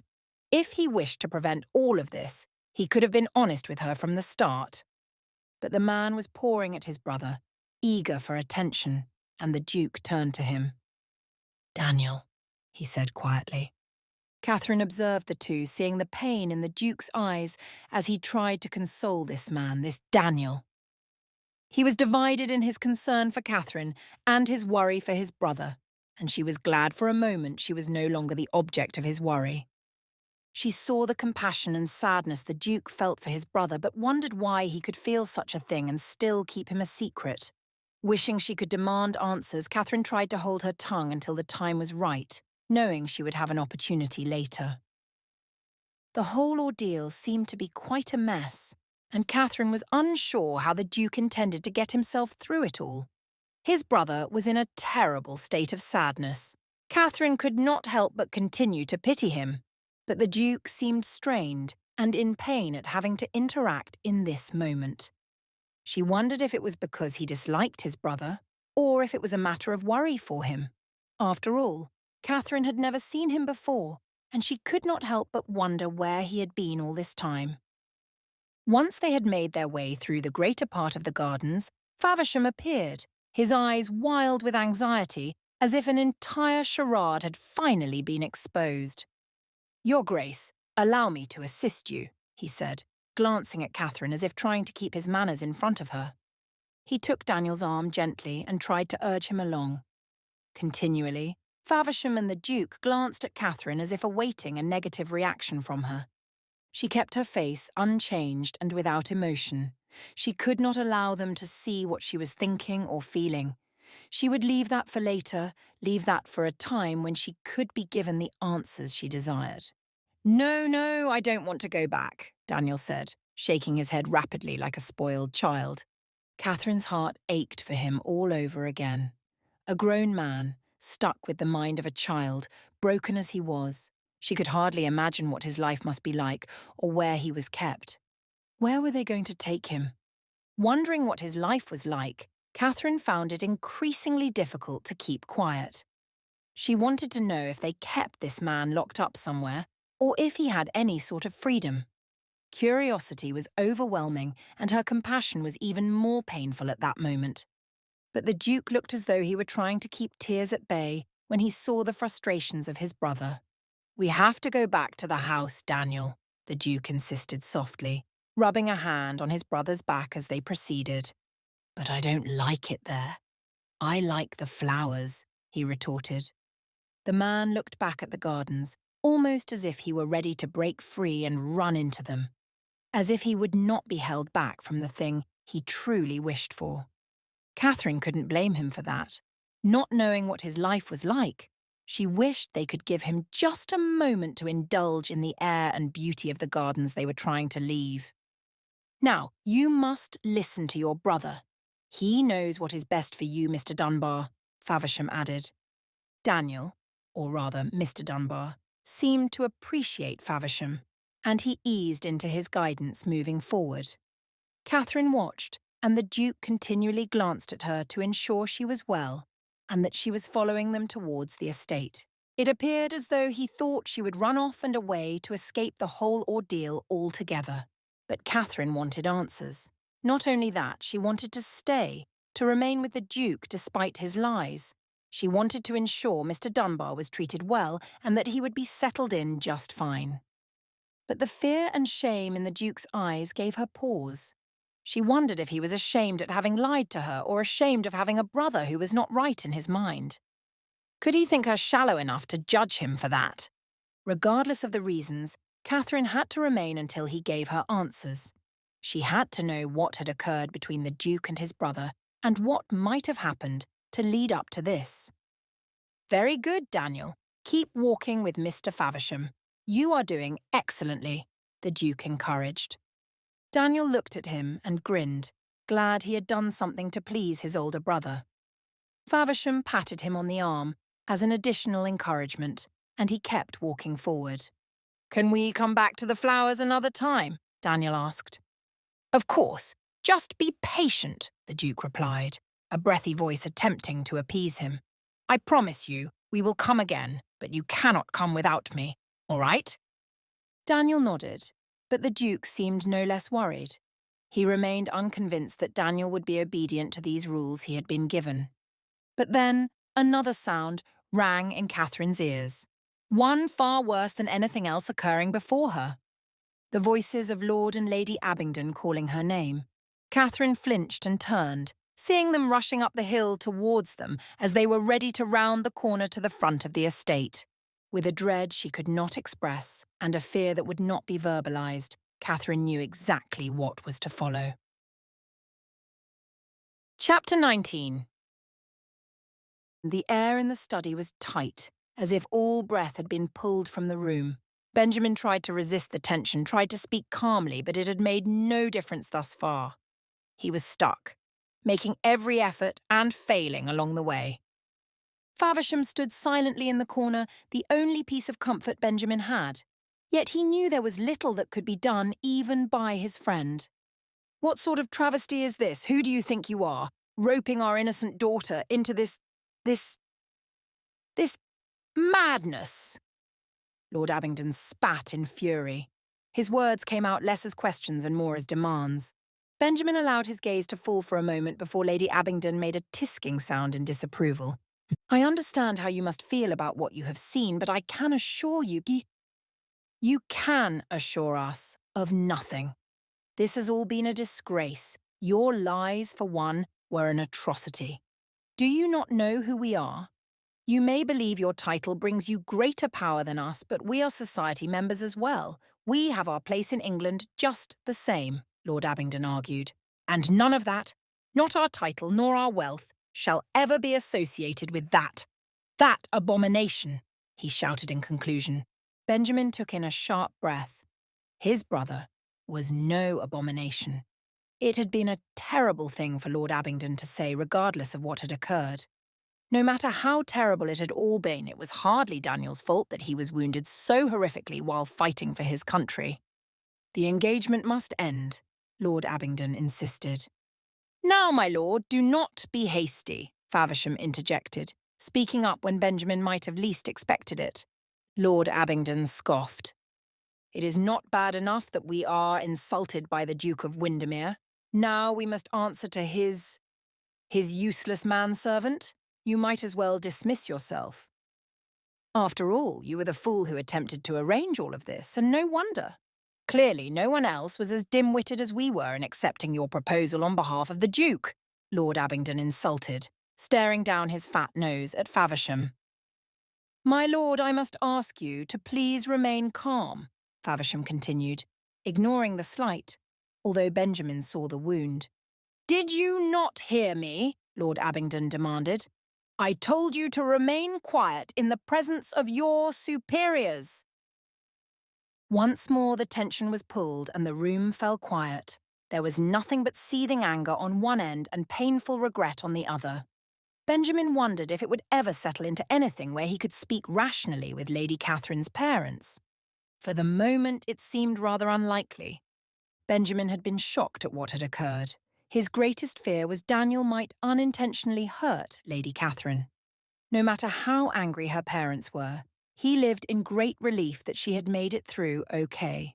Not only had Lady Catherine been strong throughout the ordeal, but she had shown more of herself to him. The great bravery he had seen time and time again through her character had been displayed once more. But beyond her bravery, he saw her compassion. Lady Catherine had treated Daniel with kindness and mercy. Although she had been frightened, she had been gentle with him. She had chosen to trust him and give him an opportunity to interact and show his vulnerability.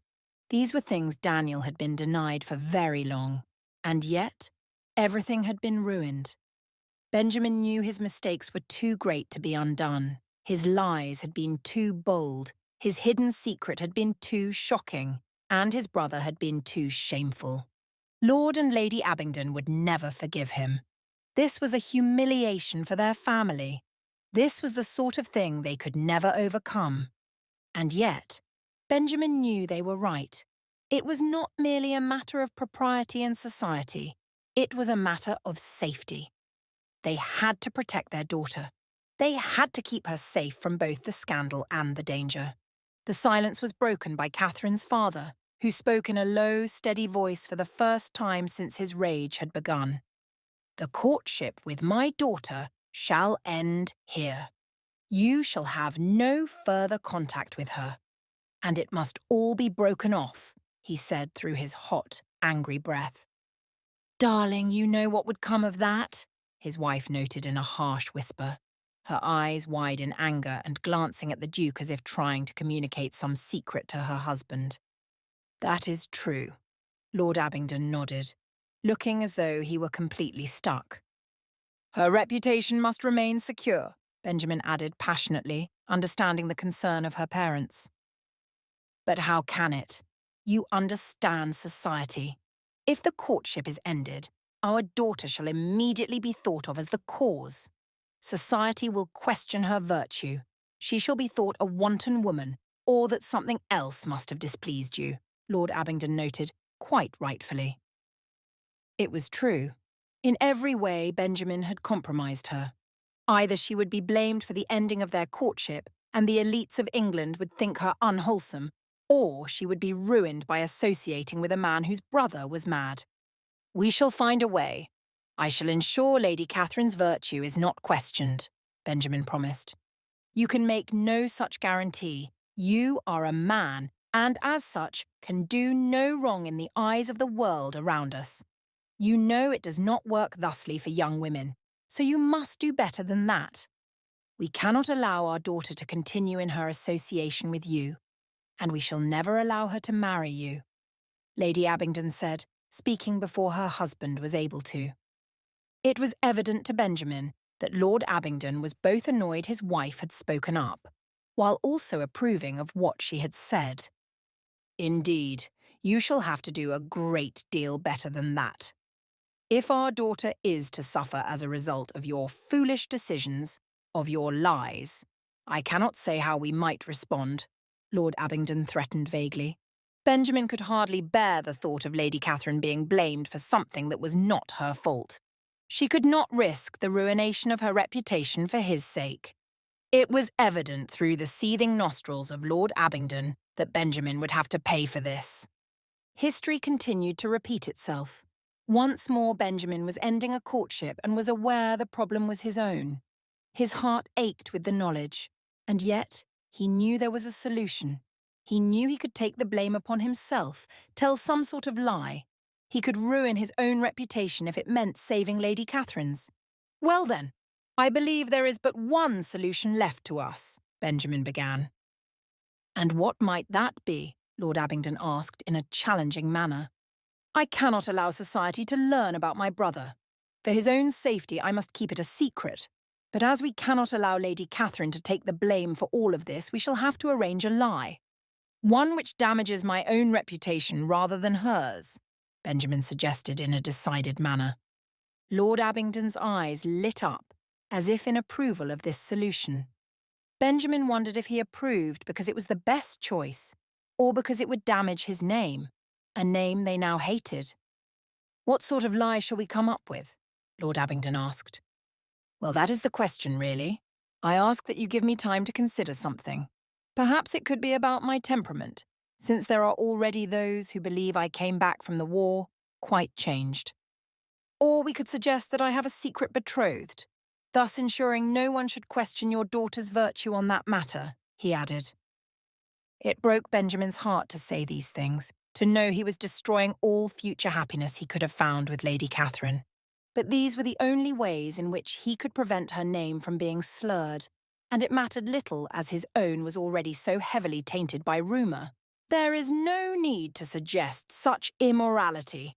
We shall declare your temperament was quite disreputable, that there was very little to care for about you and you were shameful to be around," Lord Abingdon declared with satisfaction. Benjamin nodded. It was a reasonable enough decision. It was what he deserved. And if it brought Lady Catherine a good deal of peace, he was more than willing to accept his punishment for his lies. It was clear now he could never be with her, could never call her his wife. His love for her would not be known through a state of matrimony. But even if he could not be with her, he loved her and wished she would find happiness. It was all he cared about. She deserved joy and an easy life, one he simply could not give her. But another man might be able to, one day, and that was enough. "I must protest," Faversham began. "What did I say to you?" Lord Abingdon shouted. "Excuse me, my lord, but I shall be heard," Faversham insisted, his words far steadier than Benjamin might have expected. His valet was a strong man, but one who understood propriety. It was a strange thing to see him trying to speak out on Benjamin's behalf to a man whom society deemed his superior, even if it could not have been further from the truth. A look of horror passed over Lord Abingdon's face, and his mouth dropped open unattractively. There must be a solution in which neither party loses their reputation. His Grace is a good man, despite the lie that was told, for the safety and protection of his brother, Faversham added. Benjamin sighed and spoke before Lord Abingdon was able to add his own thoughts. "Faversham, thank you for your loyalty, but that is enough. It has been decided. I shall take the blame, and that is all right with me. Nothing more needs to be said on the matter," Benjamin decided, his eyes returning to the floor where he could better control the hiding of his emotions. "I think that is wise," Lord Abingdon said in the same threatening manner. "Now, if you and Lady Abingdon should like to dine before you leave, I shall have your lunch prepared anew." "My apologies that it was ruined before," Benjamin said, knowing he was being far too generous in doing so. A small part of him hoped that if they remained for lunch, he might have one last chance to see Lady Catherine, to explain to her. "That shall not be necessary. But there is another matter in all of this," Lord Abingdon said, eliciting a confused look from his wife, who apparently would have preferred the lunch. "And what is that, my lord?" Benjamin asked. "I think we might also discuss remuneration for this whole ordeal," Lord Abingdon began, an eyebrow raised at his own suggestion. Benjamin was nearing the end of his patience, but knew these were greedy people. It was not enough for them that he destroy his reputation. Now they wanted money. They wanted what they deemed to be greater compensation. "I see," he replied. Faversham caught his eye with a look of disgust at the two who stood before them. There was something about this couple that caused them both to wonder if there was even an ounce of decency in their blood. But Benjamin knew there must be, for it was the same blood that coursed through Lady Catherine's veins. "It is only just as we would have received through the marriage, and we were expecting it. If you should withhold this from us, we can hardly consider what truths of yours shall be learned among society," Lord Abingdon added. It was a threat to expose Daniel. He need not have gone that far. Benjamin knew he would have to pay them for their supposed damages to their daughter's reputation, but now they were even choosing to suggest they might tell the truth about his brother if they were not paid. "We shall discuss the amount then," he replied as evenly as he was able to. Lord Abingdon's eyes lit up all over again at Benjamin's agreement to appease him financially. It only left an even fouler taste in his mouth, but he was willing to do whatever it took to rectify the horrible situation he had gotten them all into. As they progressed in discussing the amounts expected to be paid, Benjamin could only wonder what Lady Catherine was thinking about him now. Was she angry? Hurt? Would he ever have a moment alone with her again to find out? Chapter 20. It was already too much for Catherine. She knew nothing of what had occurred over the past hour as she sat with Penelope in her room at the Duke's estate. From the moment her parents had found her, they seemed utterly terrified and disgusted by the Duke's brother. They had given no grace, no mercy. Rather, her mother had simply wrenched Catherine's arm to pull her away from Mr. Dunbar. And her father had demanded to speak with the Duke. Catherine had watched as Faversham led the Duke's brother up the stairs to another wing, and she could only make assumptions as to what happened from there. "Lady Catherine, do hurry," Penelope urged, pulling Catherine out of her thoughts. Her mother had come only to order her to pack her things urgently and be ready to leave the house within 15 minutes. There had been no further explanation, just the order, and then her mother had vanished all over again. "What do you think could have happened?" Catherine asked Penelope as the two finished shoving the rest of her clothing into the large carpet bag. "I wish I knew. I sure would have liked to remain a bit longer," Penelope answered with a note of longing in her voice. Catherine recognised this had not only impacted her and the desire she had to remain with the Duke. Penelope and the valet, Faversham, had continued their glances with one another, along with polite chatter now and then. But all of this was being ripped away from them, without reason. An obnoxious series of rapid knocks sounded on Catherine's door before her mother gave up and barged in. "Are you ready yet?" she demanded. "Mother, what is happening? What is going on?" Catherine asked anxiously, hating the lack of answers. "Oh, hush, stop being so demanding, child. We have taken care of everything. That is all that matters. That and a quick departure, so you had better be ready to go now," Lady Abingdon continued. Catherine looked around the room with a final glance, wondering if she had forgotten anything. A small part of her wished to leave some token behind, something for the Duke to remember her by. But that was foolish. What did he care? He had lied to her, and she was just another in a series of young women he had courted. Surely she meant nothing more to him than any of the others. Leaving a reminder would have been foolish. "Yes, Mother, of course," she finally said.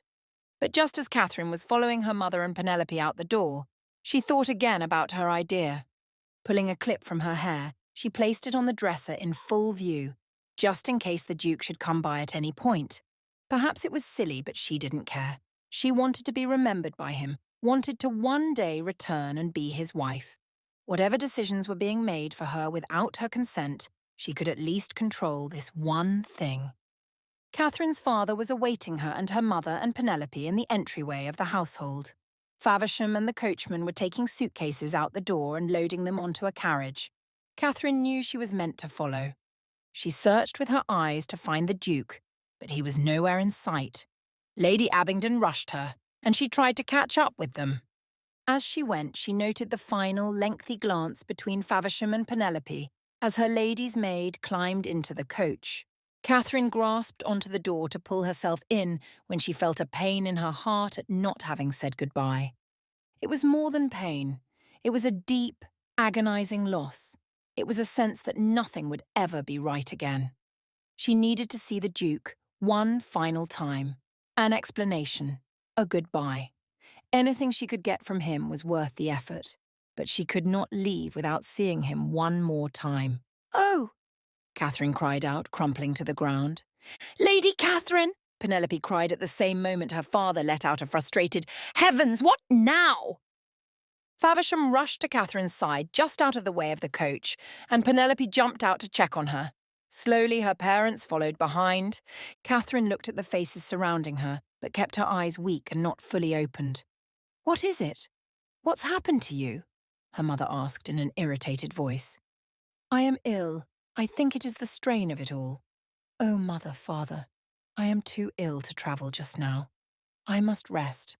Just for a short time. Would it be a terrible inconvenience?" she asked, sounding as though she were truly apologetic and attempting to gain sympathy. Lord and Lady Abingdon looked at one another in irritation and concern. They were evidently annoyed at having their journey delayed, but worried that their commodity might be genuinely hurt somehow. With a sigh, her father conceded.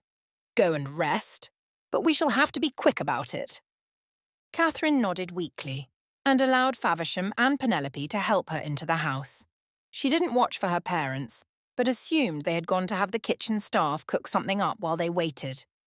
Faversham and Penelope led her back to the bedroom, and the moment the door was shut to leave the two women on their own, Catherine sat up quite easily. "I knew it," Penelope laughed. "You faked the whole thing? How else was I supposed to get back into the house? Just as you clearly wish for more time with that darling valet, I wish to see the Duke." "I have to know what occurred. I need to hear the truth from him or say goodbye or something, anything. I simply cannot leave without another moment to be with him and hear what he has to say," Catherine declared. "Then you must go to him. I shall go ahead of you and ensure there is no one to see you, and then I can return here in case anyone comes searching for you," Penelope volunteered, a mischievous grin on her face. "Oh, you are the most wonderful of friends!" Catherine exclaimed, throwing her arms around Penelope. They put their plan into motion, and Penelope left the room with Catherine following not far behind. Soon it was evident the path was clear.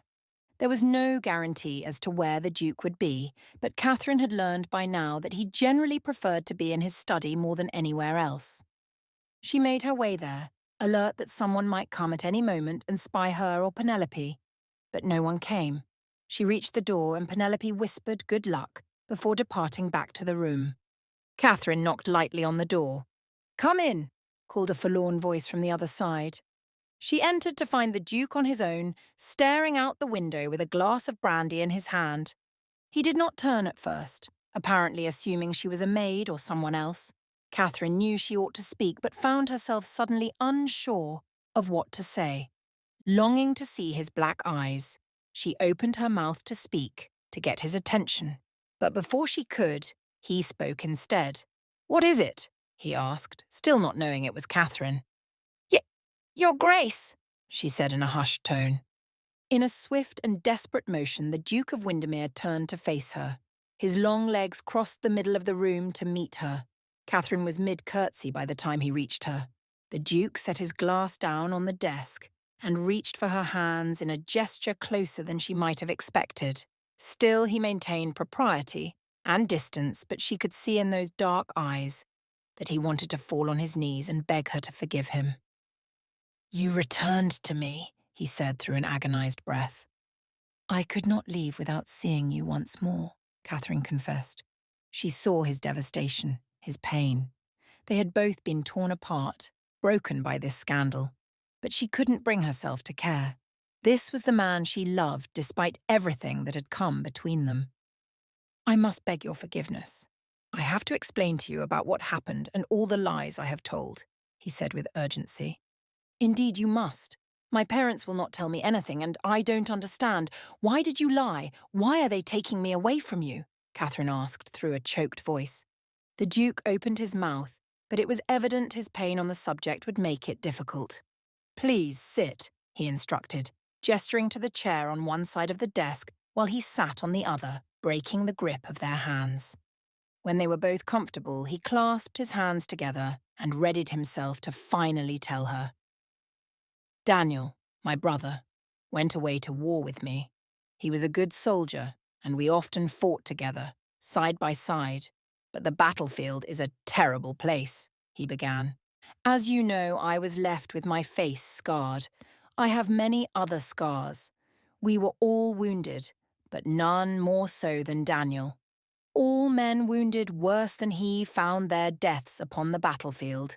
Yet he was left to survive despite his grave injury. Struck in the centre of his head, it was a miracle he lived. I saw a great many men with lesser wounds die, but Daniel survived, and we brought him home, the Duke explained. Here he paused, trying to keep emotions at bay from the looks of it. Catherine sensed he had little desire to continue forward, but knew he had to. He was not the same when he returned, his mind addled by the injury. It was a terrible time for us, and I wished for nothing more than to make him well. Society is unkind to those whose minds have been altered, whose minds are not fully functioning. I knew it was now my duty to protect Daniel from those who would slander him for his flaw, the Duke continued. So I told a lie. I claimed my brother had been killed in the war. It was the surest way to keep him safe from such a vicious and brutal society that would do worse to him than any battle. And I kept him locked away, hiring the best of doctors to come, and paying them great amounts to keep our secret, he told her. Catherine could hardly believe all of this and wondered how she had not figured out this possibility. All of the rumours and lies about the Duke could be explained away by this. The howling in the night, the men who had been searching for a wolf in the gardens, the women who had turned their backs on the Duke. No doctor was able to help.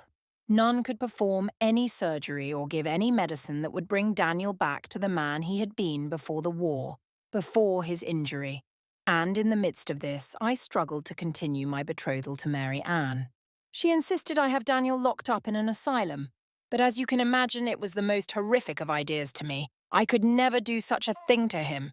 He was innocent. He did not deserve something so awful, the Duke insisted. Catherine put a hand to her mouth, appalled that it would even be suggested. No, you mustn't ever do that, she added, eyes wide and horrified. The Duke took note of her for a moment, something akin to surprise and relief passing over his face. Indeed, I could not. And for her, it was a decision she could not abide, he told her. And then there was Fiona. Her accident was born out of fear. Daniel escaped his room, and he terrified her, causing her to fall. Once more his voice was choked, and Catherine gave him time to speak again. I cannot apologize enough for what I have done. I have lied to you. I have not told you secrets and thus put you in danger. Now, in my foolish attempts to keep you here, I have lost you. And I do not think I shall ever recover from it, he confessed. Catherine was touched that he was so deeply concerned. She longed for little else than to be with him always, and decided now was the best time she might ever find to tell him that. Her own truth had to be spoken as they erased all thought of secrets and lies. Your Grace, you have not lost me. I understand my parents have made a decision that may work to keep us apart. But I wish to remain with you. I wish to be here, and to be yours. No matter what has happened, I cannot change that. And I am not afraid of your brother. He did not mean to frighten us. I only wish that society would be kinder to men like him, that it would not be so difficult for him to live his life in the world without concern for how he might be seen or viewed. You need not worry how I see him, she assured the Duke. Your Grace, I do love you, and I cannot pretend otherwise. I think enough secrets have been kept between us, and this is one I would like to share with you," Catherine said. And with that, silence descended upon the room once more. Chapter 21. She had said it. Lady Catherine had spoken the words Benjamin had long hoped he might hear some day. The words he had lost all hope of ever being spoken to him. "She loves me," he thought. It was something he could hardly let go of. It was a statement he knew he could never forget. No matter how her parents might force them apart, no matter the decisions they were subject to, he could live in the knowledge that they loved one another. "Lady Catherine," he finally managed to say, "I must confess I am deeply in love with you." The smile that dawned upon her face was exquisite and displayed the exact response he had hoped for from Lady Catherine. Benjamin could not take his eyes off her. He wished he could hold her close at that moment, beg her to be his bride. But he knew he had to refrain from such displays for now. Enough scandal had passed between them. For now, his duty was to keep her protected from any and all possible issues. But it did not mean he had to refrain from telling her the extent of his affections. "I am not only in love with you. I have come to admire you deeply, Lady Catherine, in the ways I see your character and how you have risen above what you were raised to be. You are more than a beautiful doll to be traded with others for the wishes of your mother and father. I respect the woman I see when I look at you, and I cannot imagine anyone might know you and not see that you command this respect, that you are entirely deserving of it. You are brave and strong when others may least expect it. And truly, Lady Catherine, you are a woman of compassion. I am astounded by your response to and treatment of my brother. I have never seen a man or woman so kind to him before, and it softens my heart to have seen you with him," Benjamin confessed. Lady Catherine looked as though she might begin to cry with joy at his declaration, but he had to say it once more. "I am in love with you," came the words, slow and drawn out in his low voice. "And I, you," she replied with a sigh of relief. It was the happiest thing he could ever have expected to hear from her. Knowing Lady Catherine loved him as he loved her was an exquisite gift, yet it was a gift that had been tainted. And despite the bright and glorious joy that overwhelmed them both, he knew a cloud hung above their happiness. He knew they could not live with this relief so easily. "What is it?" she asked, apparently noting the change in his expression. "I can hardly bear to say it," Benjamin replied. "Please, tell me what got you so distraught suddenly after such a joyous confession," she begged. "Your mother and father. They have made their decision. We have no choice in the matter. I would give anything to disregard them, but we cannot. We must follow the rules of society." Benjamin swallowed hard at this, knowing how it ached him to say it, but he still cared for her reputation and couldn't bear the thought of being the one to ruin it. Lady Catherine deserved better than that. She deserved happiness while still maintaining her pride and her dignity. She could have none of those things with him. "There must be a way," she whispered, a look of defeat coming over her face. "I wish there was, but I cannot think of any that leaves you without blemish. I fear, no matter how we wish it, this cannot be anything more than the love we have for one another. Your parents do not approve, and we must respect their wishes," he told her. No, it does not have to be this way," Lady Catherine denied. "We can find another option. I am certain of it. My parents shall change their views. There will be little effort in turning their opinions about all of this. I have no doubt." Her insistence was charming and innocent, but Benjamin knew it could never be. There would be no changing their minds, no way to convince them to leave their daughter with him. It pained him to know this truth, but it changed nothing. They would have to separate. "I fear it must be this way.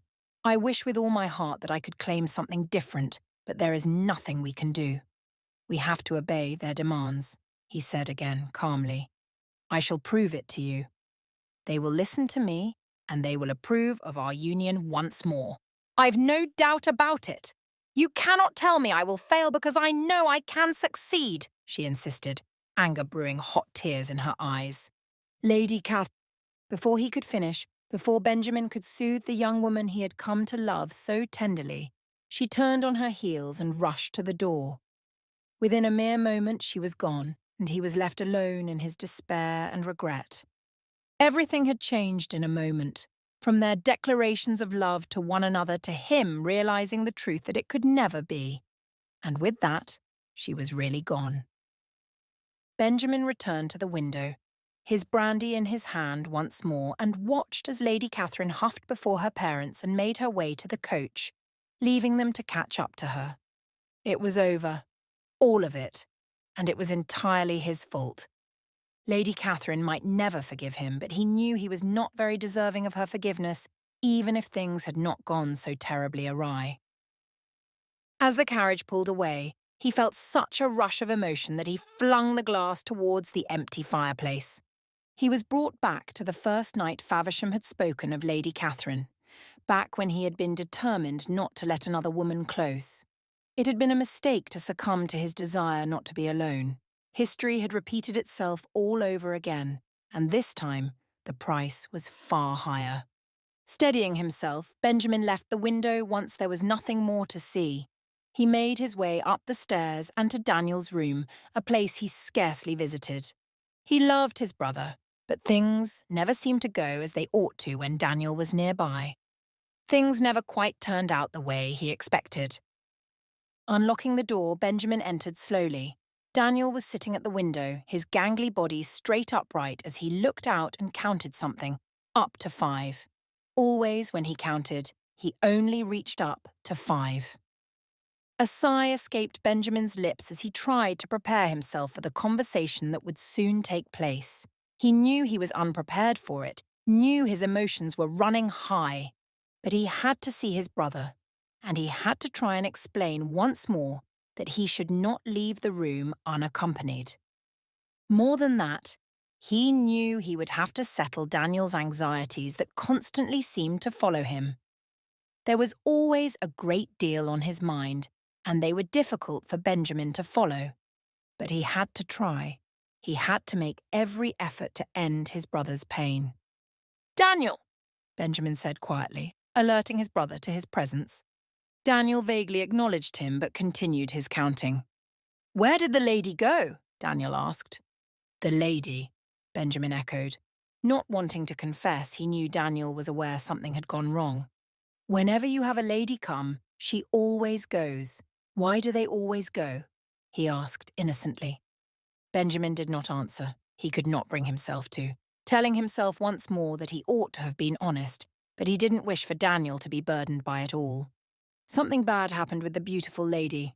What was it? What was it? What was it? He asked, the repetition echoing in the room. "It's nothing, Daniel. Calm down," Benjamin tried to soothe him. "It was me." "It's always me, but I don't know why. I did something bad. I'm a bad man. I'm a bad man," Daniel monologued, turning to Benjamin with the final question. Tears burned at Benjamin's eyes, and he saw them reflected in his brother's. "No, no, Daniel. It was not your fault. Nothing is wrong," Benjamin insisted, speaking through the choked voice he tried to clear. "But who was she? Who was the beautiful lady?" Daniel asked, suddenly wishing for a story rather than the blame he was taking on without understanding why.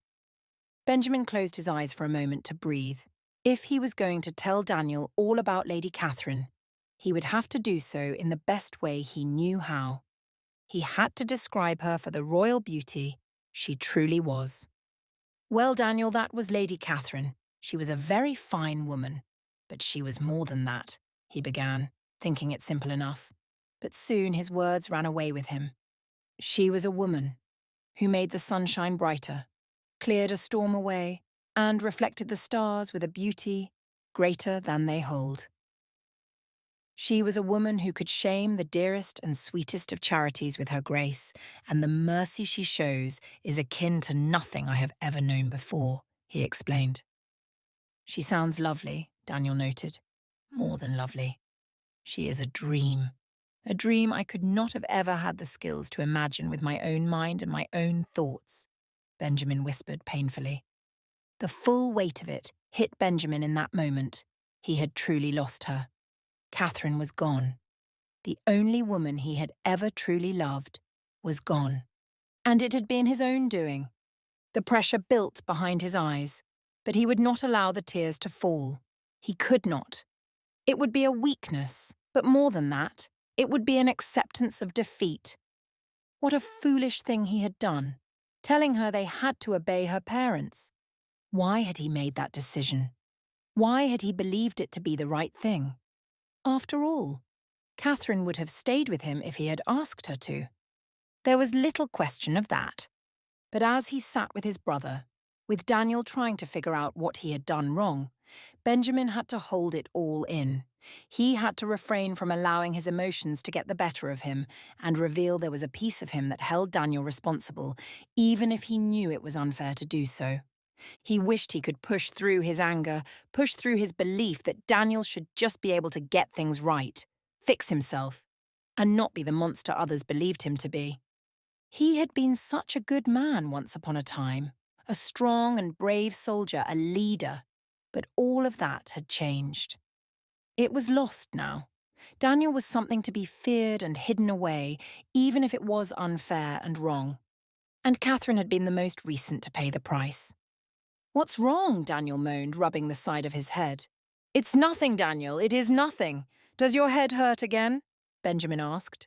Daniel nodded earnestly. "Right then, I shall have Miss Hopkins brew some peppermint tea for you. How does that sound?" he asked. Daniel seemed appeased by the idea, giving a childish grin at the suggestion. Of course, Benjamin knew the tea always included a bit of whiskey to help his brother sleep when the headaches became bad. His brother's suffering was more than Benjamin thought he could reasonably handle. He wondered when all of this would come to an end, if ever. Would he finally find the right doctor? Would his brother ever be able to live a normal life where he was not the subject of fear? Could he ever have the freedom that Benjamin was so easily afforded? "Where did the lady go? Did I do something bad again?" Daniel asked, as if forgetting the entire conversation that had already taken place. Benjamin sighed, feeling the pressure give way to a single tear. Daniel would never be normal again. He had to accept that. "No, brother. You did nothing wrong. The lady had to leave, that is all. She had to return to her home. You did nothing wrong," he said, repeating the words he thought he might be saying forever. "It is good she got to go home," Daniel said, more to himself than to Benjamin. "Yes," he replied, ready to be finished with the conversation. "Do you believe the war will ever end? Do you believe we will ever get to go home?" Daniel asked him then, with tears rolling down his cheeks, without any ability to ease the pains of those he loved. Benjamin settled his mind and resigned it to the future it appeared he would be living in. There was nothing else he could say. "Yes, Daniel, the war will end. One day, we will get to go home at last." Chapter 22. Catherine stared longingly out the window of the estate belonging to a friend of her mother and father. Weeks had passed. It might as well have been a lifetime. She could hardly believe there was so much distance between them. She wondered what Benjamin was doing at that moment. Was he with his brother? Was he entertaining new guests? Or was he lost to himself as she was? Catherine missed him a great deal. She could not ignore that fact. Regret filled her for having left in such a terrible way. She ought to have given him more of a chance. She ought to have been kinder and more understanding. Had he not told her he appreciated her grace, that he saw her as compassionate? And yet she had stormed away from him as if she cared nothing for their future. But in honesty, the emotions she had felt were true. She could hardly believe he had allowed her to leave. That he would have obeyed her parents and disregarded the love between them was an abomination. But Catherine worried for him. She wondered what his life might be like now. Her parents had told the story and spun the tale about the bitter and war-damaged Duke. They had done well. They had protected Catherine and got their revenge. And Catherine thought back to the days when she thought the Duke was merely a bitter man. She had been frightened of him once, and after that she had seen the terrible manners he had displayed. Were the situation not so painful, she might have laughed at her former thoughts. She might have taken responsibility for the foolishness of them, but that was not the man he was. She now knew his kindness. knew his genuine character. Catherine had seen the man he truly was underneath it all. And in those early days, when she had stepped onto his estate for the first time, she would never have anticipated these things. She would never have expected a man so wonderful and true, a man she could truly love. But here they were, far away from him, staying with another friend of her father's. Catherine wondered when they would return home. Would they be travelling forever? Was this all in an attempt to keep her away from the Duke? Or had her parents simply arranged all of this to parade her and share that she was once more up for auction? Available to the highest bidder. Was that not their game? They had made a great show in a few of the homes about what a disappointment the Duke had been and how they had to tear him away from their daughter once they realised his character was disreputable. Catherine thought it was terribly cruel of them. They could easily have ended the courtship without dragging his name through the mud so thoroughly. And in the past few weeks of it all, she and Penelope had both forlornly spoken to one another of the opportunities for love that had been lost as a result of the scandal. They had both been terribly disappointed by the actions of her mother and father. Catherine had wondered at first if Penelope was bitter at the Duke for his lie coming between her and Faversham. But she was a loyal woman, as she had always been. She understood the Duke had to protect his brother. Then, of course, Catherine told her about the terrible choice he had been given to put his brother in an asylum, and Penelope, a kind-hearted woman of noble character, had responded with equal horror at the thought of it. Truly, there was very little about the ordeal that could have ever turned out well for either of them, and they had both come to accept it now. They were stuck. There was nothing more to be done about it all. But they could push through. They could thrive despite the sadness. Or so Penelope told Catherine, and Catherine told Penelope. Trying to support one another, both women knew their heartache might never recover. "Oh dear, I do believe we are going to be called to pack again," Penelope groaned. "What? Where to now? Why can my parents not just pick a place and remain for a reasonable amount of time?" Catherine questioned with her annoyance. "I think they must ensure everyone knows it was not you who caused the end of the courtship." Penelope pointed out. "I suppose you are right, but it seems to me like it is sheer nonsense to make such an effort to upheave our lives and spread a terrible word about the Duke at every turn," Catherine moaned in reply. "Agreed, Lady Catherine. But it is not up to us," Penelope replied, her frown working upon her face. They had been to a great deal of estates over the course of 2 weeks, but never stayed more than 2 or 3 days at a time. It was wearying. Catherine just wanted to rest in one place, to allow her heart to mend without having to feign interest in the lives of vapid society. But alas, she had no choice in the matter. Her parents had determined all of it whether she liked it or not. "But you have known the Huntingtons for a very long time, have you not? Why should your parents not wish to remain here a fraction longer?" Penelope asked. Catherine sighed, not having a real answer. Goodness knows, perhaps they have thought of another family friend who has a wealthy son. I am quite certain they are seeking anyone with a single male relative of any age to whom they might trade me, she finally replied bitterly. "Oh, Lady Catherine, I do hope not. You deserve more happiness than that, and it would be a terrible shame for them to simply rush you into a marriage you have no desire for," Penelope said, with distress of her own. "That seems to matter little to them," she replied. The state of both women's moods was at such a level of pessimism that Catherine wondered if they would ever feel happy again. Her concern for the Duke was the only thing on her mind most days, and she hated having to wade through these emotions without any hope behind them. Before long, a maid came to the door to alert Catherine that dinner had been prepared and she was expected to join her family and their hosts. She said a polite thank you and closed the door after the maid, making herself ready for the supper ahead. "Are they a kind family at least?" Penelope asked.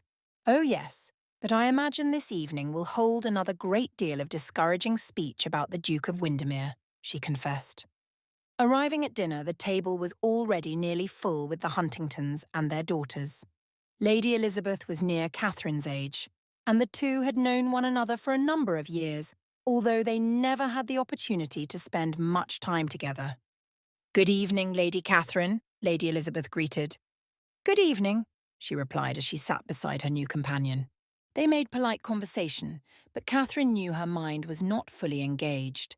More than once, she had to ask Elizabeth to repeat a question simply because she had not been listening.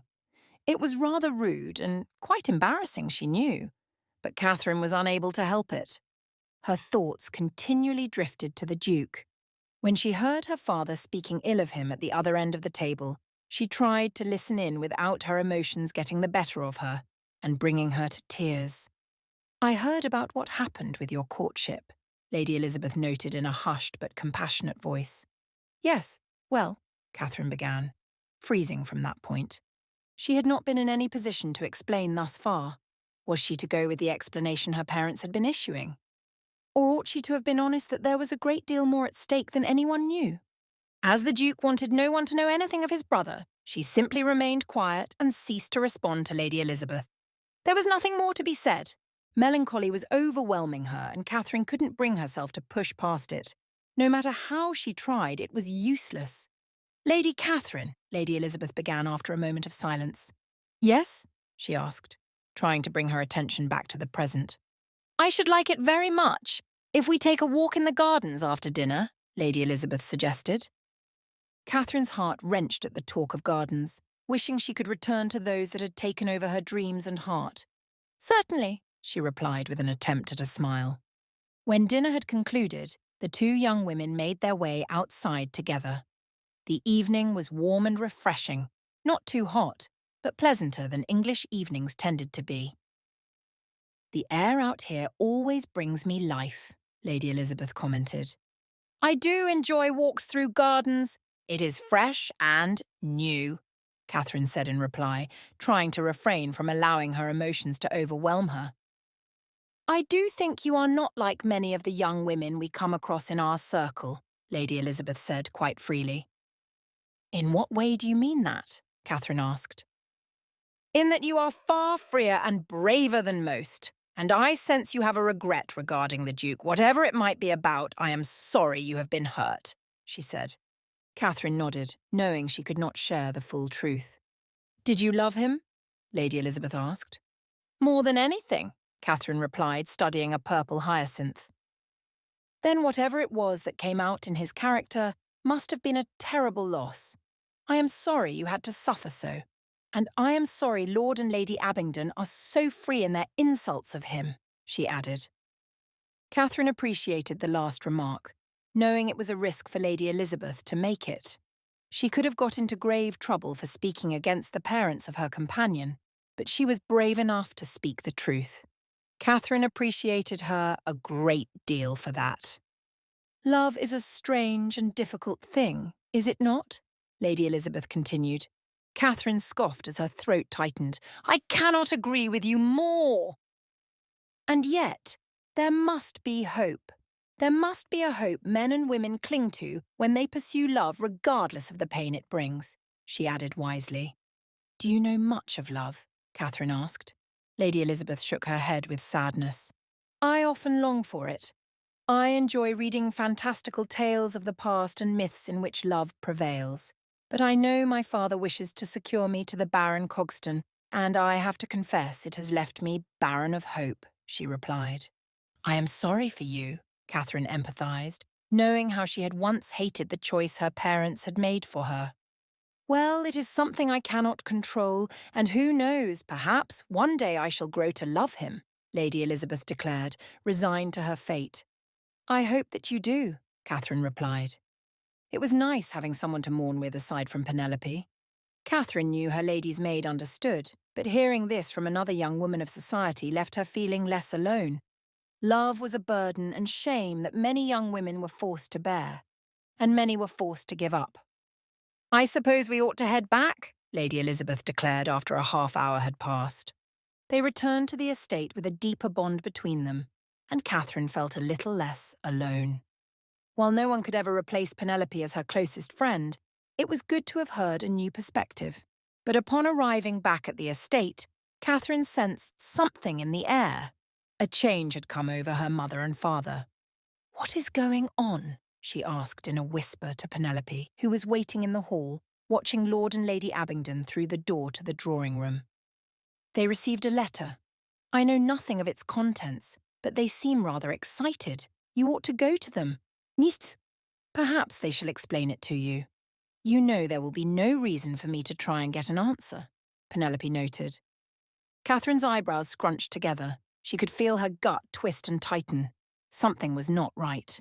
"Good evening, Mother and Father," she greeted formally as she entered the room. "Oh, wonderful, you have returned. We have a bit of news," Lady Abingdon said. "And what is that?" Catherine asked hesitantly. "Well, as it happens, your father and I must depart for a short time. We shall be leaving the day after tomorrow," she replied. "Where are you going?" Catherine asked, surprised she was not to accompany them. "No matter, my dear. That is for us to worry about. Now, you ought to just be glad you have such clever parents to raise you." Lady Abingdon replied vaguely, adding a slight giggle to the end of her sentence, which made her look even more piggish than before. The way they spoke about it, and how satisfied they seemed with themselves, left Catherine more anxious than ever. She had never seen her mother and father behaving so conspiratorially, and it was less amusing for her than it seemed to be for them. Catherine could not help but wonder what the grand secret might be. Furthermore, she could not help but wonder how it might come to affect her future. Chapter 23. Days and weeks had passed since Benjamin had heard from Catherine. He sat in his study, head in his hands, as his grief overwhelmed him more than he cared to confess. Yes, it had been a number of weeks now. Weeks in which he had sent letters to Lady Catherine. Letters that had gone unanswered. He felt as though he might have given anything to speak with Lady Catherine, to see her words written upon a page would even be sufficient. But the sound of her voice would have been far better, and the sight of her face would have made everything all right for him. Yet even a slip of paper had not come into his possession. It was as though he had never even sent them to her. And Benjamin wondered what the reason might be behind her silence. Why was she not replying? Was it possible she had been receiving them and was choosing not to answer because her own feelings had shifted? Had she rethought things and decided she did not love him after all? Perhaps their final moments, when he had not stood in determination to pursue their love, had been enough for her. Perhaps that was more than Lady Catherine could handle from him, and she had simply given up trying. Of course, there was also the chance she had not received the letters, and that was a great deal better of an explanation, one that did not wound him so deeply. Still, Benjamin could not help but wonder what had happened to Lady Catherine. From the moment she had stormed out of his study, she had vanished. There was no talk of her, no sight of her. She was simply gone. And he was left with nothing but a hairclip he discovered in her room. The sound of a coach came from outside, and Benjamin stood to check out the window. It was Faversham. Benjamin let out a breath of relief. He had been waiting for his valet's return. Faversham might finally have some answers. It had been 3 days since Benjamin had sent him into London to try and find answers. Faversham had been instructed to go to Lord Abingdon's London residence, so he might find answers. He could learn the details of Lady Catherine's whereabouts and find out why she was not responding to him. Perhaps Faversham might even manage to speak with her if he was stealthy. And now that he had returned, Benjamin would have the answers he craved. He would learn why Lady Catherine had abandoned him so freely. When Faversham entered the study, nearly breathless from rushing back to the house, Benjamin bade him to sit quickly. "Did you speak with Miss Penelope? Did she give you answers? Or did you see Lady Catherine?" he asked urgently. Faversham took a deep breath to try and rest, but replied as quickly as he could. "Miss Penelope was not present, nor was Lady Catherine. I fear they have not been home since departing from your estate," Faversham told him. Benjamin was downcast, wondering where else they might have gone to. Were her parents taking her to another home, where they might find her a husband? "It would seem," Faversham continued, "they have gone on a tour to visit some friends. That is what the butler informed me." "A tour?" Benjamin asked.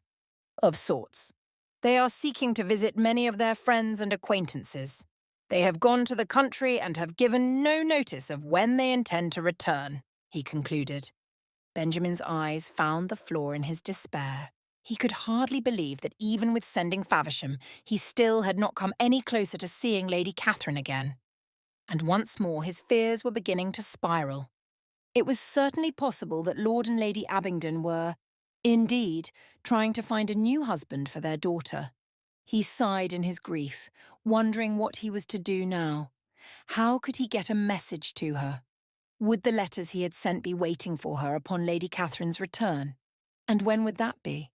How much longer would he be forced to wait? "Faversham, what am I to do?" he asked in desperation. "We must wait. I can think of nothing else. There is little to be done until they arrive back at their estate. Once they do, perhaps then she shall receive your letters," he replied. "I cannot bear to wait for such an eternity. Lady Catherine might be betrothed to another by then," Benjamin moaned, realizing how likely that scenario was. The helplessness was overwhelming, and Benjamin wished he could go back in time and undo the past. He wished he had told Lady Catherine from the start and that they might have figured out a way to explain to her parents about Daniel. Lady Catherine certainly understood. Perhaps they could as well. But it was too late now.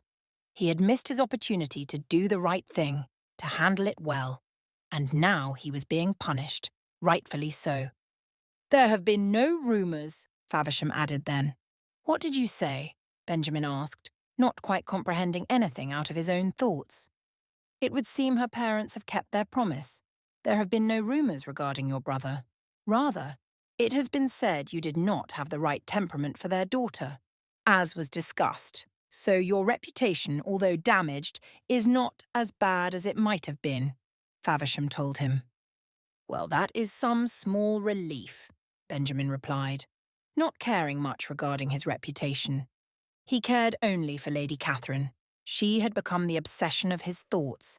His own reputation meant nothing to him unless it had her attached as his wife. Anything else was meaningless society dribble.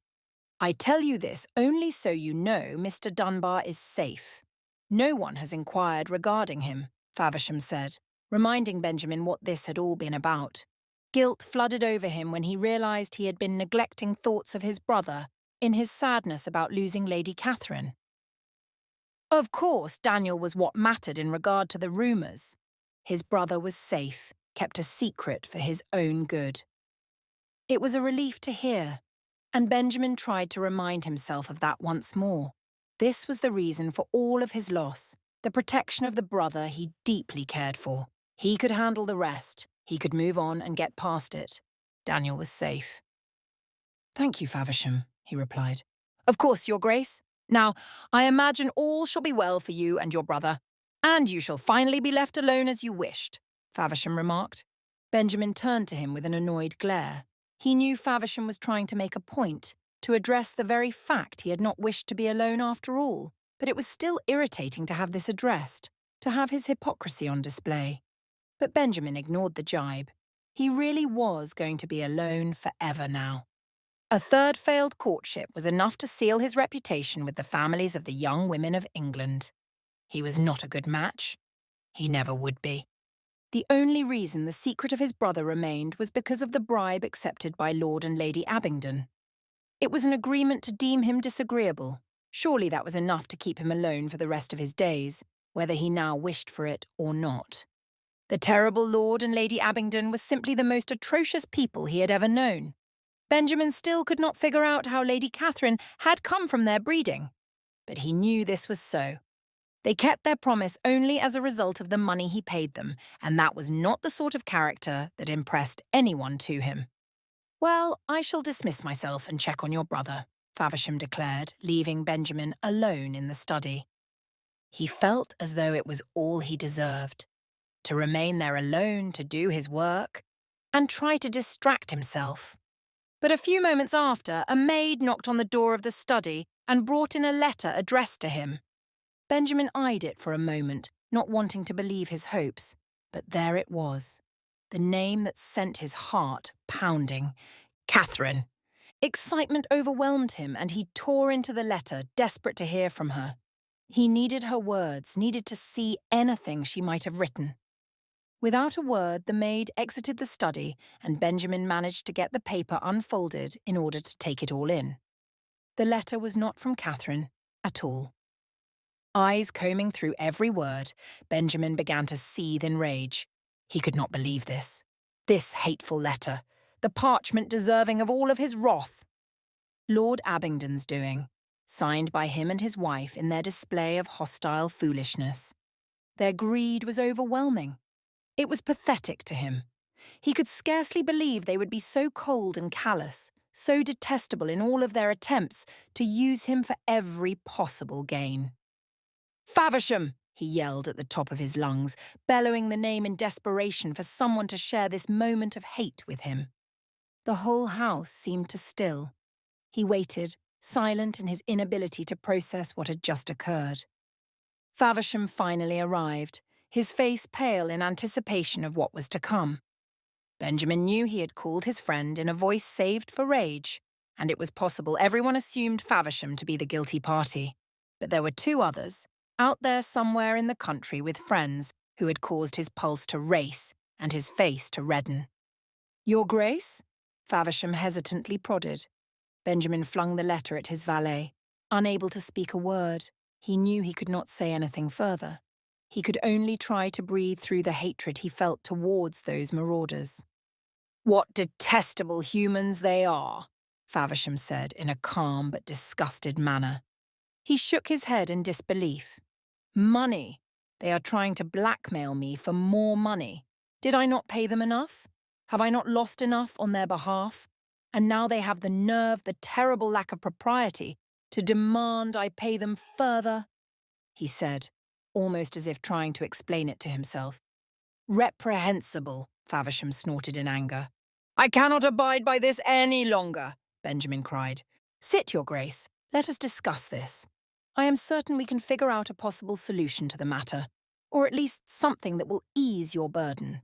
We cannot allow them to treat you this way, and I do believe we can bring them to heel without showing your anger," Faversham suggested. "What do you expect of me?" Benjamin asked, his tone loud and sharp. He paced about the study, snatching the letter back from Faversham as he walked by. "Did you see this line? We believe you shall see how it is in the best interest of your brother that we remain quiet. However, our silence comes at the risk to others, and we cannot help but feel the weight of such a burden. This burden may only be lifted if our family finds itself in a better situation in which we are compensated accordingly. They have done a terrible job of even trying to cover the fact that they wish to blackmail me. Why have they pretended that they have any sense at all? Can they not simply be out with their intentions?" he asked, incredulous. "It is foolish nonsense, Your Grace. But you must sit with me and we shall discuss it," Faversham suggested once more. "Do stop telling me to sit. I shall not. I cannot bear to sit and talk about it. There is nothing at all that matters anymore. What does it matter whether I sit or pace?" he yelled. Faversham finally remained quiet, for which Benjamin was grateful. He didn't want to listen. He couldn't care any more about whatever Faversham thought they ought to do. He was too angry to hear reason, and it didn't matter to him anyway. Benjamin stormed out from the study, not knowing where he was headed, but that did not matter either. Nothing could. He had grown so furious that he was now numb. He was frustrated beyond anything he had ever felt before, and it left him feeling too much and nothing at all at the same time. The heartbreak of all that had occurred was just another terrible lesson he simply wished to overlook. After all, what did any of it matter if he was a mere bank account to the parents of the woman he loved?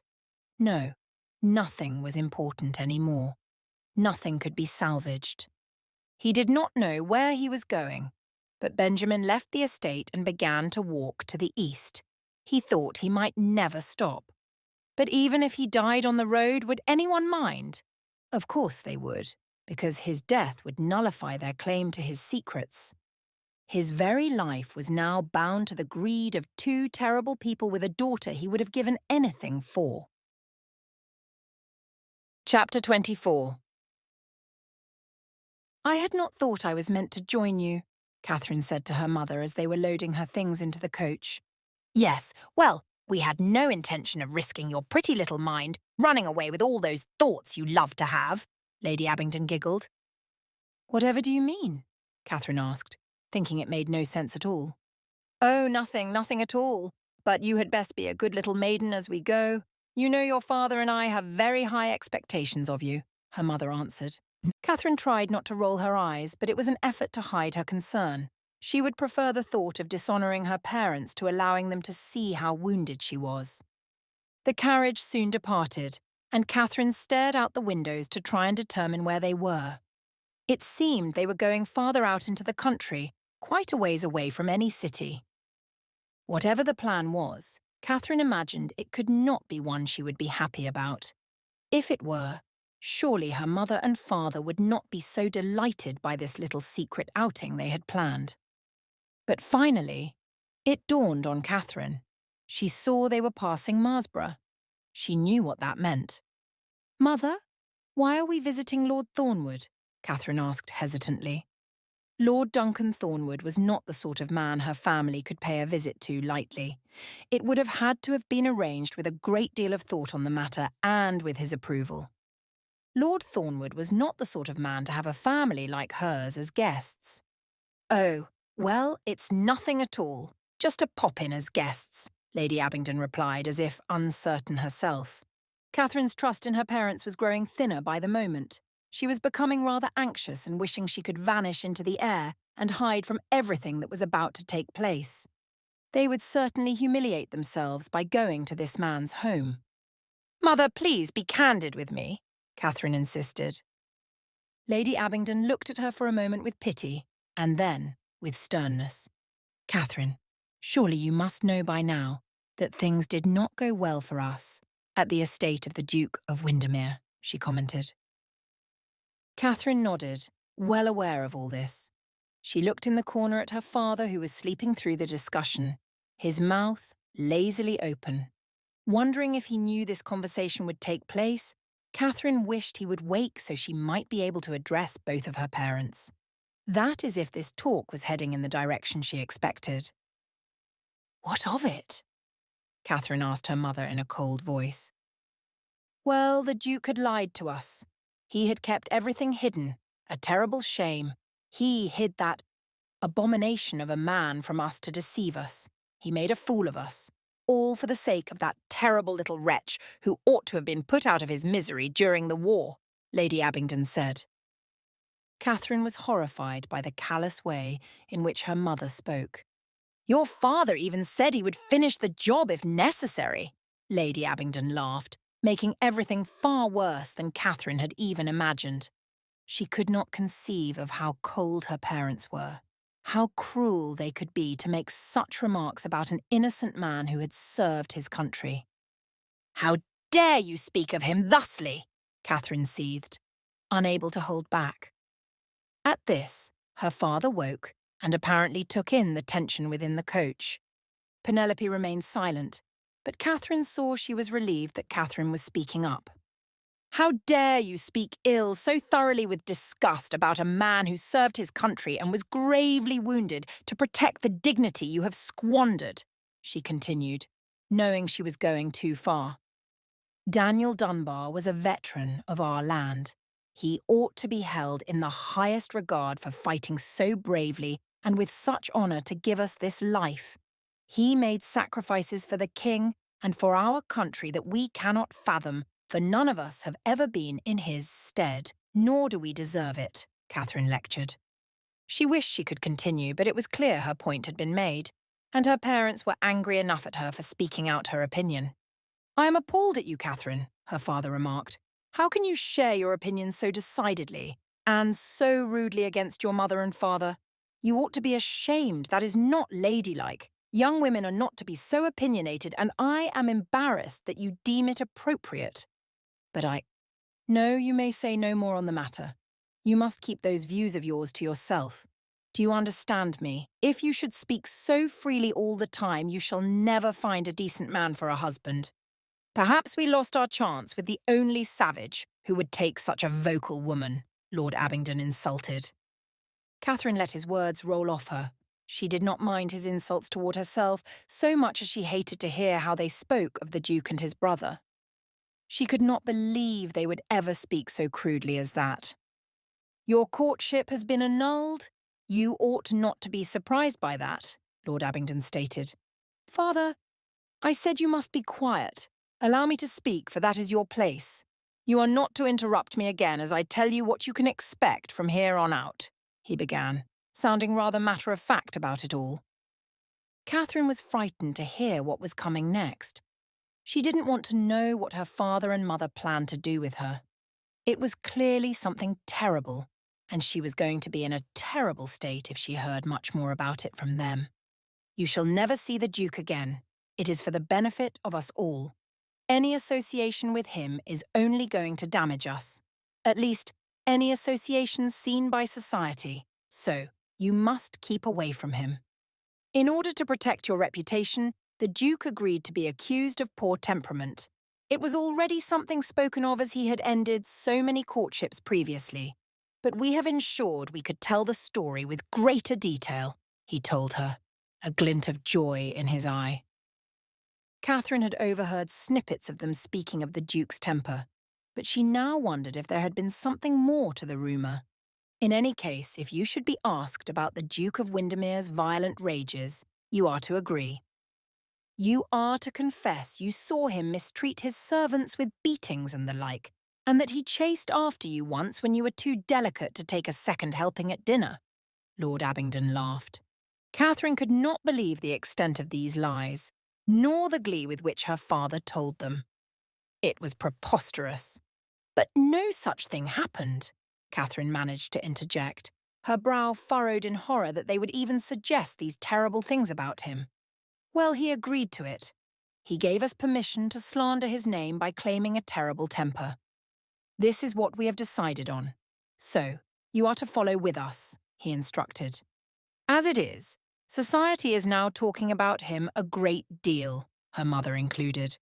"Of course, there is the chance this acquaintance might prove to be far better and more helpful than we ever imagined," her father laughed. Catherine did not understand the cryptic and vague comment, but her mother seemed to. They laughed together and were evidently quite pleased with themselves. Once more her stomach twisted. Catherine was appalled by her parents and suspected there was something very deep and grave about their ideas. She didn't wish to know what it was. It would be too horrible. "Anyway, now that we have ensured you are prepared for all of that, we have wonderful news. A new match might very soon be arranged for you," her mother exclaimed. "A new match?" Catherine questioned, feeling like she might vomit from the thought. What they were sharing with her was all too much. She could hardly keep up, and it felt as though everything was spinning. She wished she could release all of her nausea over them, some small punishment for what they were doing to her. But her mother and father continued in their excitement, disregarding all feelings that might be overwhelming Catherine at that moment. "Oh, come, do not be dim-witted. We are going to Lord Thornwood's estate. Did you really think it would be for anything other than the opportunity you and he might be united in courtship and an eventual betrothal?" Lady Abingdon asked, Catherine's father nodding along enthusiastically. "You wish for me to marry Lord Thornwood?" she echoed in disgust. Catherine let her lips curl at the idea. It was worse than she had even imagined. Not only was she losing all hope of ever being with the Duke she had come to love, she was now doomed to this man she felt nothing for. Catherine thought back to her conversation with Lady Elizabeth, who was stuck in a possible union with the Baron. Would she now be stuck in a similar situation? Would she be forced to marry a far less desirable man of her parents' choosing? It was strange to think that the Duke of Windermere had been of their choosing, and yet the two had managed to fall in love. But Lord Thornwood could never be a man she would love, and there was very little doubt in her mind on that one. She felt nothing for him, certainly not love. That is, of course, why we are on our way to his home. We made every effort to arrange with him for this union, and he has decided it is in his best interest to meet you and determine if he should like the union as well. You must, of course, be on your best behaviour. We shall not have any of your strangeness, her mother warned. Catherine waited for her father to chime in, but he seemed quite happy to allow his wife to lead the conversation. But as she took in everything that was being said, something came over her. It was as if the entire world around her was hollowing into a tunnel. Her pulse became loud in her ears, and she felt a prickling sensation along her skin, followed by a line of sweat down her back. Voices were sounding around her, but Catherine could not hear them clearly. It was as if she were underwater. Nothing was quite real. She was panicking, feeling trapped. Something had to be done. She had to escape. The carriage was still moving, but Catherine had to flee, and yet her body was frozen in place. She could not move, but she had never needed to move more than at that moment. "Lady Catherine?" came the soft voice of Penelope as her hearing slowly returned. Penelope stroked her back, trying to help her out of the anxiety that had overwhelmed her to the point of her inability to think clearly. "Oh dear now, we need none of that strange behaviour from you," Lord Abingdon remarked with a flat tone. Catherine looked up at her parents. She wanted to escape the carriage. It was not remotely possible, but she needed to get away from them. She felt a desperate urge to go and find Benjamin. She wanted to make sure he was all right. Catherine wanted to assure him she had played no part in the rumours and console him for anything that was being said against him. With all her heart, she wished to find him and comfort him, give him all her love and devotion. She wished to protect him from the horrible lies that were being spread about him by the hounds of England, those vicious little devils of society that loved to destroy others. Catherine would have given almost anything to be with him at that moment, what with the terrible truth her parents wished to force upon her. But she couldn't leave. There was no way out. She was stuck, stranded in a situation far from anything she would have ever wanted for herself. And with that in mind, Catherine remained quiet just as her father had wished, and determined she would not speak another word, for words seemed to fail her at every turn. She saw out of the window an enormous estate in the distance, almost a castle. They were nearly there. Lord Thornwood's home was close at hand, and still she knew nothing of how she might handle all of this. The nausea returned, and Catherine was certain she was going to be sick. Was there any way of getting out of this? Was her resolution to silence only a gateway into a resolution against her own choice?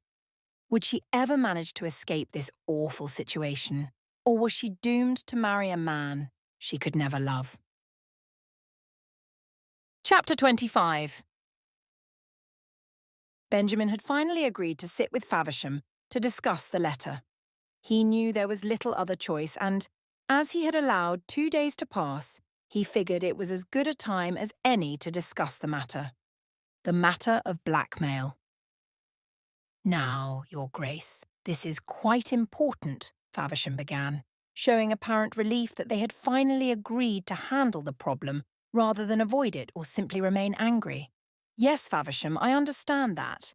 You needn't continually remind me of the importance. Let us just discuss their requested amount and be done with it. Can the estate afford such a large sum? I think we ought to be able to pay it just fine, can't we?" Benjamin asked, as if it were not such an important issue.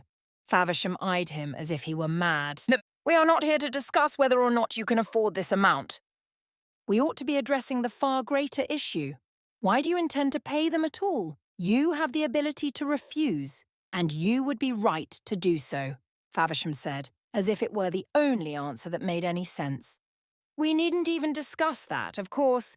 We are going to pay them," Benjamin replied, not sure why they wouldn't. "But if you do, they might only demand more," Faversham pointed out. Benjamin shrugged. It was not as though he didn't care. He was still quite furious. But when the matter came down to what was most important, he was able to look past the mere issue of money. There was a great deal more to it than that. He would have given Lord and Lady Abingdon anything, if it meant keeping Lady Catherine safe. If it required his heart being torn from his breast, He would hand it over to them without hesitation, just to know she was protected. Her reputation, her safety, her happiness, all of it was far more important to him than a measly amount of money. The rage he had felt at their demands was still there, but it paled in comparison to his need to fight for Lady Catherine, and also Daniel. This was his only choice. He would not risk angering Lord and Lady Abingdon to make a point about their lack of morality.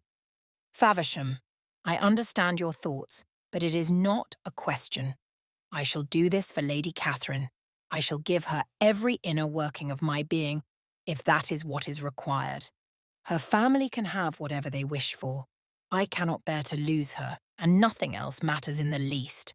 I love her more than anything, and we cannot melt that down to the wax of mere pounds and shillings, Benjamin insisted. Faversham eyed him with surprise. You speak rather passionately about it, the valet noted. You must care a great deal for the young woman. Indeed I do, because I have never known such a love as this, Benjamin confessed without catching himself. His words and the ease of them slipped out without him being prepared.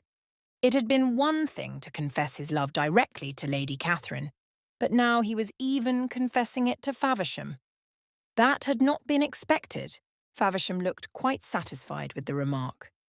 Yes, now you know the truth of my affections. I confess I love her more than I ever thought possible. I love Lady Catherine with a love I did not think could ever exist in this ugly world, he admitted. Despair began to overwhelm him, but Benjamin continued regardless, feeling the weight of his hopes and dreams. I wish for nothing but a future with her. All other paths ahead of me are uselessly forged. I have nothing if I have not Lady Catherine by my side to grow old with me in our marriage.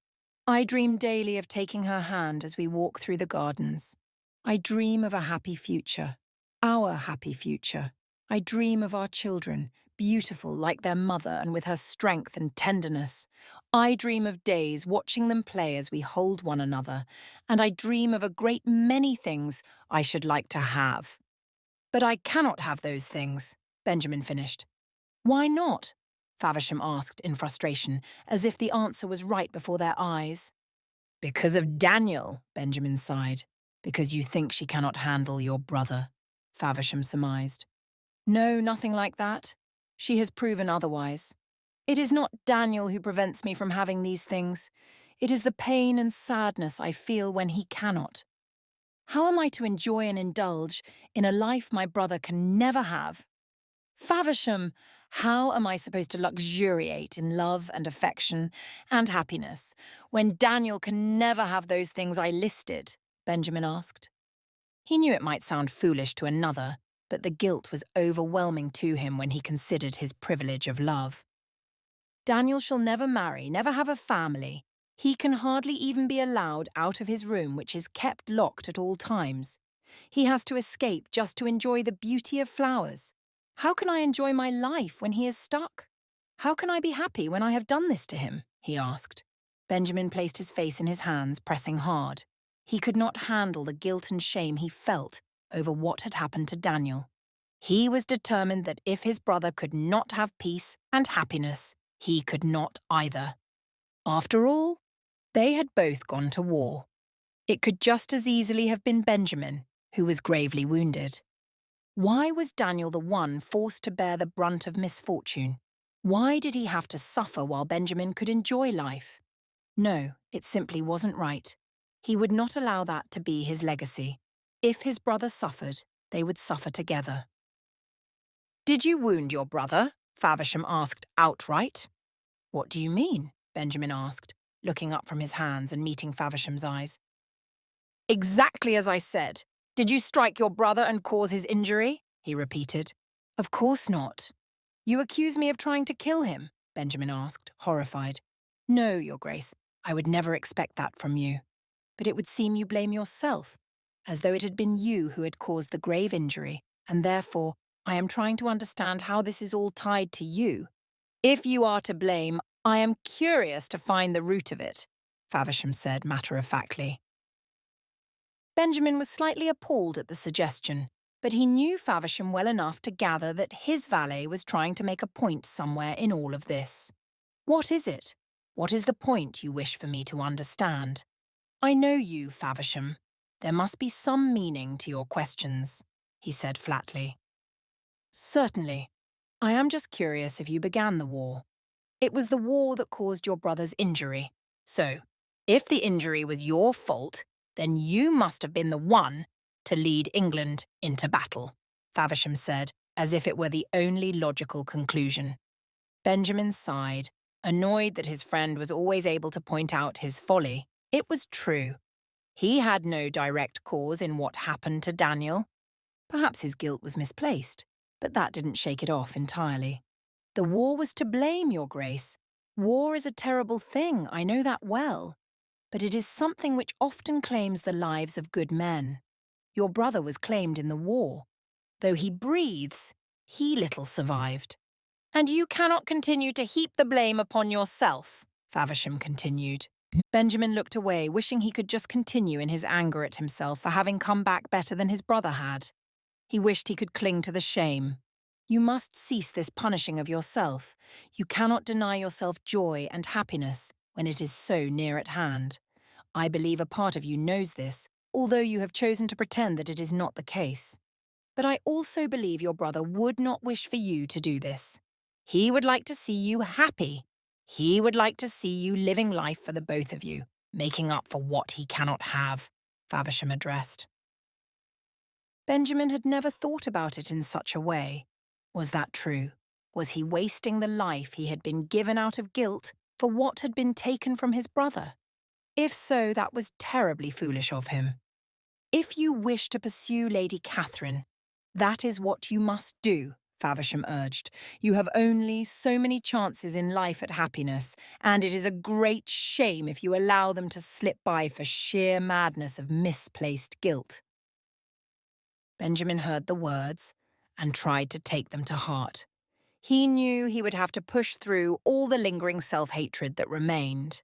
He would have to get over the feeling that he had been the cause of all this wretchedness. But he could, perhaps, move forward. And perhaps, in truth, that was absolutely the best decision. Perhaps it was the best thing he could do. "It is possible you are right, Faversham," he conceded. "But you must give me time to come to terms with all of this. I cannot change my heart so quickly or so easily as that, and I cannot overcome the years of my belief in something different. You may be right, or perhaps you are not, but I promise I shall consider it, either way," he committed. Faversham sighed in relief, a close-lipped smile gently coming over his face. "But I still intend to pay the blackmail, and that is no longer up for discussion. Forgive me if that angers you, but it is my money to do with as I see fit. And if it keeps my brother and the woman I love protected, then that is what I must do with it," Benjamin declared. Faversham's smile faltered, but he nodded, accepting the decision of the Duke, even if he disapproved, which Benjamin felt certain he did. "Your Grace!" came the voice of a maid who knocked at the door. "Come in," he called. "Your Grace, the physician is here," she told him. "Send him in," Benjamin instructed. The physician entered the room, and the men exchanged pleasantries. "Is he upstairs?" Dr. Grimm asked. "Yes, he is. Unless he has managed to get out again," Benjamin answered, adding the last part with a bit of irony. Dr. Grimm had been good for Daniel. Despite the fact he had no permanent cures, he at least provided medicine at times to better control Daniel's behaviour. Not only that, but he had seen that Daniel was perfectly well in terms of his physicality, and there were even times when he thought Daniel might be improving mentally. It had never stuck long-term, but there were moments here and there when things seemed to take a turn for the better. Benjamin was glad for a decent physician. He had used 2 men previously, paying them well for their silence. But both had proven incompetent.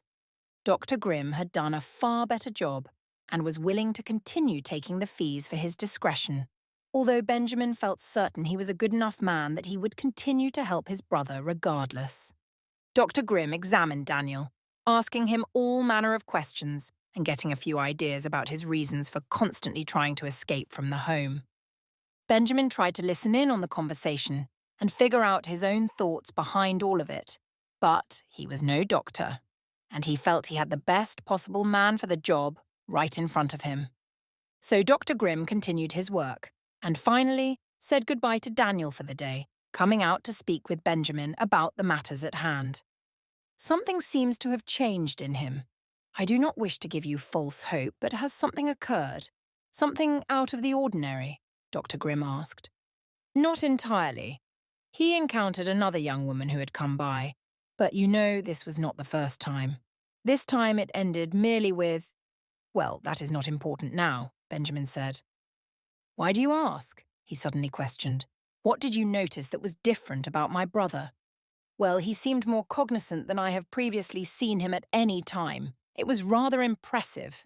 And physically, of course, he is doing just as well as he always has. I am continually amazed at that, Dr. Grimm remarked. What was more cognizant about him? What did he say or do that led you to that conclusion? Benjamin asked, surprise and excitement filling his heart. He asked about me. It was the first time he has ever done that. Most people with such injuries can think only of themselves and the moment at hand, or some memory from the past. But he asked about me, my life. That was rather unusual. Anyway, it is a good sign.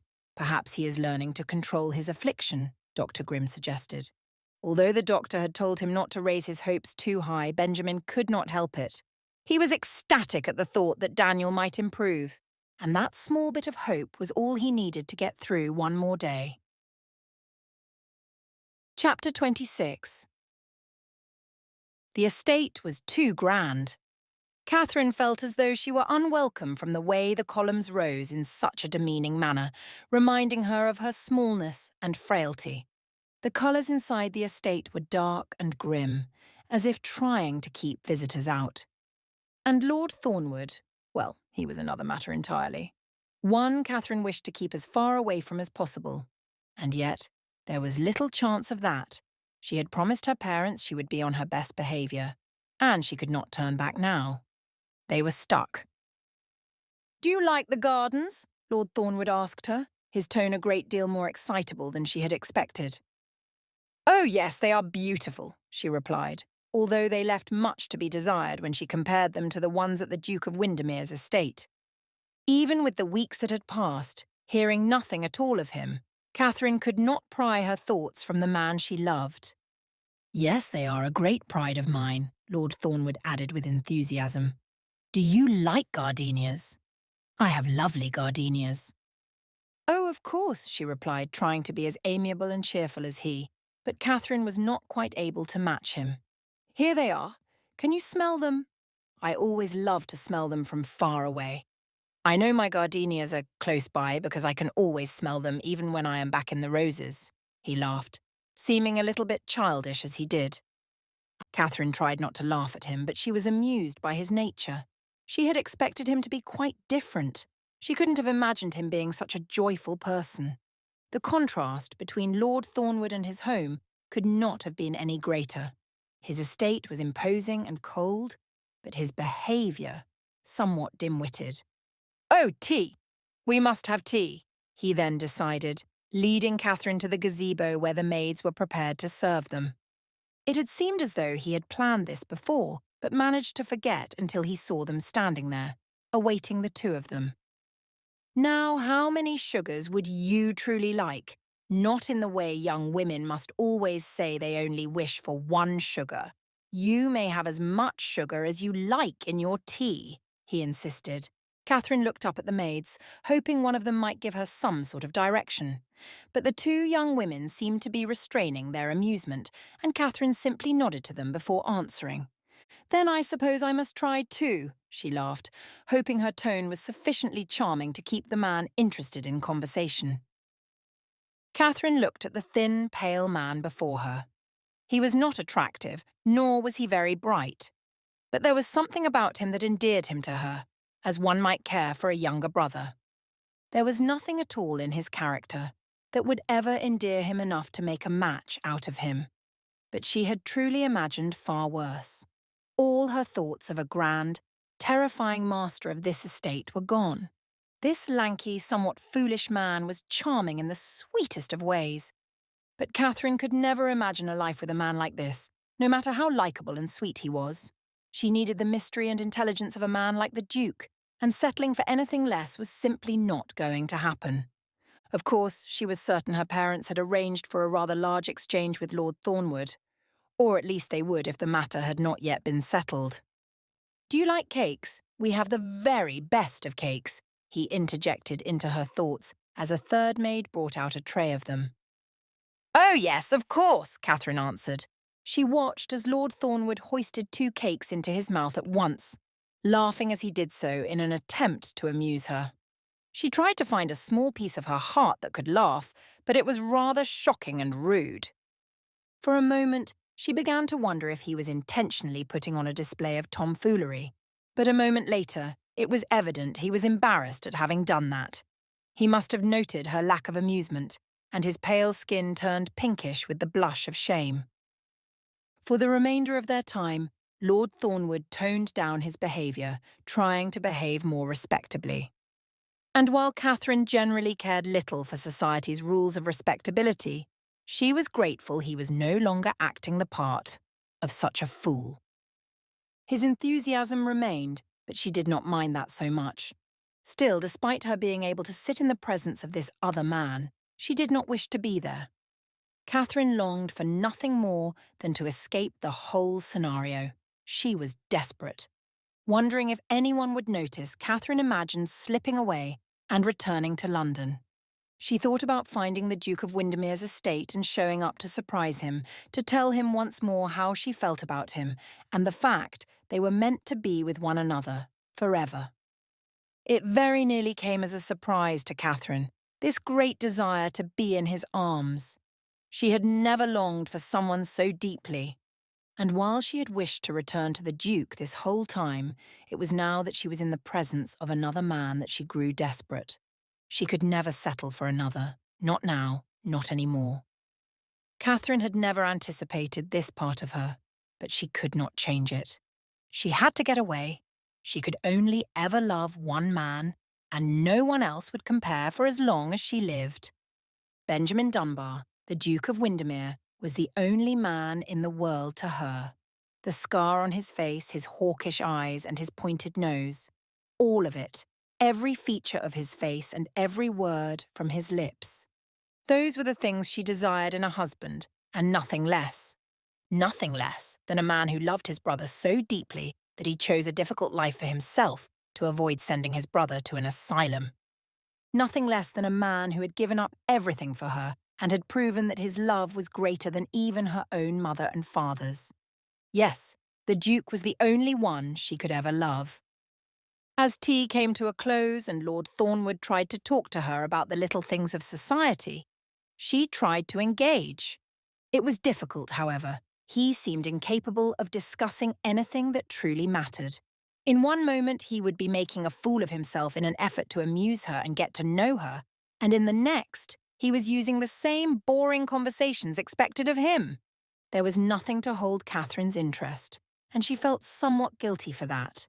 But it wasn't nearly enough to matter in the end.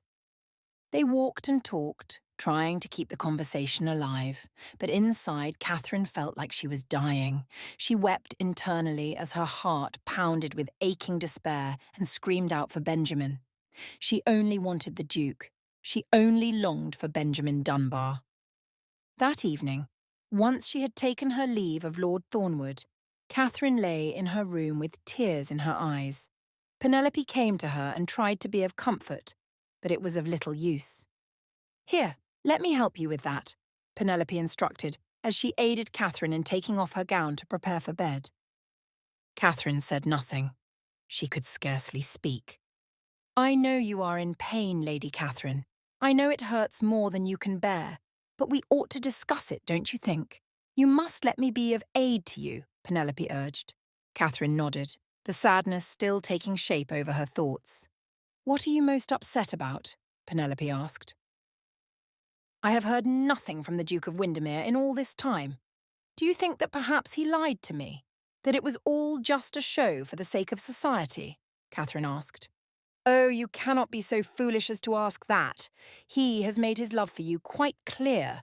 Do not be so concerned about these things. You have travelled much in this time. How is he to ensure the letters get to you?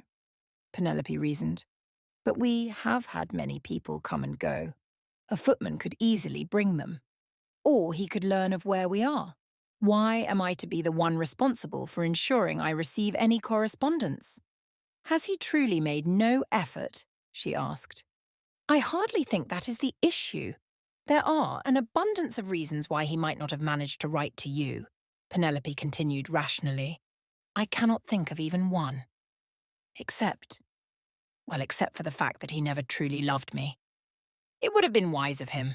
He cannot allow women he truly loves near his home because of the thing he believes to be shameful, Catherine suggested. But he loves his brother, Penelope said. And yet, he knows others would not allow it. He knows society cannot abide anyone who is different. So he could not have loved me. Not really. He was trying to find a wife because that is what he needs in order to change how the world sees him, Catherine decided. Penelope rolled her eyes. How might I change your perspective? You are very clearly distraught about this matter, but you are also quite wrong. Have you no memory of everything he has done for you? He took the blame for the ending of the engagement. A man who did not love you would not have done that, Penelope reminded her. You are far too optimistic, Catherine complained, an eyebrow raised to scold her friend. In truth, she hoped Penelope was right, but she couldn't quite accept it. It was too painful to try and think of another reason why he might not have communicated with her. The way she had stormed out of his estate, or perhaps even the fact that her parents had been so determined. Any of those might have stopped him from pursuing her. I have an idea, Catherine began, knowing her thought was a manipulative one. Oh, and what sort of idea is that? Penelope asked. Catherine was typically not so impulsive as this, but in her heartbroken state she didn't mind so much. She had to try something, anything at all, to learn how the Duke truly felt about her. We must write the Duke a letter. I have heard nothing from him, so it must fall to me to be the polite one. I can ask him how he is faring since our departure, and if his brother is well. I can even inquire after the Duke's health, Catherine suggested. And then, of course, I shall casually mention that I am to be officially courted by Lord Thornwood. It shall be a brief mention, just something to let him know my life has not stopped since leaving his estate, even without a correspondence from him, she added. You think it is wise? Penelope asked. Of course it is. How else am I to have any answers? Catherine asked. You might write to him telling him how you care for him and wish to hear from him, Penelope suggested in reply. Catherine scoffed. That is not how these games are played, she stated. Is it a game? Penelope asked in a warning tone. Catherine looked at her guiltily for a moment before shaking it off. This is what must be done to find an answer. We must learn if he cares once I have told him of my courtship. Now, will you do me the greatest favour? Catherine asked. Penelope looked hesitant, frightened of agreeing to anything her mistress was requesting in this desperate state of affairs. What is it you require of me? She asked. I need you to ensure this letter is mailed to the Duke. It must be in secret. My parents cannot know of it, nor can Lord Thornwood. Will you do this for me? Catherine begged. Penelope sighed and nodded. You can rest assured I shall get it in the post without anyone knowing, and I do hope you receive the answers you are looking for. I cannot imagine the Duke saying anything other than declaring his love for you, she added. And Catherine hoped it was true. But she had to know, even if it cost her the dignity she had been fighting for. She had to know if the Duke truly loved her. Chapter 27.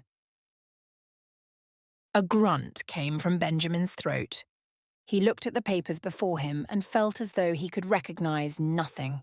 Making every effort to understand the words, he slowly read through the business accounts.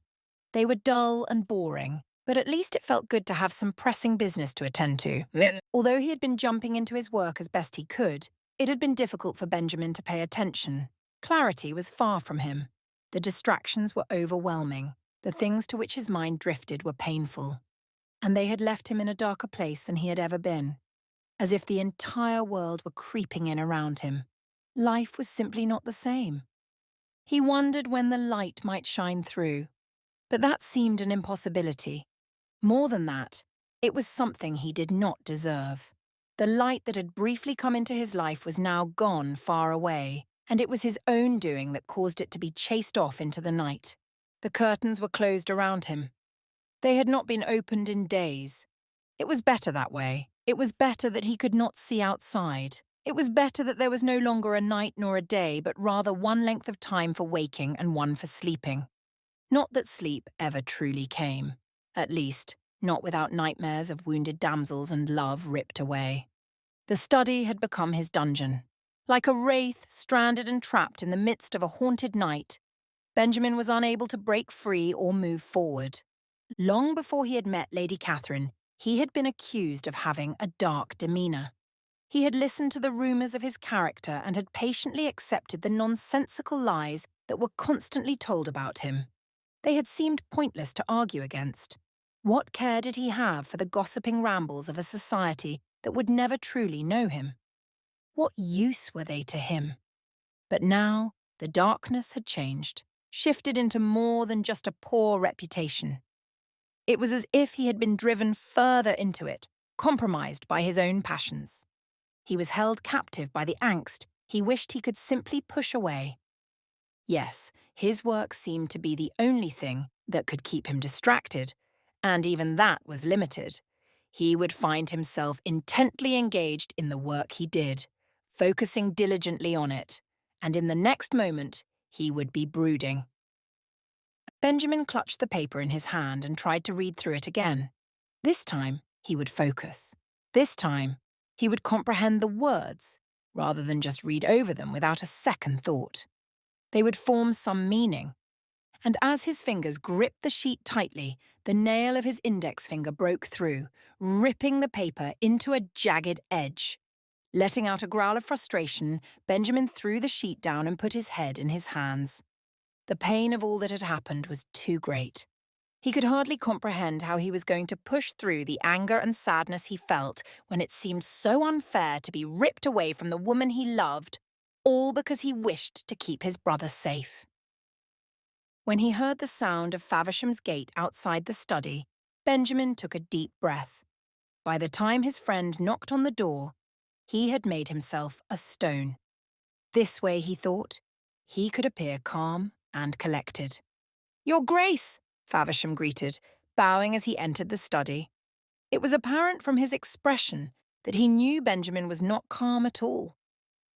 Another deep breath and a hint of a smile on the left side of his mouth led Benjamin to think he could try a little harder.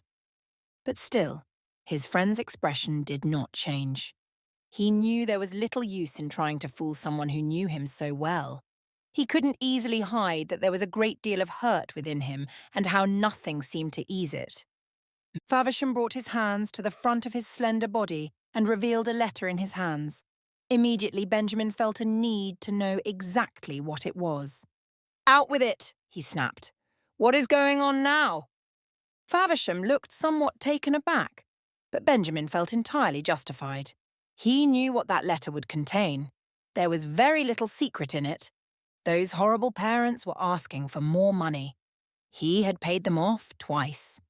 How long could Lord and Lady Abingdon force him into these bribes? What more could they possibly want from him? And would they be sending him letters weekly for the rest of his life? Their greed did not cease to amaze him.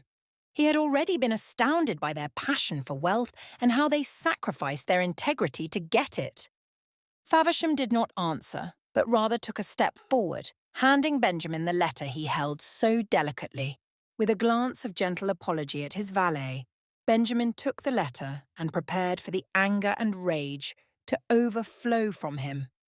He could give Faversham a proper apology later, once he had allowed the rage of this newest request to settle into a simmer. But this letter was different from the others.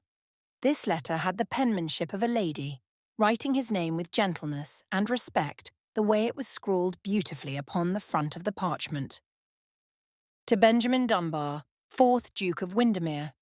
No, this letter was not a written demand from Lord Abingdon. Benjamin had great confidence that this letter had been written by Lady Catherine. With that, his heart began to race a little, and he ripped the letter open with a great sense of urgency.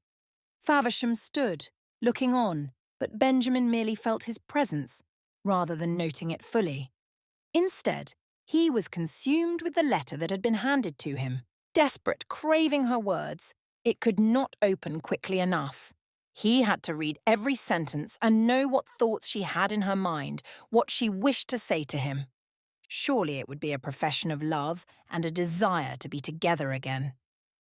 Lady Catherine had given him no other impression than her intention to be his wife. And for a moment, Benjamin held the paper in his hand, imagining what it might say rather than simply reading it to discover. He knew in his mind what he desired most to hear from her. He knew he had been waiting for Lady Catherine's reply to his letters for quite a while, and his letters had been open and free about his longing to see her and to make things right. So now that she had finally read them and was writing him back, surely her letters were filled with the same. Certainly she would tell him she loved him in return. With those hopes and certainties in his heart, Benjamin finally lifted the paper to his eyes and began to read. Dear Duke of Windermere, I wish to write to you to inquire after your health and that of your brother upon our departure. Forgive me for having taken so long to write this simple letter. It was terribly rude of me to remain silent, but you can imagine we have been rather busy since having left your estate.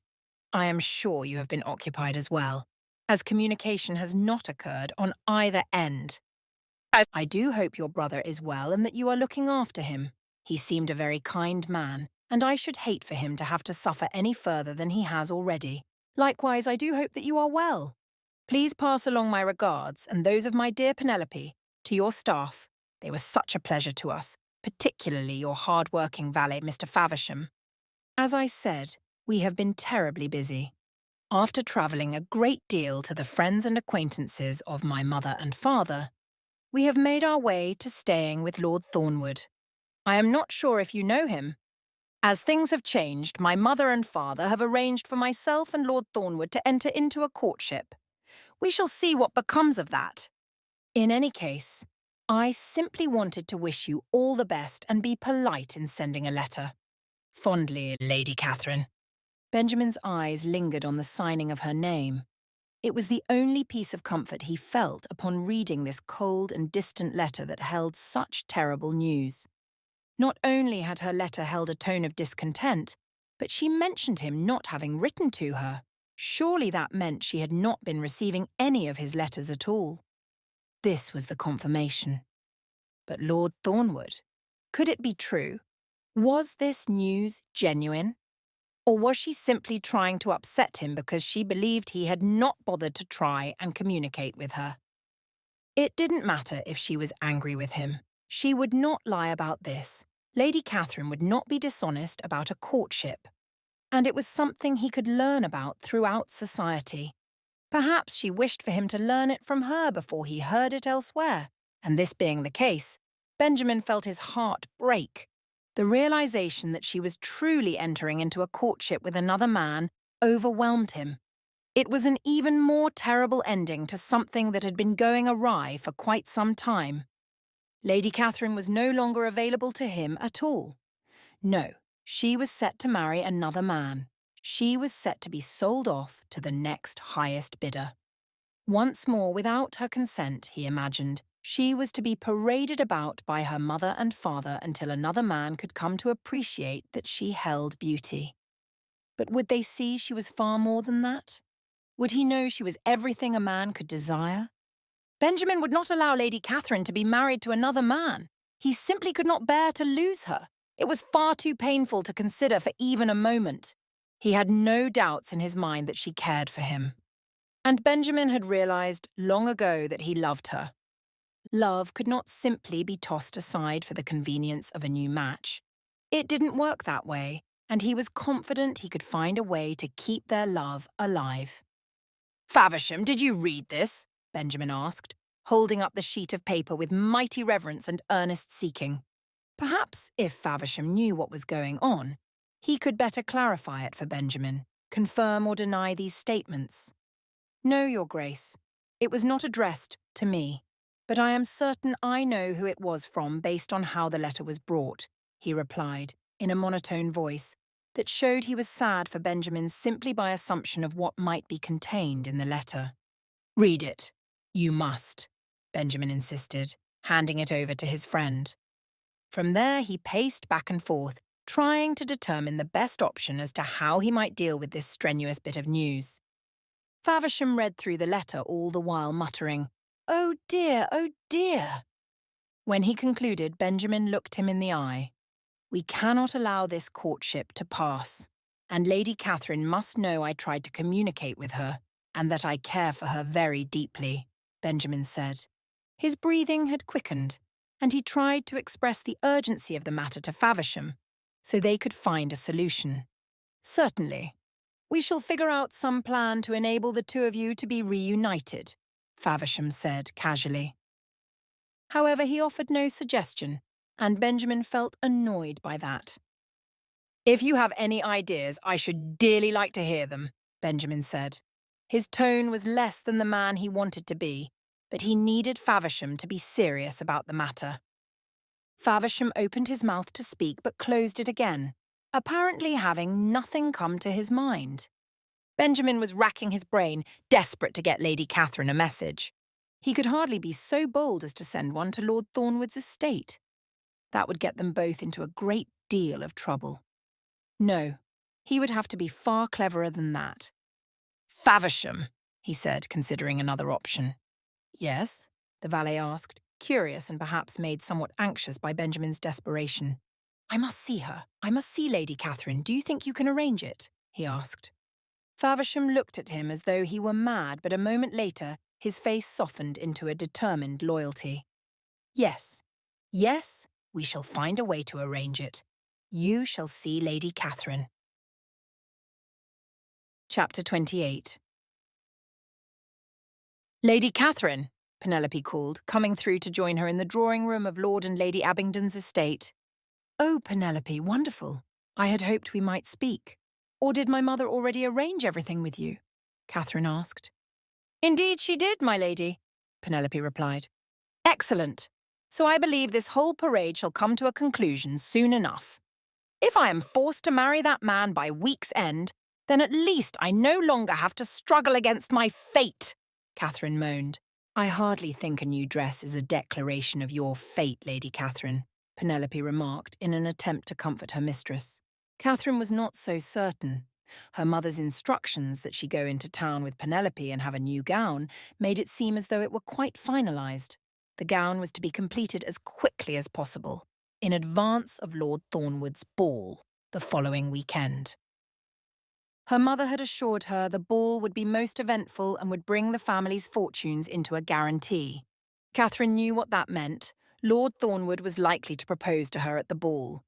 They had hardly spent any time together at all. It could barely even be considered a courtship. "One way or another, we had best be going as quickly as possible," Penelope declared. "You seem as though you are in a hurry," Catherine noted. "I have a great deal of needlework to finish this afternoon. That is all," Penelope said in reply, gathering her things with her back to Catherine. Noting that her friend seemed somewhat distracted, Catherine tried not to be overly concerned. She knew both of them were having a difficult time with this change and being taken from the Duke's estate. Penelope must miss Faversham, Catherine figured. It made sense, after all. The two had spent only an appropriate amount of time together, but it appeared as though that time had meant a great deal to each of them.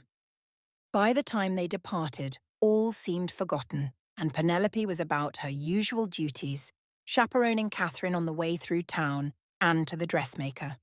However, before they reached the road which Catherine knew the dressmaker to be on, Penelope tapped the roof of the carriage for the coachman to stop. "Why are we getting out here?" Catherine asked. "I believe there are a couple of extra stops we must make first. Did your mother not mention them to you?" Penelope asked. "No, she did not." Catherine frowned. Was her mother trying to surprise her with other obligations Catherine could not avoid? And had she urged Penelope to remain quiet so Catherine would not know she was being lured into a trap? Pouting silently, Catherine followed Penelope as they exited the coach and began walking the street, leaving the coach behind. But once they had gone a little way near the market, Penelope took a sharp turn down a small road to the right. Penelope, Catherine spluttered in confusion. Follow me, Lady Catherine, Penelope hissed. Catherine looked around, hoping she would see no one who might discover them and cause a great deal of trouble. Being caught now would be a terrible thing for two young women running about, hiding in alleys. This is most improper, Catherine hissed. Yes, but it is quite important you follow me nonetheless, Penelope urged. Catherine did as she was told, trying to look as inconspicuous as possible. Fortunately, the small alley was not nearly so populated as the main streets, and only the occasional rough-looking man or woman eyed her with curiosity. But then Catherine saw it, just up ahead of them. A small chapel, aged yet beautiful. It was as though Catherine had stumbled upon a hidden gem there at the end of the alleyway and up a small hill. Are we going to the church? She asked Penelope outright. Indeed, Lady Catherine, came the reply. Does my mother know of this? Is she secretly arranging my marriage to Lord Thornwood before I might be able to object? Catherine asked, feeling certain she had been fooled into this. Of course not, Lady Catherine. Your mother would want the whole of society to be at your wedding to Lord Thornwood. What lies within the walls of the chapel is something far different, and I must ask you to come quickly. All of your questions will be answered momentarily, Penelope promised. With that, Catherine remained silent until they reached the door of the chapel. Penelope opened it with a loud creaking noise and walked through ahead of her. But once inside, Catherine thought her heart might burst. Your Grace, she whispered, almost as if she had seen the ghost of the man she loved rather than for him to stand before her in the flesh.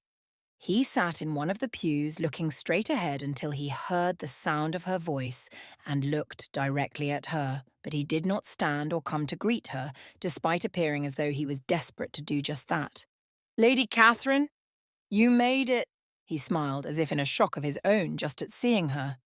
Subtlety, Penelope whispered. With that single word, the Duke turned his face back to the front of the church, as if in a posture of prayer. I do not understand, Catherine whispered to Penelope. Faversham and I arranged this at the Duke's request. You may sit near him, but not directly. Should you be caught, all of this shall fall apart, Penelope whispered back. Not only that, but there is little time. We still must get to the dressmaker. Catherine nodded. She gave Penelope's hand a squeeze of gratitude for arranging the whole affair. After all, she knew it could mean the end of Penelope's employment if everything was exposed.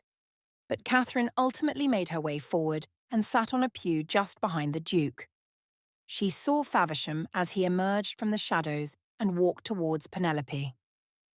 From there, Catherine did not know where they went, but she heard the sound of the creaking door followed by silence to alert her that she and the Duke were alone.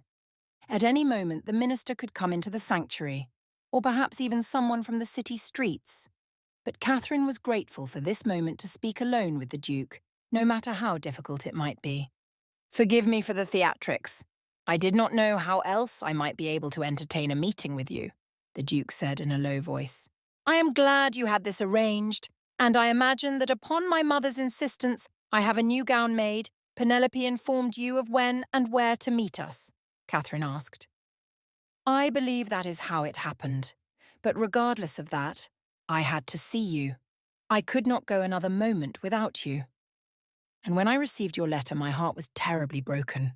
I cannot imagine what has consistently possessed them to believe you are to be traded at their convenience, he mumbled, a rage underneath it all. It has been my entire life, Your Grace, but you are the first of many suitors who seem to mind terribly.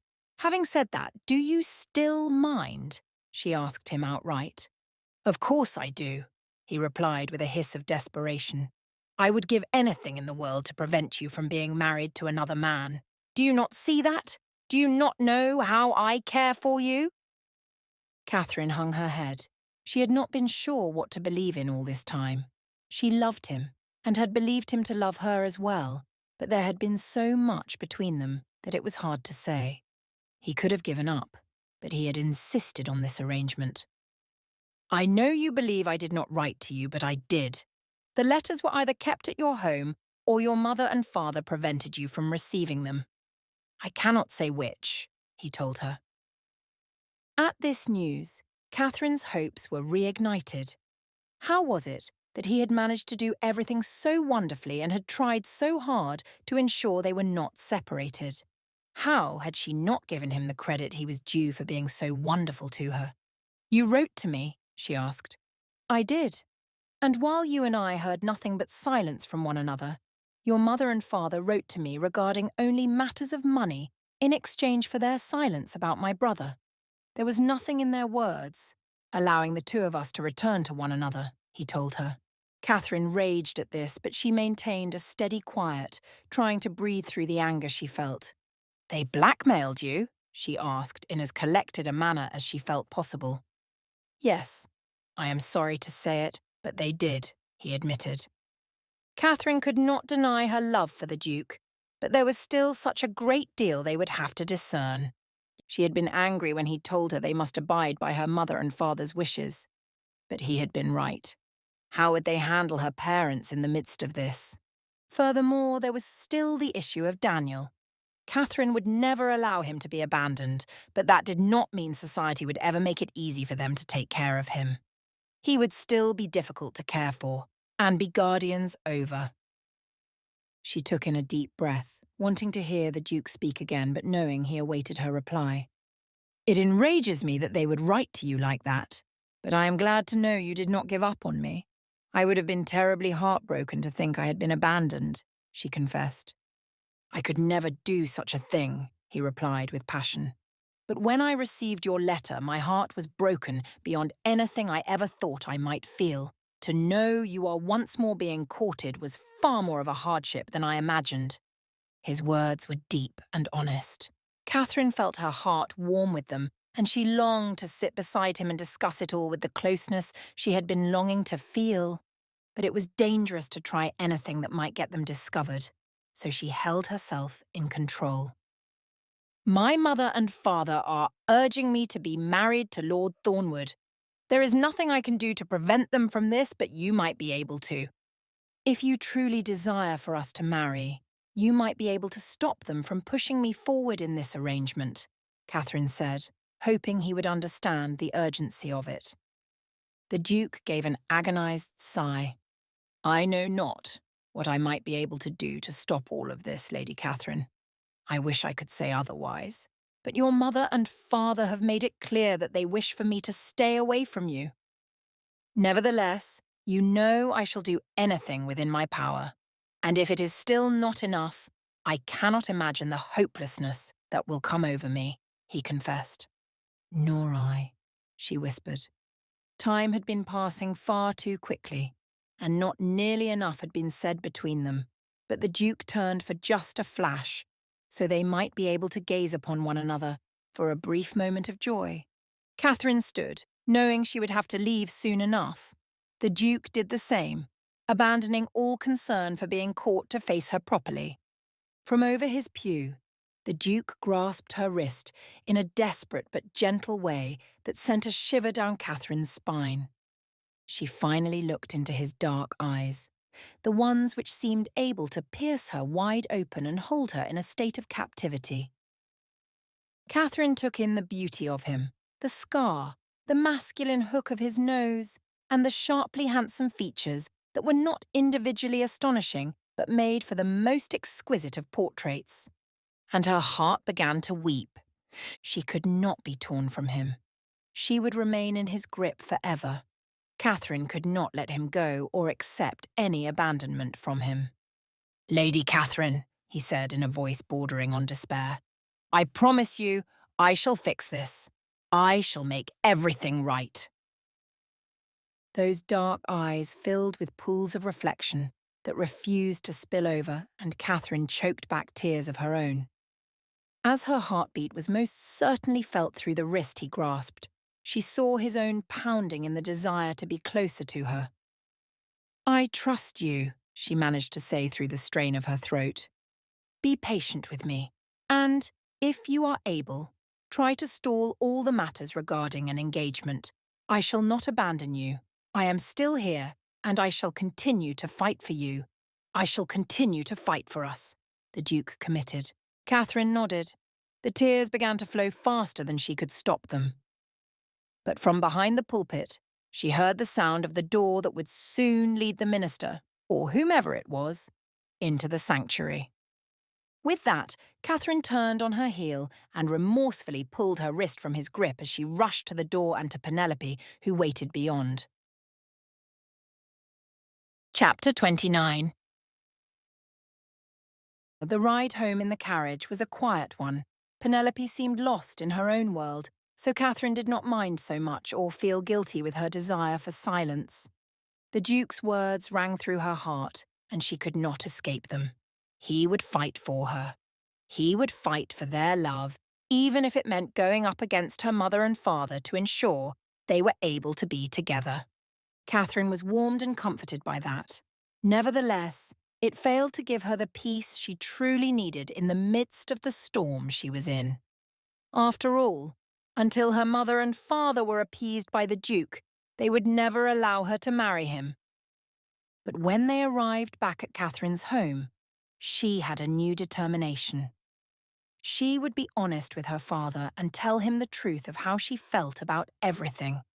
Perhaps she could not tell him fully, but she would not back down from sharing her displeasure at the thought of a marriage to Lord Thornwood.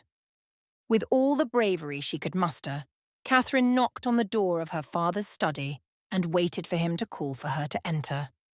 Upon hearing his welcome, she turned the knob, took a breath, and pushed through. "Oh dear, Catherine, you have returned from your gown hunting?" he asked. "Yes, father, I have come back, and I wondered if I might speak with you on a matter," she began. His face appeared dubious, as though he was unused to having anyone suggest an audience with him. But Catherine had been prepared for that. "And what is it you wish for us to discuss?" he asked. "Father, I understand your intention for me to be married to Lord Thornwood, but that is not my desire. I cannot wed him. I ask that you do not insist upon it, but rather that you would release me from this obligation," she requested through the rapid beating of her heart. Lord Abingdon went slack-jawed for a brief moment, and in the next, his face tightened entirely and began to grow red. "You dare ask this of me?" he began in a harsh whisper. Catherine knew this was not the sort of temper she wished to see her father in, and immediately her heart began to beat even faster, her skin prickling coldly. Yes. I ask that you allow me more time to find a husband I might love and choose to be with. Someone who shall be a benefit to our family, and also me," she clarified, hoping her father would hear that she would maintain standards for their family. But it was evident he was more distracted by her audacity in making such a request of him that he cared very little about the rest. "Whatever it is that led you to believe you had any choice in the matter, you ought to forget it. You had best remember to whom you belong. I am your father, and it is my decision," he said, his round face turning ever more furious. "But there is nothing more to say," he spat, cutting her off. "What gives you any right at all to come to me and make such an insistence as this? What a foolish child you are! An embarrassment to your mother and me that you would dare to contest the man I have chosen for you. Do you question my wisdom so blatantly? Do you think I care what your heart yearns for in terms of love?" he mocked. "Love is a foolish notion for poets and artists. You are the daughter of a nobleman," Lord Abingdon reminded her, not giving pause for even a word from Catherine. She felt her throat tighten against the tears that still wanted to spill from her eyes. The whole day had been an emotional one, but this lack of care and affection from her father was only aiding in hurting her further. How he could show her so little love, so little care, was painful and confusing, but Catherine had always known this. "I'll not hear another word of this nonsense," he said with finality. "You shall marry Lord Thornwood whether you wish it or not, and I do not want to hear another word about the matter." Catherine's chin quivered, and she fled the study, unable to stand another moment more in her father's presence, as he spoke to her so harshly and unkindly. All of the things she had wished for, the goals she had made in overcoming this marriage, were lost. There was no choice in the matter. She would be forced to marry a man she did not love. When she reached her bedroom, Catherine threw herself upon the bed and allowed the weeping to overtake her. Muffling her cries into the comforter, she hoped and prayed she might be able to make it through the next few weeks. She begged the air around her for a chance to delay this marriage and to be joined to the Duke. But everything seemed hopeless.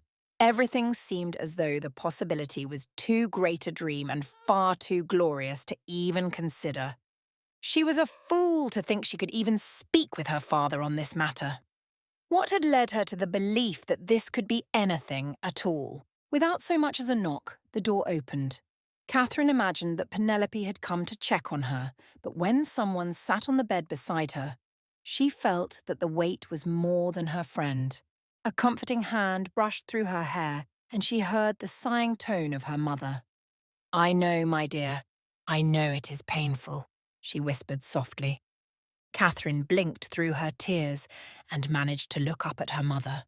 The grim set of Lady Abingdon's mouth told Catherine that she too was unhappy about all that had occurred. Knowing her mother was as money-hungry as her father, Catherine could not quite understand this transition to softness that her mother was showing, but she was glad for it. "I cannot bear to see you so unhappy, my dear," she choked. Never having seen emotion like this from her mother, Catherine wondered what was underlying it all. And yet, at the same time, it did not matter so much. She was touched that her mother should be concerned at all. "You know, there are a great many benefits to marrying someone like Lord Thornwood. Your father and I can both see that. It is enough to drive a father and mother to choose him for their daughter. But it also does not shake the fact that I see your unhappiness, and I cannot deny I find the man to be rather peculiar," Lady Abingdon noted, showing a sense of displeasure in speaking about him. Catherine was surprised. She had thought her parents both loved Lord Thornwood, and that they had chosen him for that very reason. To hear her mother express any sort of displeasure regarding him was a surprise, but also a great relief. "You do not care for him?" Catherine asked. Her mother sighed as if trying to place what it was she disapproved of. "There is just something strange about him. I cannot say exactly what it might be. Perhaps the way he speaks or the mannerisms he shows. His hands seem to float about rather often. Have you noticed?" she asked, curious. Catherine nodded, thinking it was a bit of a weird habit. "And at times the topics he wished to discuss were simply not what I would have expected from a nobleman. Not that all noblemen had to be exactly the same, but one does have high expectations for conversation. I did not anticipate we would be speaking of textures of pheasant, for instance," her mother pointed out, looking confused even now. "He does have a great number of oddities, but I imagine someday he shall find a woman who is charmed by them. He is a very nice man, simply a unique one," Catherine replied, her mother nodding in agreement. Lord Thornwood had truly been a kind man, far better than Catherine had expected of him. And yet, it was a relief that even her mother could see he was not the sort that Catherine belonged to in marriage. Perhaps he would, but as it is, we shall never know. You and he have been matched, and that is not going to change. Your father has seen to it that all is underway, and there is very little you or I might ever be able to do to change that, and you know it. The best we may do now is accept that this is what the future holds. You shall do well to remember it," Lady Abingdon said. Catherine looked at her forlornly. "I know, and I dislike seeing you so miserable, but there is nothing more I can say on the matter. Your father will not hear it," she remarked. "I am relieved to know that at the very least you see me," Catherine observed. "I saw a very different thing when we were at the home of the Duke of Windermere," Lady Abingdon then began. Catherine looked at her in earnest. She had not expected her mother to have noticed anything at all when they had been at the Duke's estate. Not only that, but for her to mention it now, after all the distress it had caused, Catherine was as shocked as ever. "What do you mean?" she asked, trying to appear nonchalant. "I saw a light in you. There was something very beautiful about how the two of you interacted and the way you seemed to feel. He is a bit of a gruff man, to be sure. I do not know how I would ever come to feel about the two of you in marriage. But I saw that you were happy. Additionally, I saw a change come over him. Whenever he looked at you, he was not the same dark, humoured man I have heard rumoured. He had respect in his eyes for you. That is not something a woman comes by in London," Lady Abingdon said. "It is true he is a good man and he truly cares for me. Not in the way he must, for the sake of duty and propriety. He treated me very well. I was comfortable there," Catherine expressed. "I saw that. Kindness and affection had formed between the two of you. I cannot tell you how I wish I might have a greater say in these matters. I would beg your father to not proceed with this new courtship if I thought it would do any good," she confessed, to Catherine's surprise. "You would?" she asked in astonishment. "Certainly. I must admit I care as much as your father does about the financial benefits of marriage and how it would help our family, but I also wish to see you happy. And if one wealthy man makes you happier than another, I do not see how it would hurt our cause," she answered. It was about the sort of explanation Catherine might have expected, but it remained a relief to hear. Her mother, when faced with the choice of two wealthy men, would prefer the wealthy man her daughter chose. It was a kind enough sentiment, and one that suited Lady Abingdon. No more expectations and no less, just simply how she felt about these things. "Anyway, you had best dry your eyes and come down. You must remain strong. Have faith that all will come together. For now, do not forget that your family is beside you and we want the best for us all," Lady Abingdon declared. With that, Catherine wiped her tears away and stood from the bed, following her mother down the stairs to dinner. And for the first time in a great long while, there truly was hope in her heart that she might manage to delay the engagement she wished to avoid. Chapter 30. The day was bright and stunning, something Benjamin's eyes had not been accustomed to of late. But it was not only he who had been let out of the estate for a great change. Years had passed since Daniel had been given the luxury of riding on a horse. Once upon a time, he had loved it more than anything. It had been his favourite activity and something he would frequently do. So, as they rode around the grounds, Benjamin found himself growing light and free in watching his brother enjoy such a luxury. "Are you all right? Steady?" Benjamin asked again, still gravely concerned for his brother's safety and well-being. Daniel gave him a dreamy look, as if he had been longing for this opportunity all along. Guilt crept into Benjamin as he watched what could have always been. After all that time of keeping Daniel locked away, it had been both a concern and a relief to hear from the physician that it was doing Daniel no good at all to live his life that way. The young man needed freedom. If he was ever going to stop trying to escape and run out of the house, he had to experience life as best as he was able. It made sense, even if it was not easy to enact. No matter the cost, Daniel had to reclaim his life as much as he was able. With that decision being made, Benjamin had asked him what he most longed to do outside. Was it to look at the flowers? To walk by the lake? When Daniel announced that he wished to ride a horse, Benjamin had grown anxious, yet it seemed the most expected response from a man who had once loved it so much. I am steady, Daniel reassured him. It had been a good day for this. Daniel was more lucid today. Benjamin thought he might try to feel out his brother as often as possible, and on days when his mind was nearly clear, they could enjoy these types of activities. You needn't worry too much about my safety.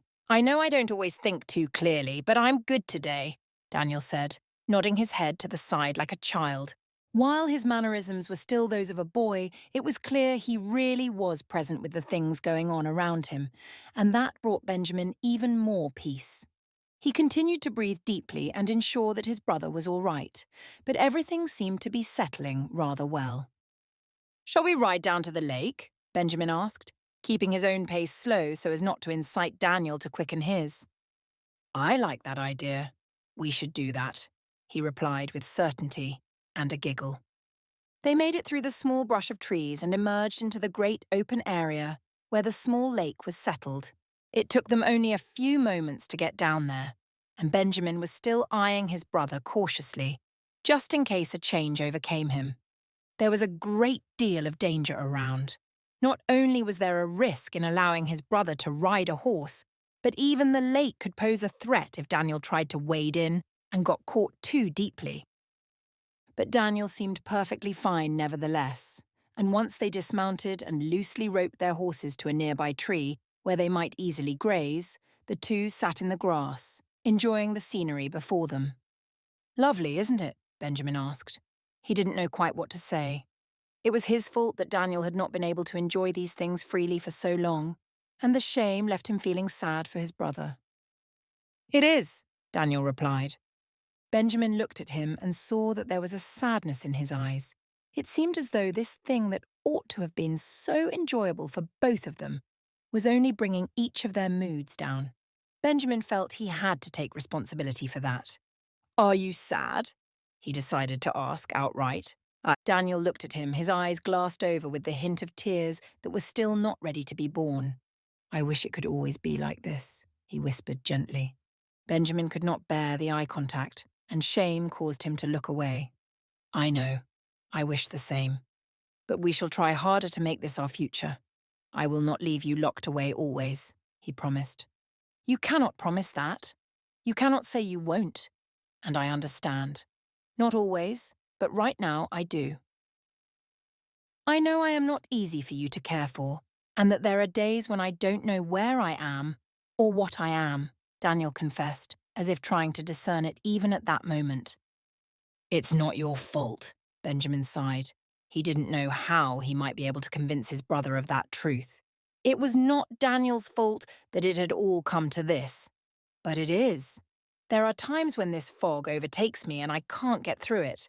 I know that on the other side there's this big sky and laughter and dancing, but it's hard to find it most days. It's like walking in mud when you know something is chasing you on dry land, Daniel explained. Benjamin was surprised by his brother's eloquence, and it was only further evidence that Daniel was having a day where he was able to think clearly. Maybe if you have more days outside, you will have more days of that clarity, Benjamin considered. Maybe. But even if I do, I know that I still pose a burden, he replied. Daniel shifted his position so that he had his arms wrapped around his bent legs, and he could rock back and forth in a comforting motion. His chin rested on his knees, and now and then he would lean his face into them and block out the world for a brief second. These strange little actions served as a reminder that he was still not entirely himself, but he was more than he had once been, and that gave Benjamin some hope. "I am the reason you keep losing those women. I've hurt them. I haven't meant to, but I keep hurting them. And it's not good for you," Daniel noted. "You've done nothing wrong, Daniel. You have only startled them, and that is my fault. If I had been open with them, and if you had been free, they would not have been frightened by you," Benjamin said, taking responsibility again. But Daniel shook his head in a rapid motion to show that he didn't believe it for a moment. "I'm not going to listen to you," he added, like a child who chose to disobey his father. "Please, Daniel, you must hear me," Benjamin said, pulling on Daniel's hand where he seemed near to covering his ears. "It isn't so. You are not a burden in my life. My secrets are, and those have been my choice. Those have been the wrong choice," he said. Benjamin stopped talking, realizing he had something very important to decide. Things would have to change. He couldn't maintain this life anymore. He had to find better options, better solutions. He looked at Daniel again, who was finally distracted enough by the beauty before them that he stopped arguing. They sat in the stillness of nature for a good deal of time before Daniel confessed that he was growing hungry. With that, they mounted their horses again and made their way back towards the estate. When they reached the house, Daniel began climbing the stairs to go back to his room, where he was served lunch every day. Benjamin followed him up, silently accompanying his brother. When they reached the door, he made a decision. "I am not going to lock it, Daniel. I shall never lock it again. You have freedom now in this house. You may come and go from your room as you please, and you may join me for lunch in the dining hall," he said. Daniel looked at him as if in disbelief. "Not only that, but you are free to roam the estate as you wish. I ask that you do not go outside without a guardian, just for your own safety, but you may come and go. I shall have a few of the staff keep an eye on you again to ensure you are safe. But I desire that you know your freedom," he continued. "You mean it?" Daniel asked. "I do. You shall not be restricted as you once were. You are going to have the freedom you always deserved. It is only fair that you should be able to truly live in the house which was our father's. It is both of ours, not mine only. And I wish for you to enjoy it," Benjamin decided. His brother showed all of his teeth in a wide grin that delighted Benjamin to see. "Now, make yourself ready for lunch, and I shall see you after a short time. I have a couple of things to attend to quickly, but otherwise we shall meet in the dining room," Benjamin instructed. From there he made his way to his study to check on a few small matters. One of the pieces of mail that had been brought to him was a formal invitation. The Earl of Warren was going to be hosting a ball that weekend. It was the sort of thing Benjamin had long before dreaded and hated. And yet, this time, he felt that it would be worth the evening. This time, he had other things in mind and knew that he ought to press forward if he was going to do them. So, with a great deal of determination and readiness, he began penning his reply to the Earl. He would attend the ball. He would make himself ready for a night of being surrounded by a society that loved to speak suspicion about him. And, whatever was to come that evening, he was certain the decisions he had needed to make would finally come to fruition. Chapter 31. The evening had arrived. Catherine knew she had to be ready to leave in a matter of half an hour and no more. But the new gown felt stiff and rigid. It was stunningly beautiful. There was no question about that. Everyone who had seen it had commented on how magnificent it was, but she still felt as though she was restrained by it. Perhaps, she thought, that was due to the nature of the evening ahead. Maybe, if she were not so concerned about what was to come, she wouldn't mind the gown so much. But as it was, Catherine knew her parents had a very definite intention for the evening, and that intention was to announce her engagement to Lord Thornwood. Not long had passed when she was ushered down the stairs and to the coach, making her way towards the Earl of Warren's estate for the festivities. Another ball, and another promise to give her away to a man she did not love. Catherine was certain she had done all she could to stall. By now her options had run dry. She would most likely be pledged to Lord Thornwood that evening, and there was nothing to be done about it other than to breathe deeply and press forward. She had been hoping desperately that Benjamin might send her some signal that he was finding a solution. It was the only hope they had left, but alas, he had been silent since the church, and there was nothing now to give her faith that a solution was on its way. No, this would be the night she was announced as the betrothed of a man she had no romantic inclination towards. Arriving at the ball, Catherine tried to keep up her optimism, tried to have a shred of relief from her anxiety. There was still time. Her parents had not made the announcement yet. With every moment she was able to bear that in mind, there was still a chance that things could fall apart for their plans. "Lord Thornwood, how wonderful to see you," Lord Abingdon greeted, followed by his wife. Catherine smiled politely and curtsied, as was expected of her. He smiled and bowed in return, and they shared a genuine moment of something akin to a friendship between them, but still it was far from love. "And may I present my mother, the Dowager Lady Anne," he introduced. The woman was clearly rather frail, but she maintained a beauty all her own that Catherine found remarkable for someone her age. Lord Thornwood appeared exceedingly proud of his mother, and it was admirable how he cared for her. "Lady Catherine, I should be very grateful if we might share a dance together." Lord Thornwood proposed. Catherine agreed and gave him her hand, departing from her mother and father. The music began, and they bowed to one another before joining in the motions, swirling in with the others around them. Every step was more graceful than the last, and Catherine wished she could be having this dance with the Duke. But Lord Thornwood was fine enough company for the moment, and she simply tried to maintain her hope. From the corner of her eye, she spied her father speaking with Lady Anne, both of whom were watching Catherine and Lord Thornwood with intensity. She imagined her father was simply trying to close any final objections and ensure that a price was understood between the two of them. Her mother gazed at them as well, but seemed far less interested. And with that, Catherine realised she had been looking at them for too long and was not focusing on the dance. She returned her attention to her partner, who gave her an understanding expression with a slight upturn of his lips and a gentle sag of his shoulders. Even as they continued the dance, she felt certain he wished to speak with her about something, and finally, she found the courage to ask him. "Lord Thornwood, it would appear as though you have something on your mind," she pointed out as politely as she could. "Indeed, Lady Catherine, I should like to speak with you, but was uncertain if a dance was the correct time to do so," he replied. "I cannot imagine when we shall find another opportunity, and I am more than happy to hear what it is you have to say," Catherine urged. Lord Thornwood spun her as the moment in the dance came for it, but in a moment she was facing him again.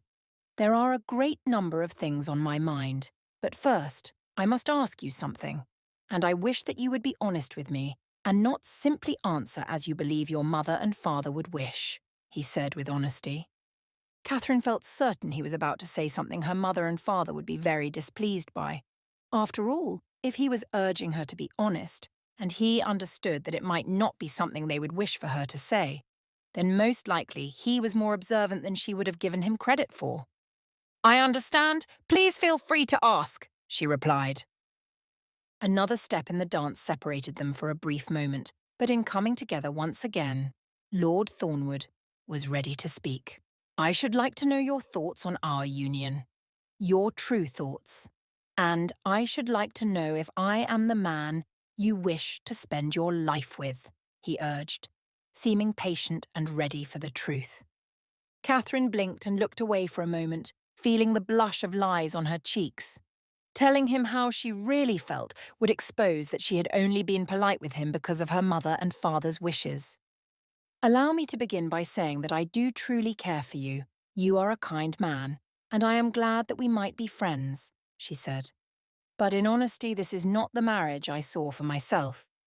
As highly as I regard you, I cannot say I love you, and that is something I have dearly longed to find in a man I might spend my life with," she confessed. "And have you found such a man?" he questioned. Catherine looked away, concerned that she might hurt him. The last thing she wished for was to offend Lord Thornwood unintentionally. "Please, Lady Catherine, tell me honestly," he said. With a sigh, she admitted the truth. "Indeed, I have." "I thought as much," he said, looking satisfied. "I am so sorry if I have offended you," she remarked, guilt swelling within her. But her dance partner began to laugh, catching her by surprise. "Please, there is no need to apologize. Why do you think I asked you? I sensed that you felt an affection for another. And to be honest, as wonderful as you are not quite what I might have expected for a woman to fall in love with, myself," he confessed. Catherine felt herself grin before she could stop it. "Truly?" she asked. "Truly. Do not misunderstand me. Just as you have said, I do consider you a friend. You are a wonderful and kind young woman. Certainly beautiful as well. But I should like to be able to fall in love before I choose whom to marry. Just as your mother and father have urged you, my mother has urged me into this union. And it is not one that either of us have perceived with a great deal of love," he noted. "I fear that you are correct, but I have nothing in my mind which might enable us to prevent them from pushing us further into this," Catherine told him. "Nor I. It is something into which we have both been forced quite a bit, but I should like it if we could figure out a way. I should like to fall in love," he told her, looking rather winsome. "Yes, But you must know that once you have fallen in love, you shall forever be ruined by it. If you cannot be with the one you love, your life shall feel as though it is filled with unfulfilled potential, she sighed. What is it really like, though? To fall in love? I have never experienced it, but it seems like something worth chasing, he told her dreamily. Oh, indeed. It is the greatest of all life's experiences. It is incredible and painful and beautiful and agonizing all at once. But it is worth every moment, like a sun setting and creating the most exquisite colours. As you watch it with joy, you begin to mourn the fact that it shall soon be gone, Catherine told him. But it is not always the case. Surely there are times when it comes through. What about all the bards who spoke of victory through love? Are they to be so easily dismissed because you have not yet had your sunset? He asked. I speak not simply of love as it is, nor only of my own experience. I am telling you, this is what it is to be in love as a child of nobility in London. Perhaps men have it easier, but for us women, this is how it must be, she lamented. But at least you have tasted it. It is something few of us men are afforded. We are shown a bright array of stunning women, but never given a chance to learn their minds, he said. I should like it very much if one day you had the opportunity to. English women have far better minds than we are allowed to express, Catherine laughed. Lord Thornwood grinned at that, and they listened as the music began its decrescendo. The dance was coming to an end, and they moved into position to bow to one another and take their leave. Catherine was deeply glad that she and Lord Thornwood had been able to speak over these matters and come to a similar conclusion. Their lack of love for one another was not born out of animosity. It was simply that they did not love each other. Thank you for the dance as well as the honesty, he said to her. Catherine nodded and smiled once more before turning away from him. And as she turned, ready to walk away from the dance floor, she was startled by the presence of a tall man with a hooked nose, a scar, and the deepest, most beautiful eyes she had ever seen. In a deep musical bass, he asked, May I have the next dance? Chapter 32. Benjamin had made every effort to arrive at the dance early. He had long been a friend of the Earl of Warren, and it was nothing strange for them to spend time together. But they had little time before others had begun to show up. And he and the Earl had only been able to discuss so much regarding the plans for the evening. Being at his home, the Earl of Warren had to greet as many guests as he was able and spend time amongst them. Forgive me, Your Grace. I just have to attend to a few more greetings, he remarked now and then before returning to stand by Benjamin's side so they could continue in their discussion. Feeling anxious and waiting for the right moment, Benjamin nodded and tried not to allow all of his nerves to overwhelm him. You seem terribly nervous, the Earl of Warren noted. Can you not imagine why? Benjamin scoffed, his laughter coming out as though he were mad. He didn't quite know what to say or how to express what he was thinking at that moment. Surely I can. But you must know that it will all be worth it. You have made the right decision, the Earl told him. Benjamin was less sure of that. He felt his hands shake and he folded them tightly, gripping his fingers inward to avoid allowing them to be seen as they quaked with his anxiety. He knew he ought to relax. This was something that had to be done. It was for the best. And he could accept whatever consequences might come of it. Society would do its worst whether he gave it permission to or not. So there was little to be concerned over when he knew things were as simple as they would ever get. Do you remember when we were boys? The Earl of Warren asked, evidently trying to distract Benjamin. Of course I do. What of it? He asked. I was thinking of the time when you wished to show your father that you were brave, and you believed the best way to do that was to jump from the 4th-floor balcony, the Earl chuckled. Oh, good heavens, that was not my best idea, Benjamin mumbled, thinking back to the day. Your father was terribly angry and you were terribly wounded, the Earl remarked. Benjamin couldn't help but wonder why, of all times, his friend would bring up the incident. Are you trying to tell me that society will be terribly angry and I am going to leave here wounded and disgraced? He asked. The Earl of Warren rested a hand upon Benjamin's shoulder. No, I am trying to remind you that you have taken far stupider leaps than this before. And if you would not be stopped then, you must not stop yourself now, the Earl replied. And somehow, despite the fact that it should have done the very opposite, Benjamin did feel better. His friend was right. This was a leap worth taking, and he could not put it off, could not avoid it. Benjamin continued looking around, feeling an ease in the tense muscles of his back. His hands had relaxed ever so slightly, and he felt that his anxiety, though justified, was at least lessened from the fear it had previously been. I cannot decide if I have made the right choice or not, Benjamin confessed. You have, the Earl confirmed, and it is not simply because I wish all the best for you. I truly believe you have made the wisest decision you can. This is what you must do, I am sure of it, even if you are not. Benjamin was glad for the reassurance. Still, until he knew for certain that things would come to pass as he hoped they would, it seemed best that he not get his hopes up. The constant back and forth Benjamin felt between his anxiety and his attempts to be calm were maddening. It seemed a far better plan that he should turn and go home, sleeping for the months that would follow and being free of all of the stress and strain of these choices. But at that moment, when all seemed lost and Benjamin wanted most to give up, he saw Faversham approaching. Your Grace, they have arrived, he spoke in a hushed yet excited tone. Benjamin's stomach did flips, and he was certain the pounding of his heart could be seen beneath the coat-tails he wore.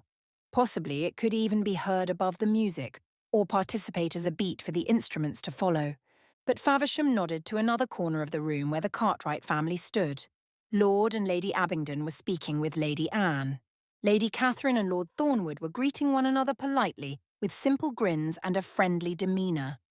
And from his position at the edge of the dance floor, Benjamin felt as though his eyes could not take in enough of her. Catherine was dressed in a modest yet flattering white gown that gathered at the very top of her waist and draped to the floor in layers of lace.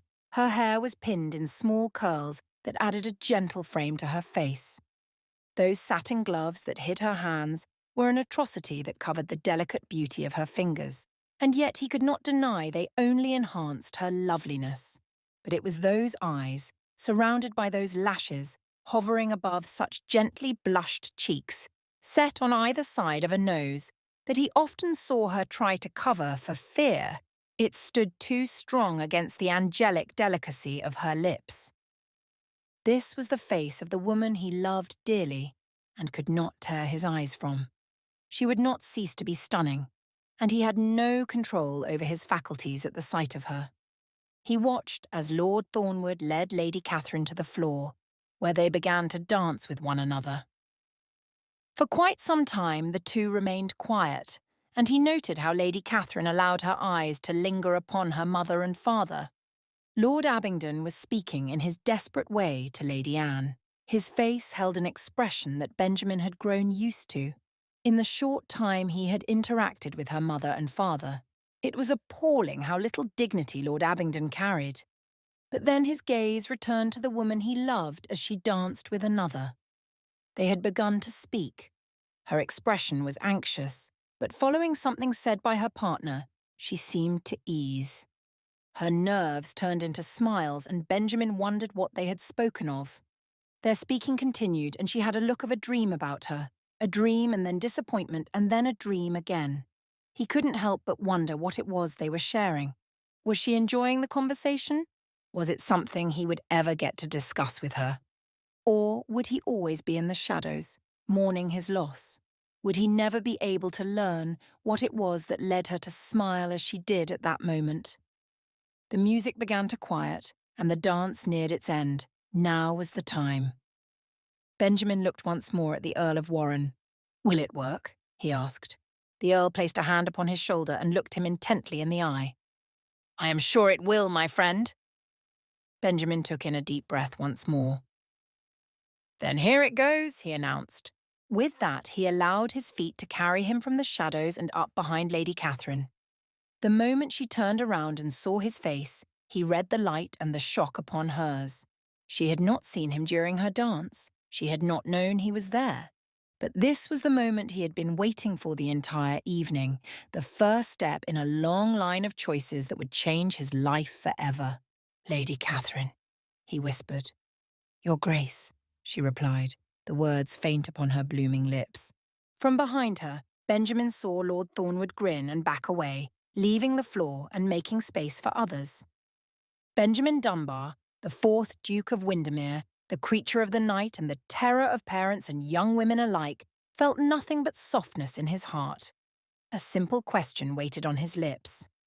"Lady Catherine, would you care to dance with me?" Chapter 33. Catherine slipped her hand in his and felt his fingers press against the glove. It was not a harsh pull, but rather a sign of his affection for her.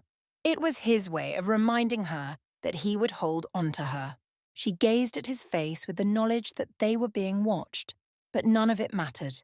She was in his arms once more, closer than ever. They stood and bowed as expected before the music struck and they could connect again. "I have missed you," he said, a confident smile on his face. "But you were silent." "I have heard nothing from you since the church," she reminded him.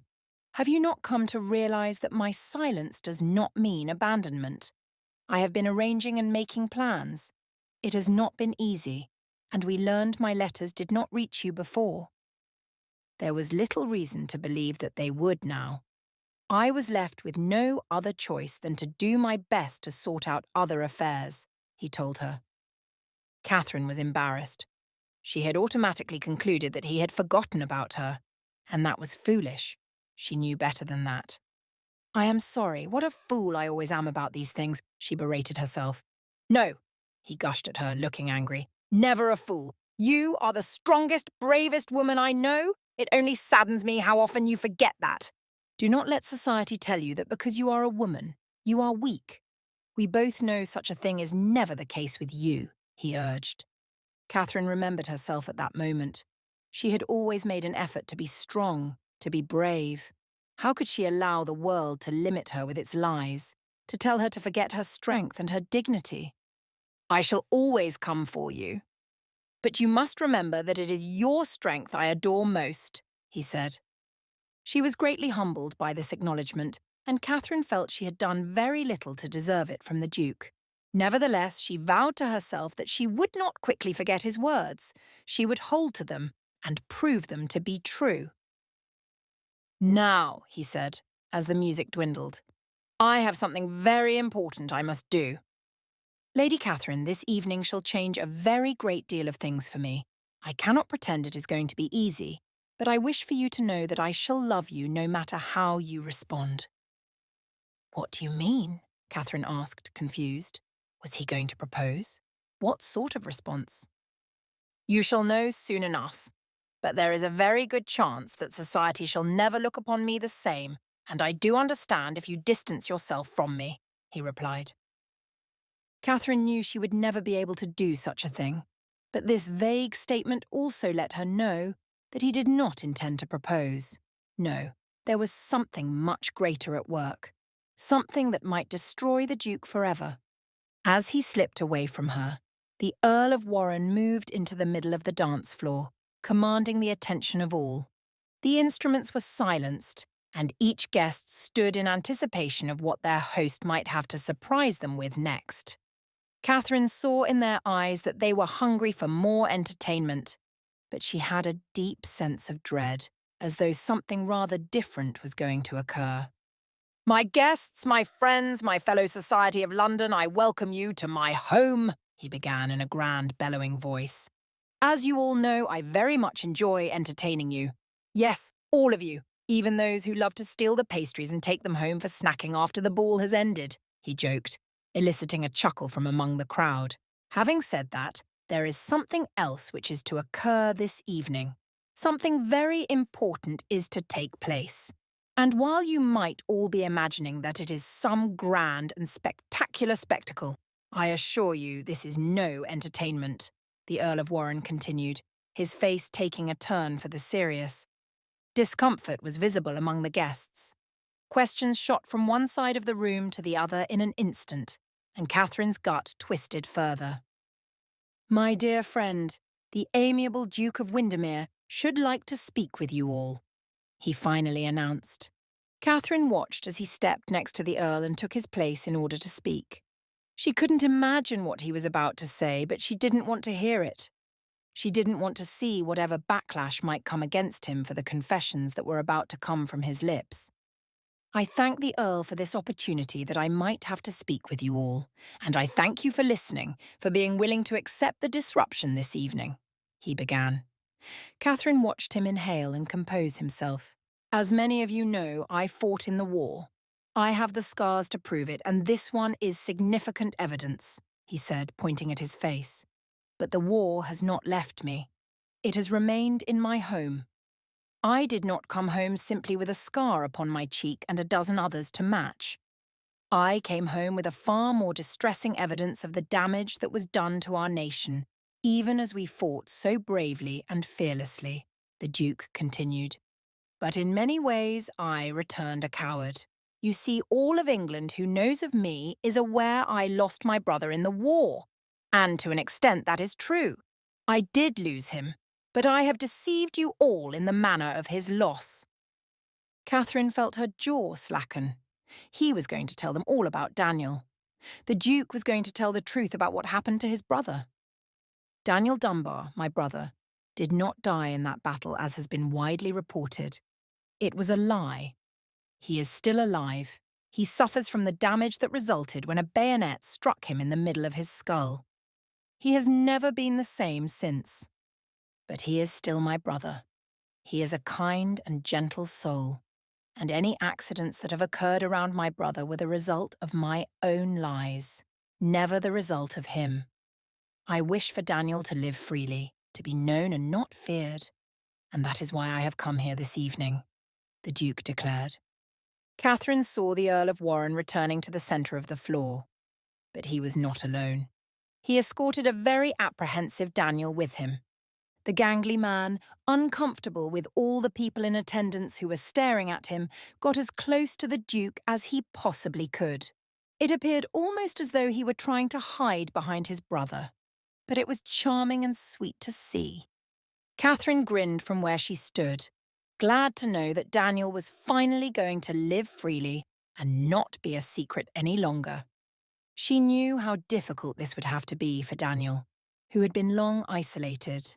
But she also knew the Duke had been calculated in his efforts to expose the truth, and that this was not a decision made lightly.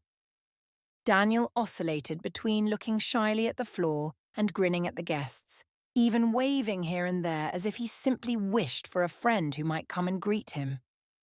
But the guests shied away, appearing horrified by this announcement.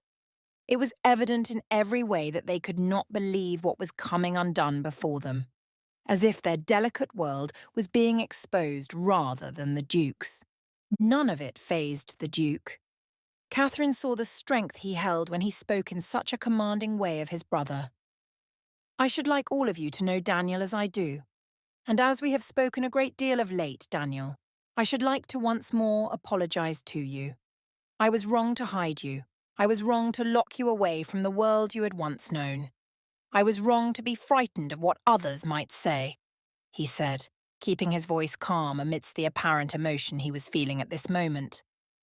"And to all of you," the Duke continued, looking around the room, "I am sorry for my lies to you. I am sorry I did not tell you the truth about my brother long ago. More than anything, I am sorry I kept him from you these past years, that you have missed out on such a wonderful friendship with this brother of mine. It was selfish of me." The faces around the room grew less and less frightened. It was clear that a great deal of uncertainty and discomfort still lingered, but they were no longer the same suspicious and terrified noblemen and women they had been just moments before. They were curious and, perhaps even somewhat compassionate as they looked on at Daniel, who stood with the same goofy smile. For Catherine, that in itself was a grand victory. That it meant society might accept this man before them. "I ask for your forgiveness. I ask for God's forgiveness," It was nothing but selfish fear that led me to this.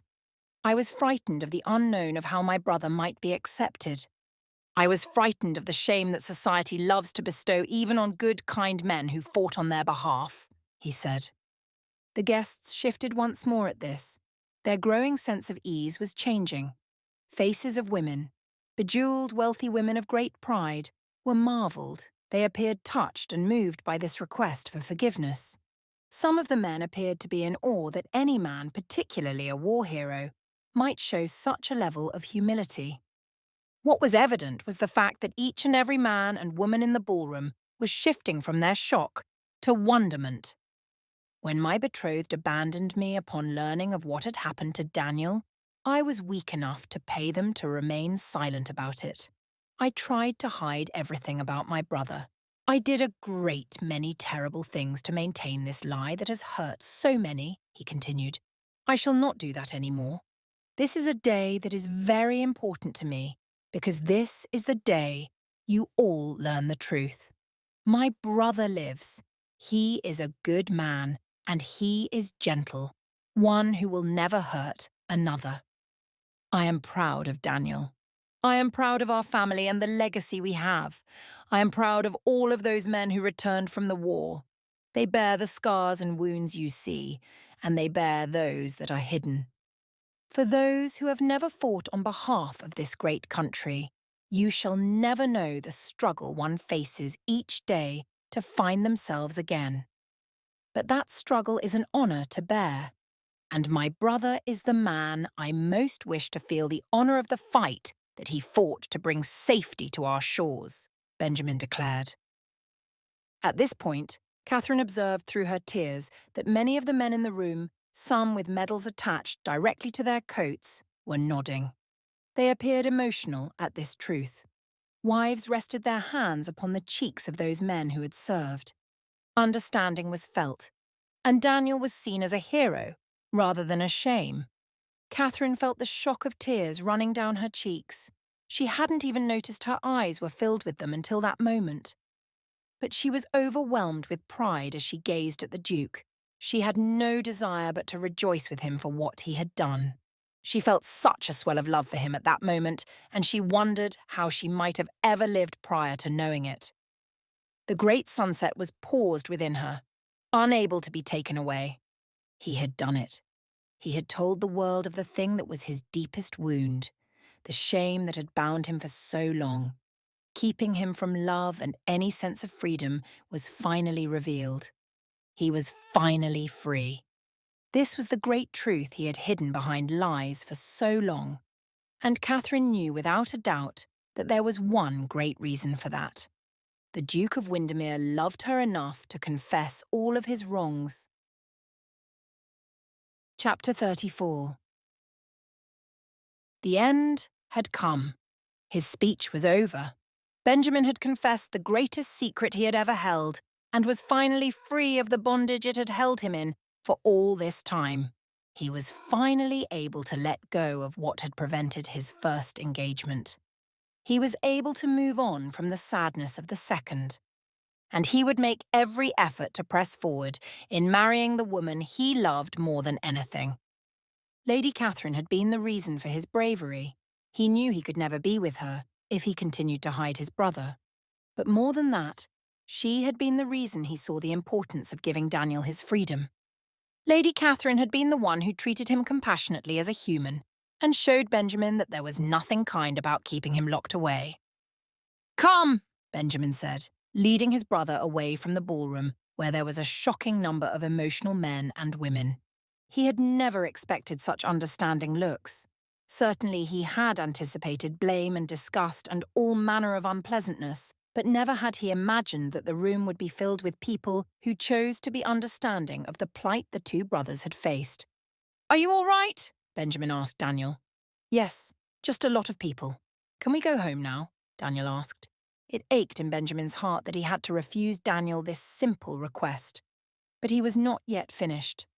"Not just yet, but you can stay here in the Earl's library for a short while. I shall return in a few moments, and I may not be alone.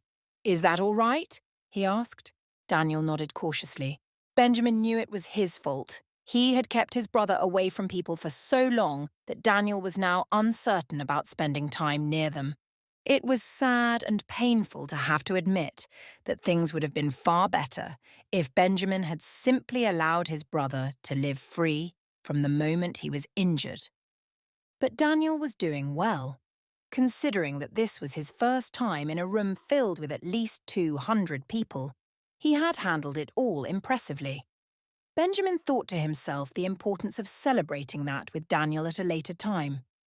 But for now, he had other business to attend to. "You will be all right here?" he asked again, concerned that Daniel might grow anxious. I'm all right, I'll just wait here. You said only a few minutes?" he asked. "Yes, only a few minutes, and if you feel it is growing too long, don't worry. I shall send Faversham to check on you if things go longer than I expect. But I will be back soon," Benjamin promised. Daniel agreed, and Benjamin left the library just as he noticed his brother sitting comfortably in one of the chairs. He then shut the door behind him and silently hoped Daniel would not make any effort to leave now that he was settled in there. With that, Benjamin leaned against the wall for a moment. The hallway was empty, and there was no one to distract him. The sound of the music was continuing from the ballroom, and he wondered what the air must have been like when he left the room, and the guests tried to get back to the dance. He could not fathom it. His own emotions were too overpowering. There was very little of him that was able to give pause for the thoughts of others at that moment. He had shared everything. There was nothing left that might be said against him because now his deepest secrets had been exposed. As he had given the speech, shared the tale of everything, Benjamin had felt terrified. A part of him was frightened even for Daniel's safety amongst the elite of London society, but he knew he had to expose his brother and show them his docile nature if Daniel was ever to be accepted. At last, Daniel was known to be the sweet man he was. At last, he would not have to be hidden. And these things had calmed Benjamin's heart as he watched the guests change from their looks of horror to tears of understanding. His heart weakened with every word, every confession, every apology. He found himself falling under the spell of the desire to be honest and to speak truthfully. It was a spell worth living beneath. It was a gift he could never bargain for another.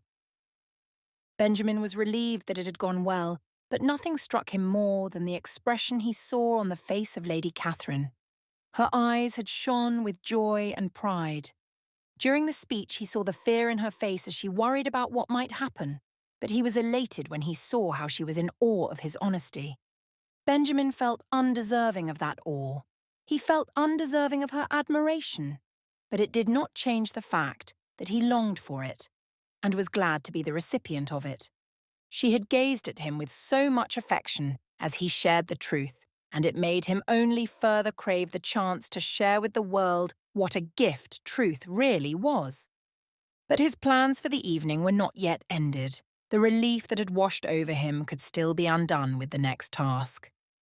Opening his eyes and striding forward, Benjamin made his way for the Earl's study, where he would handle the next order of business. He walked through the door to see the faces of Lord and Lady Abingdon, Lady Catherine, Lord Thornwood and Lady Anne, and of course Faversham. The Earl was standing tall and quiet, observing the others as everyone remained silent. "Now here, what is this all about?" Lord Abingdon demanded, as if frustrated that his time drinking and dancing had been interrupted. "Lord Abingdon, we must all speak. There is a great matter afoot that ought to be addressed, and, as you have seen, this is an evening for which I am addressing a great many matters," Benjamin replied. The man looked surprised at being spoken back to, and it gave Benjamin just the slightest sense of satisfaction. "And what matter must be addressed to all of us?" Lady Anne asked, curious rather than harsh. Benjamin knew her to be a decent woman, and he hoped she would be understanding of the situation he was about to explain. He hoped that she would listen with a willingness he did not deserve. "I am glad you should ask, Lady Anne," he began. "You see, now that I have exposed my secrets to all of society, there are a few issues I should dearly like to address that affect those of us in this room." Everyone was quiet, But Lady Catherine continued to look at him with pride, and she seemed to be enjoying every moment of this new speech. I was intending to marry Lady Catherine.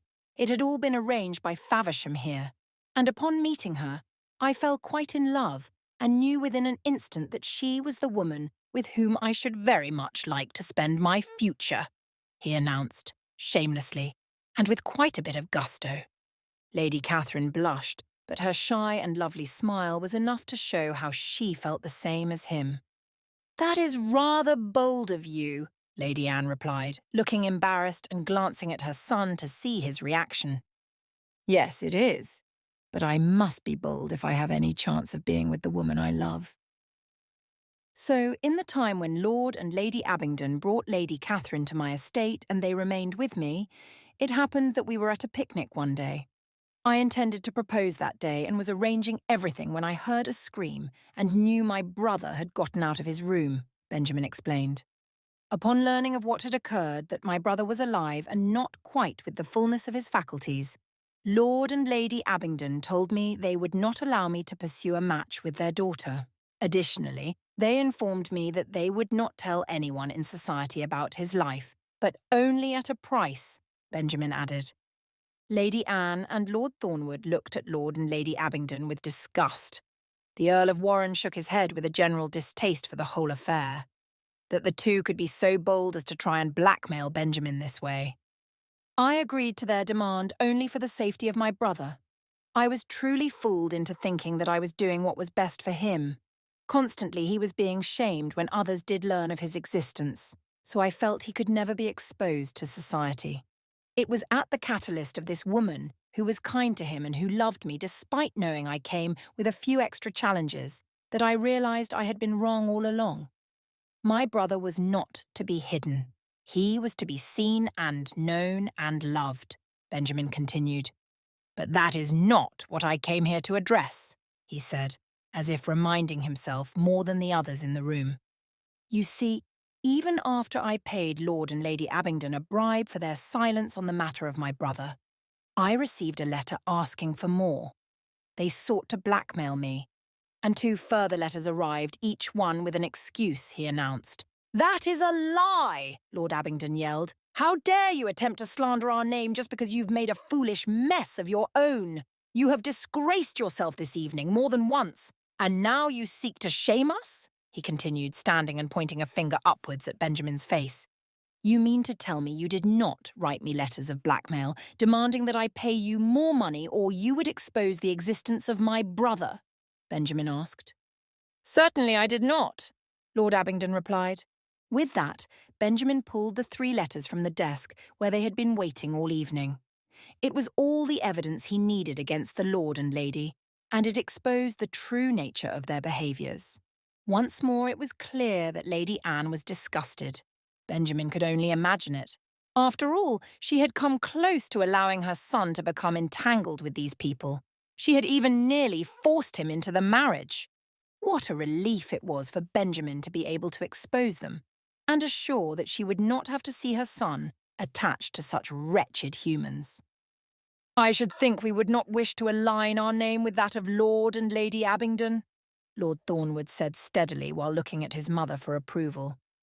"I am quite certain you are correct, my son, and I am eternally grateful to the Duke for ensuring we had such information before the engagement was formally made or announced," Lady Anne added. "So you wish to back out entirely? Lady Catherine is not to marry your son?" Benjamin asked, wishing for confirmation.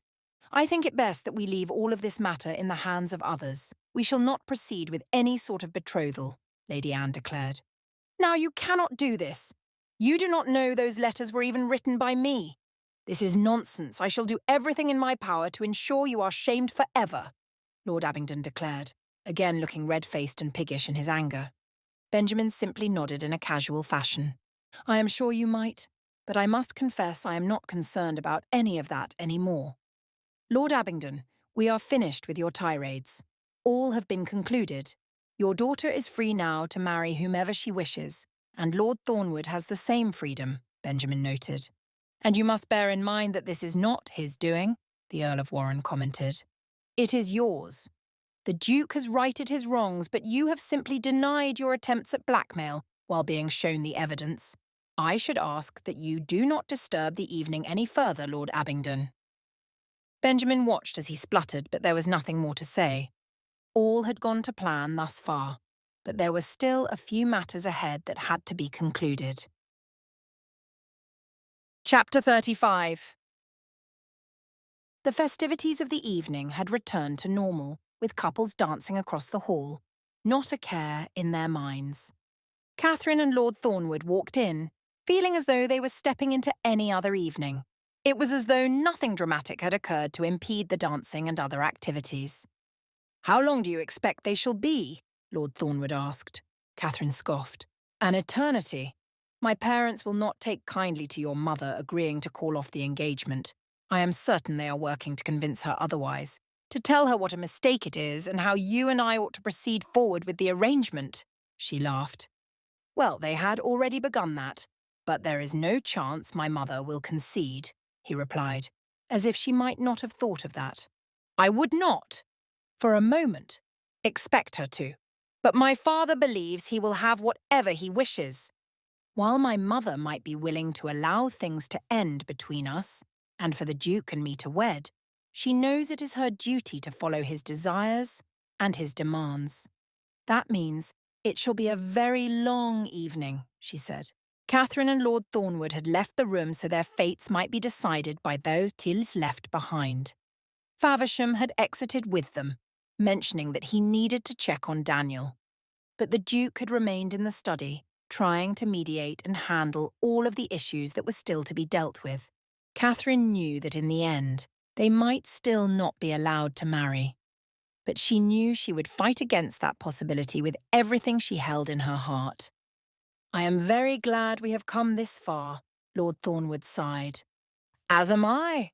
I know there was a lot of mystery surrounding whether or not we would be free of this engagement, but I believe it shall indeed settle in our favour," Catherine said. "And I am glad you were willing to be honest with me earlier this evening. I am glad we can understand one another. I think we can be friends without having the concerns regarding a romance that neither of us desires," he continued. "Thank you for pushing me with your questions about it. I did not wish to be engaged to a man when I loved another, but I also did not wish to offend you by telling you the truth. I have loved the Duke for quite some time now." "Well, perhaps it has not been all that long," Catherine laughed, "but it feels as though it has been a lifetime. You see, my love for him has grown rapidly in such a short time that it is an agony to not be his bride." The confession was true, although she felt a little silly sharing it. But she would have given anything to be married to the Duke, and it now seemed as though they were simply waiting on others to enable them to enter into a marriage they both desired. "And now what do you intend to do?" Catherine asked Lord Thornwood.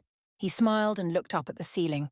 "I shall find my sunset, and I shall bask in it until the day it takes my wife and me to the other side of the earth," he replied.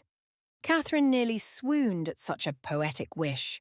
Lord Thornwood would always be a man she would consider a friend.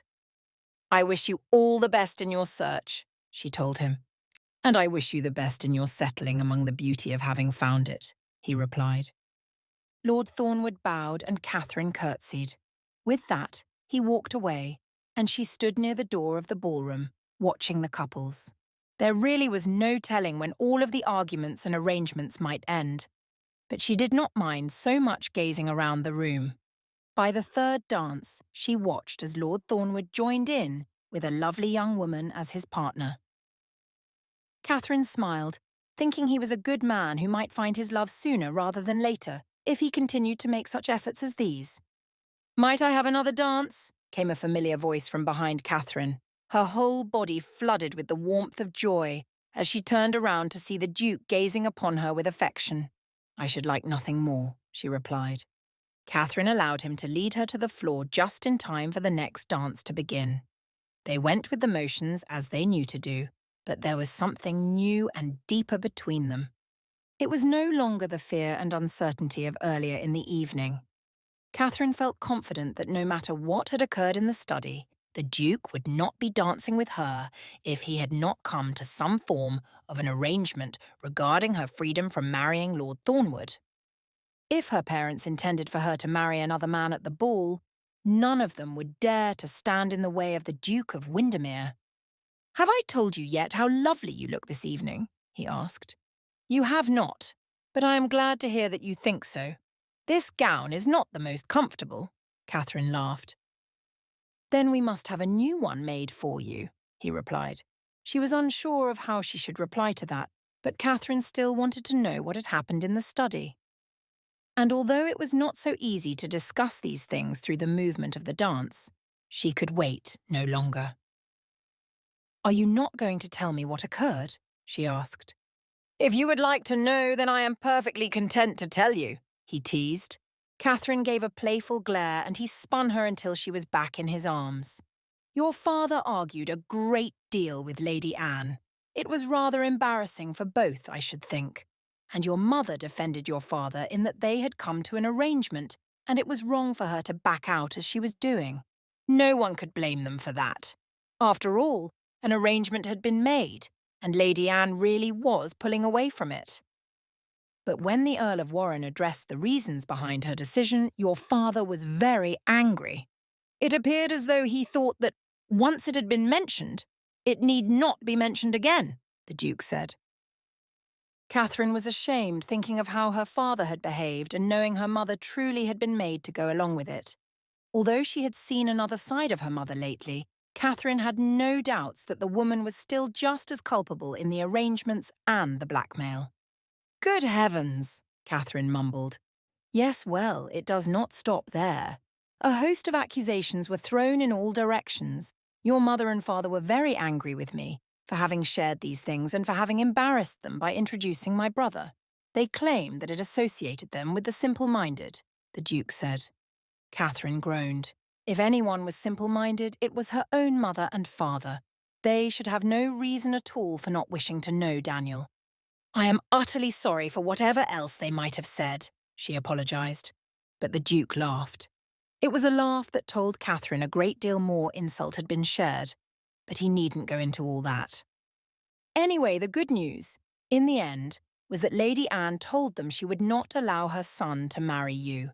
She told them that no matter what a fine young woman you are, their behaviour was the sort which she could not be associated with, he said.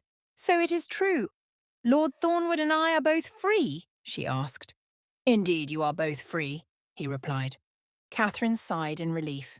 Her parents had been terrible, and she could hardly imagine what Lady Anne thought of them. The whole family's reputation would surely be affected by their immaturity and the ways they had tried to deceive others. But it was as if the Duke was reading her mind as she thought these things. "I have good news amid all this other wealth of good news," he told her brightly, in a way she had scarcely seen from him before. "Oh, and what might that be?" she inquired.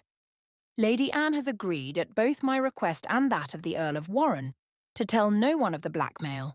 She has agreed to remain quiet about the scandal of it all, and she would not slander your family," he told her. Catherine's heart jumped in relief at that. She had been so concerned that her name might be ruined thanks to her mother and father. But here was the evidence that all would finally be well for them, despite the ridiculous nature they had shown. "Thank you for ensuring that all would be well. Thank you for bringing peace to my family and freedom to myself and Lord Thornwood," she said, her gratitude pulling her closer to him. The song came to an end, and the dancers parted ways, but the Duke had something in his eye that Catherine could not quite discern. All of a sudden, he dropped to his knee in the middle of the ballroom floor, and Catherine stood before him in shock. Gasps came from the guests around the room, and excited whispers surrounded her. The Duke pulled a small box from his coat and opened it before Catherine to reveal a beautiful gold ring with rubies. "Lady Catherine Cartwright, I have loved you for quite some time. As a man about whom rumours have been told, shames have been confessed, and even here on this very night the whole world has seen humbled. I care for little else but you. I ask that you would be my wife. This is a question I have wanted to ask for a while, but from the first day I planned to make this request until now, fate has been against us. Tonight, that has ended. So I ask you, with all of my being and my whole heart. Would you be my wife?" Catherine could not speak for a moment, and only a chuckle of joy escaped her lips, but finally she managed to get the word out. "Yes, yes, I shall be your wife," she declared. As he stood, she threw her arms around his neck, barely even noticing that he had to shift to ensure he did not drop the ring. The crowd surrounding them cheered and clapped at the news that occurred before their very eyes. After a moment, the Duke led Catherine out of the ballroom and onto a balcony, away from prying eyes. "You truly wish to be my wife?" he asked. "You must never ask me that again. You must live in the certainty that I wish for nothing more in all the world than to be your wife," she replied. With that, the Duke closed his eyes to take in the satisfaction of the moment. Catherine looked up at him, in awe of this man whom she was fortunate enough to love. When his eyes opened again, she felt him studying her face.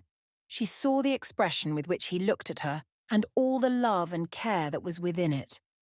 Catherine was hardly prepared yet, barely surprised when he leaned forward and gave her the gentlest of kisses on her lips. Epilogue. The morning had begun with a beautiful rising of the sun. As if it represented the new life starting that day, Benjamin looked out from his balcony and watched the birds flying through the sky. It had been 3 months since the night Lady Catherine agreed to marry him, and although much had changed, his love for her had not. Things might never be the same, but he was glad for that. He was glad his brother had a great new freedom. He was glad the woman he loved would soon be his wife. And he was glad that this was the day when it would all begin. Faversham had already told him that things were being prepared and he didn't worry about what may or may not occur. Benjamin was confident that everything would be taken care of. When his friend knocked on the door, Benjamin was quick to answer. Faversham had been away to pick up the new coat Benjamin would be wearing for the day of his wedding. "Is it completed?" he asked, slightly nervous. "As I told you it would be. Now the tailor has promised to come immediately should anything not fit properly," Faversham told him. Benjamin slipped into the jacket and was pleased to see that it fit quite perfectly. Every inch of it was just what he had hoped for. "It is magnificent," he said.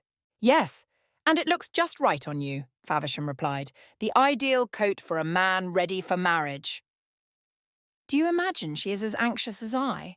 That she is preparing herself this morning with wonder and worry, not knowing how the day might proceed, but excited to be wed?" Benjamin asked. Faversham laughed. "I imagine so. After all, the two of you are quite a match, and if that is how you feel, then I should think she is just the same," he replied. "Well then, I am glad she has Penelope by her side to help her through each moment just as I have you, my loyal friend, and I think my loyal friend deserves a loyal wife," Benjamin hinted, as he had been doing a great deal of lately. There was very little question that his valet and his betrothed's lady's maid were fond of one another. It was only a matter of time before he would see where that led them. "We must be getting to the chapel soon," Faversham announced at the sound of the clock chime. "Yes, we must. I should like to see my bride," Benjamin said with joy. "And I imagine she is eager to see you as well. Now let us be off," he replied. With that, they moved forward and out the door, into the coach. Benjamin could hardly wait another second. But the drive to the chapel was brief enough, and he arrived before his wife. They had chosen a simple wedding. Certainly society loved the extravagant and magnificent weddings they had become so accustomed to. But that was simply not what Benjamin or Lady Catherine wished for. After all, there had been enough dramatics surrounding their marriage, and they wanted fewer people involved than what a nobleman might have to expect if they had put on a grand event. Benjamin was thankful for that. He was thankful for a wife who did not wish for the extravagant, but saw beauty in the simple. He was thankful for a wife who understood that their wedding, no matter how beautiful or simple it might be, was only the beginning of something far greater. The marriage was what mattered the most, not the wedding. So when he looked around the church, he felt a sense of deep satisfaction. They had made the right choice. There were already guests seated waiting for the wedding to begin. He greeted them and welcomed those who had come to be a part of their ceremony. Meanwhile, the minister moved into his position at the pulpit, and Benjamin had a chance to speak with him briefly as well. "Are you ready?" the minister asked. "Certainly. I could not be more prepared for this moment when I get to begin my life with Lady Catherine," he replied. Benjamin took his place at the front, and before long the door opened to reveal the most beautiful sight his eyes had ever beheld. In an ivory-coloured gown, covered in velvet roses of a matching shade, Lady Catherine walked forward. Her hair had been braided and turned into a bun at the base of her neck, hidden only by the sheerest of veils. Benjamin was under her spell. He looked at her from head to toe in awe and wonder, wishing he had not had to wait this long for such a perfect moment. But soon she was beside him. The minister began his service, and they committed to one another the vows that would direct their lives with each other for the rest of their days. "I do," he whispered when instructed. "I do," she replied when her turn came. And at the height of the ceremony, when they were still present at the front of the chapel, Benjamin lifted the veil and saw her face in its fullness. Lady Catherine was becoming the Duchess, his Duchess of Windermere, this gorgeous woman before him, with eyes that struck him in the heart and a face that was delicate and angelic, was his wife. He could see every bit of it, from the tears of joy that pooled just above the base of her lashes to the way she was unable to stop smiling at him. And Benjamin knew he could not stop smiling either. The minister had said something, given some instruction, but he had not heard it. All of his thoughts were directed at the woman before him. The minister repeated for him to place the ring on her finger, and he did. With all commitments made, all promises begun, they were announced as the Duke and Duchess of Windermere. And with that, the ceremony came to a conclusion, and Benjamin knew he was allowed to leave with his wife. Together they rushed to the celebration just outside the building, where they had many friends surrounding them. Daniel stood in the corner, somewhat nervous and shy, but he seemed to be having another one of his good days, for which they were grateful. Faversham calmed him any time he grew anxious about the crowd, and Penelope stayed nearby to speak kind words as needed. Benjamin was glad to be able to enjoy the day with such confidence that his brother was being looked after while still enjoying the festivities and being a part of it. He would have hated for Daniel to miss the wedding, but there had been a time, not long ago, when the thought would not have been possible.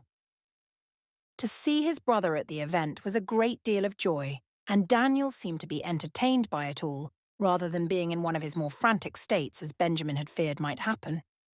But no, all was going well, and things were turning out just as he might have hoped. Better, in fact. Benjamin saw the Duchess Catherine's parents seated, looking sour, in another area of the field outside the chapel. They were on their own and not speaking to one another, let alone anyone else.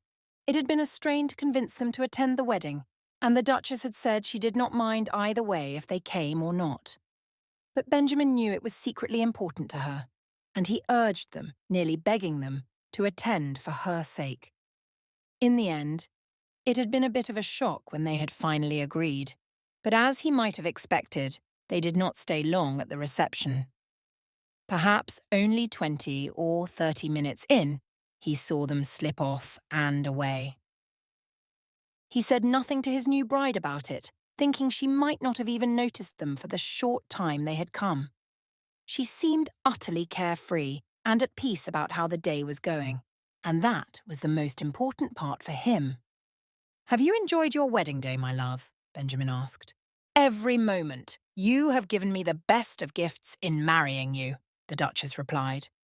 "I think this day could not have been more perfect," he sighed. "Certainly it could not.